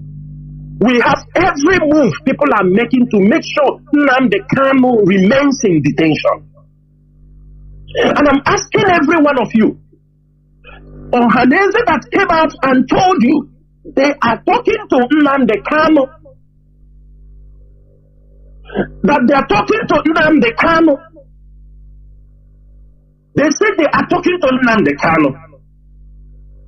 As they are talking to, they want to go and talk to Nnamdi Kanu in talk to Chinedu. But who are they taking his strategy?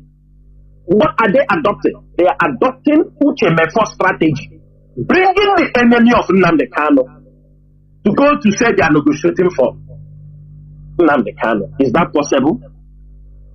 That is the game. The game they are playing. Today in Imo State, most of them have gone as far as Lagos. So this one they are calling Obi. The same game they were using him back to play in Igbo land. They will use him, he preach. Men speaking from both sides of their mouth. Most of you watch it because you people are men of little faith. You have no brain. You call him a man of God that read the palms, and he's a man of God. He read the palms. I saw many people go to the church and he will say, you open your hand. Don't you know those who read the palms? Don't you know? Now he's telling you. Do you know why they seek support from the church leaders? Why they are seeking support is that as he's supporting him, most of them have promised him some special assistance. There is money that will be coming to his ministry every month. Maybe he will give him, when he wins, he will tell him, give me 50 members. Give him 50 members whom he will make personal assistant. He start paying them. That's why you see these churches. They always interfere in political issues when election is coming. They always interfere. So, Mazi Chinedu, so that we can go to the main topics of the day, I will stop here in case there is something you want to open up the page so that we hit on. Please do so. First of all, there's something that has been in my mind about what I started at the early time, or in my preamble. We are living in a contraption, in a country where our people lament every time. We have been calling our people to come back from Lagos. Mazi, this demolition, closing of markets at will, Alaba International Market was closed, and who knows how much that was paid before. All these are our people suffering, and they are demolishing houses in Lekki, and many other places in Lagos, and our people are not getting this message. Mazi, how do we go tell our people, what do we do to our people so that our people will understand that, look, they are not needed in Nigeria. Look at our land. Railway lines that was put, some before even independence, some after independence, through our hard-earned money by Michael Okman and others. They dismantled it quietly, and you don't see Ohaneze, you don't see no person made noise, only IPOB. Mazi Bunile on IPOB. Mazi, please talk about this first before we continue, please. How do we go about this? Mazi, there is no way we can go about this than what we are doing now. Frankly, I wrote something last time on social media. Somebody said the leader don't support. Let me tell you, we are not going to, those we are trying to save, we are not going to continue saving them, and they drawn us back. Because most of them are not on the same page with us. But our duty is to make sure. You know why I don't like IPOB to speak much about these guys in Lagos? Number one, these guys, they don't support the struggle. Lagos don't support those guys doing business. They don't support the struggle. The struggle is not all about taking the news. And you see them, they will talk and fabricate stories in those Alaba markets where they are. They will talk rubbish. They don't support the struggle. And for the fact they don't support this struggle, what we are doing as those in charge of Biafra land is to continue to spread the gospel, continue to educate them. Mazi, why I don't want IPOB to take a center stage on what is happening in Lagos? Do you see the traditional ruler? Do you see how they set him up and put him in jail? The one that started to talk, he will bring ESN, he don't know anything about. Do you see how they set him up? They told him, go and talk, he do this thing, he do that. He don't know it was a setup, and they use him as an example. He's still in jail. Now, there are comments or there are things you will talk to our people. And I'm making it clearly that IPOB or ESN have nothing to do in Lagos. In case, like that rubbish that man did, IPOB, ESN is coming to guide with market. Is it the market that supports ESN? Is it the people that support? Why even should somebody think about IPOB or ESN going to Lagos to defend them? Defend who? Life is all about interest. First, we defend our land. We don't defend our land in another man's territory. If you are treated badly, you go back. As no back, I walk in Alamoya. I can't walk in Amba. Yalana Namoya. I can't hear Alamoya. Yala Ipunea. That is life. Our people, what they are seeing in Lagos is nothing. The policies are coming. The Jagaban have already been approved as the president. And nobody will speak for them as it will befall them. I heard where somebody is talking about, we will go to the gate, we will break the gate. I say this one is talking rubbish. If you talk rubbish, they will lock you up because you are not a force to confront them. But because most of them don't support ESN, they don't support IPOB. If they are supporting this movement, we know what to do. Our presence will be felt. They won't touch them. We know. For example, in the north, they don't easily attack our people any longer because they know. Reasons are because those ones were coming in our place, killing and attacking us. All of them in Lagos coming, making on social media, crying. Mazi, we are not go until they realize that there is something fundamentally wrong. In that place, they have built everything they thought is the end of the world. And come back to their senses. Engage the IPOB leadership. And it is not one person's fight. It is not an individual fight. I said this in our last program. Some of them are afraid that they will lose. No. If Biafra comes tomorrow, I know it's a very difficult decision, but there will be a round table negotiation of our wealth, of those properties. Sometimes Biafra may decide to compensate any one of them. It's normally happened. It happened between Eritrea and Ethiopia. It happened in Sudan did not compensate so much because most of the South Sudanese was living in Khartoum did not have properties. So most of the people settled were people in Juba who were living in Juba. There is always, there will be which building, when Biafra device, since the government will not pay you, it's not Lagos state government will pay you.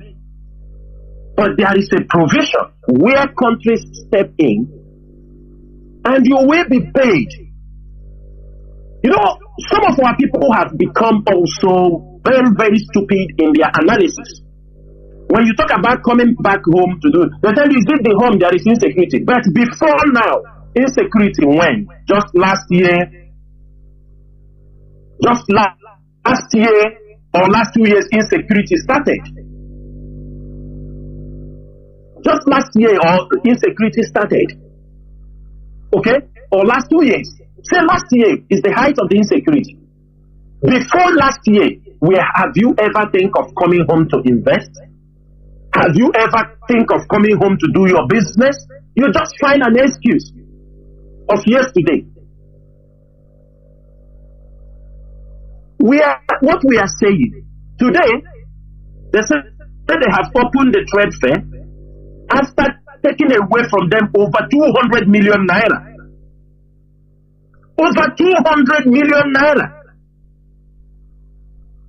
And when you see them lock up the shops like this, they want to squeeze money from them. And that is what they will be doing. They want to put up new fees that will make life miserable for them. Fees that may come like 100 million, 200 million, 300 million, depending whatever they will come on the table. It's a new, they will extract them. They will make their life miserable. And when they make your life miserable, don't think that they will destroy the market. No.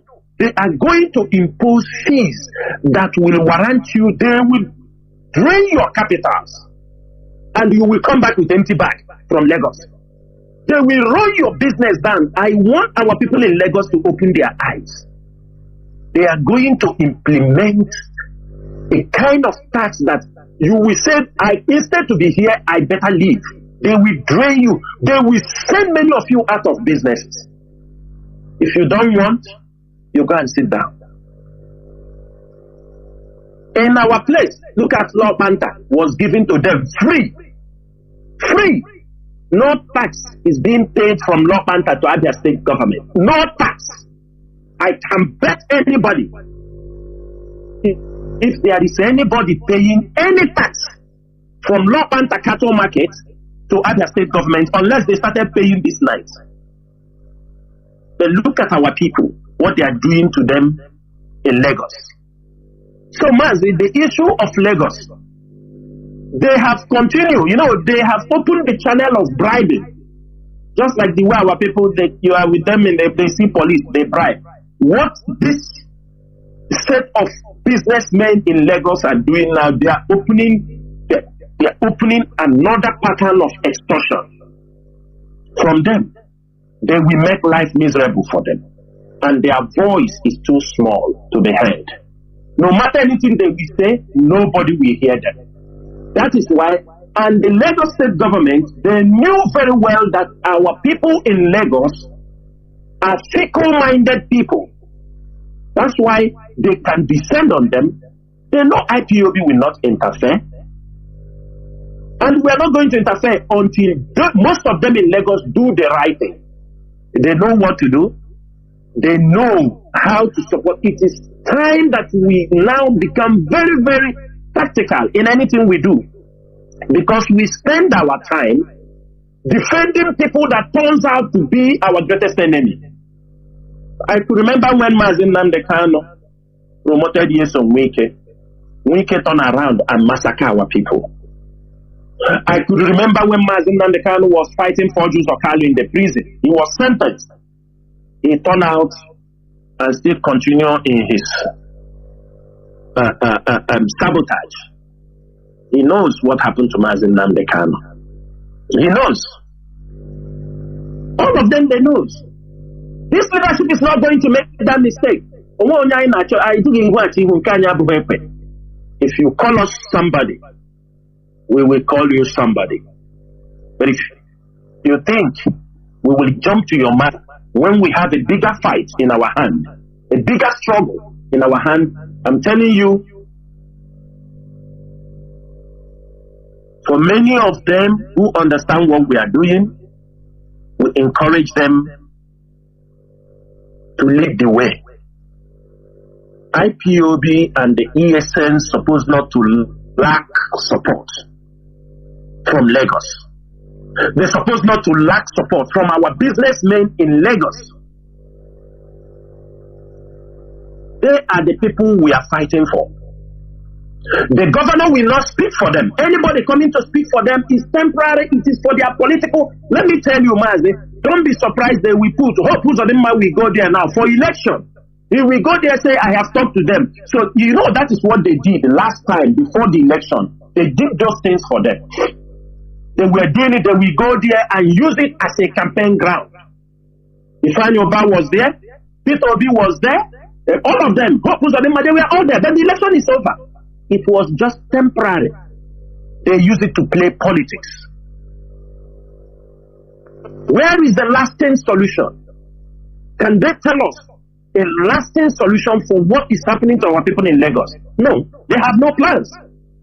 Peter Obi went there, campaigned, shake the whole place, caused Do you understand me? They have work for them. Whatever they are suffering today, but it is not wrong. He went. He said he's in Nigeria. There is nothing wrong that he went there. But that is to show you the level of division inside this country, the level of hatred against the Igbo man. Ifeanyi Ubah was there. So was all that visit they made? What was was there? All of them using that time for campaign. Now it has started again. Are you sure it is not Hope Uzodinma that have triggered it again? So that he will run and go and beg. Don't be surprised from now. Don't be surprised from now till his election date. He may go there and tell them that he is the one that settled this issue. Therefore, my brother Chinedu, I will leave the issue of Lagos in this particular place, and we will take up other more important issues today, so that next time, maybe in our next program, we will try to call in people from Lagos to exactly tell the world what they are passing through on Radio Biafra. I am using this opportunity to ask the the Nigerian coordinator to get us some people who can come also on the radio and give us a vivid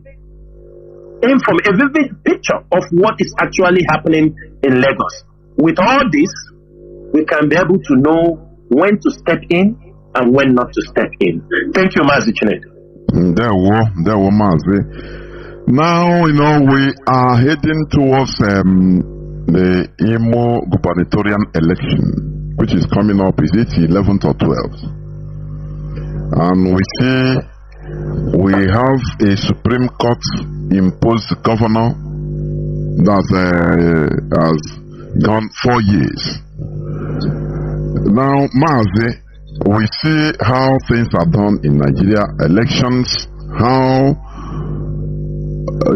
for me, by now they have written the result already, wouldn't it? Just to, of course. Yes. Of course. Please, of course. Now is the time to talk about it and what should be done.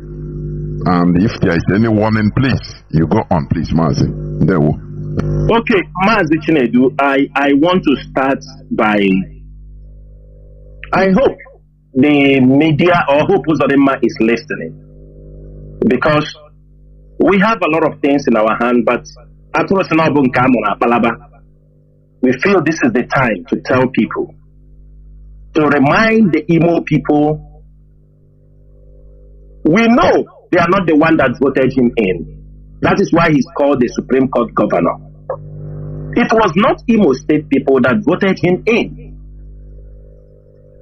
And as the election is fast approaching, we all heard that the Supreme Court wanted to give a judgment on 30th.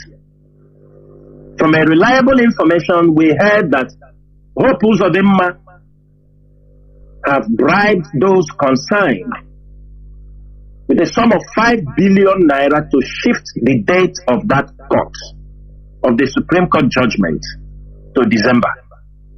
It is reliable that he paid such huge amount of money. 5 billion naira. Hope Uzodinma paid.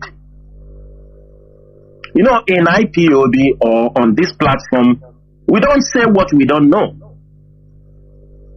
Hope Uzodinma have released 5 billion naira to shift the date of the Supreme Court to give judgment. To when? To next, the coming month, towards the end of this month. Mazi, there are politics being played within Imo State. You know how Hope Uzodinma, what he did to Okorocha. Because of what he has done to Okorocha, if you found out a couple of months back, Okorocha was forced to shake hands with him in Abuja. There was a picture that surfaces online where the former APC chairman and other people, they tried to bring them together. You see, this is a forced settlement. And Okorocha gave his own conditions. Conditions that Hope should be removed, or nullified. And there are people coming from Okrocha and to use to replace Hope. Maybe they can contest. I don't want to mention their names. And on the other hand, some people, these are hope. They're taking people's hope and aspiration, in balance. They're trying to weigh the tension, whether hope can go or not. That is APC for you. They know all what they're applying. Now, Emeki Hedoha on one hand is waiting. Maybe on that day, they may nullify, he will become the governor. Because Hope has killed the number of people they want him to. But to tell you there is confusion and fear among all of them. And I can tell you categorically that Hope called his brothers, because Hope brothers are part of those committing heinous crime in Imo State. In Omoma, Hope, his family members, his senior brother is part of those committing crime. Hope, he called his brothers of recent. We are in their family now to hear. They said the wars here. He told them that everybody try to buy a house in another country. That's what he told his brothers. And all the people he's using doing the rubbish in Omoma. He said, as this work is going, try to buy a house in another country, not in Nigeria. Go very far in case I lose power. In case I lose power. These people will come after us. Meaning that Hope knows the kind of crime he's committing. Hope knows the level of crime he's committing against Igbo youth in Imo State. You know why I'm saying this? The moment Mazi Nnamdi Kanu was renditioned, Hope triggered the moves they want in Imo State. They started to chase IPOB members. In Omoma, there was an order given by Hope to hunt down any IPOB member you got, or anybody with this IPOB people or ESN. He's giving, even till now, 1 million naira just to point one person. When you point one person, then we go for you. That is how they massacre many IPOB members in Imo State, especially in Omoma, his place. And this evening, there are people that they also went to their houses. The people escaped. They used to come with the police, the DSS, the army. And the one thing is this: there are some killers Hope has that they gave them military uniforms. Sometimes when they want to do some dirty jobs, he don't want the DSS to be involved. Those guys from Omoma, I will mention their names. I want people to take pen and put down the names of these people in Omoma. We are not going to forget and forgive. You people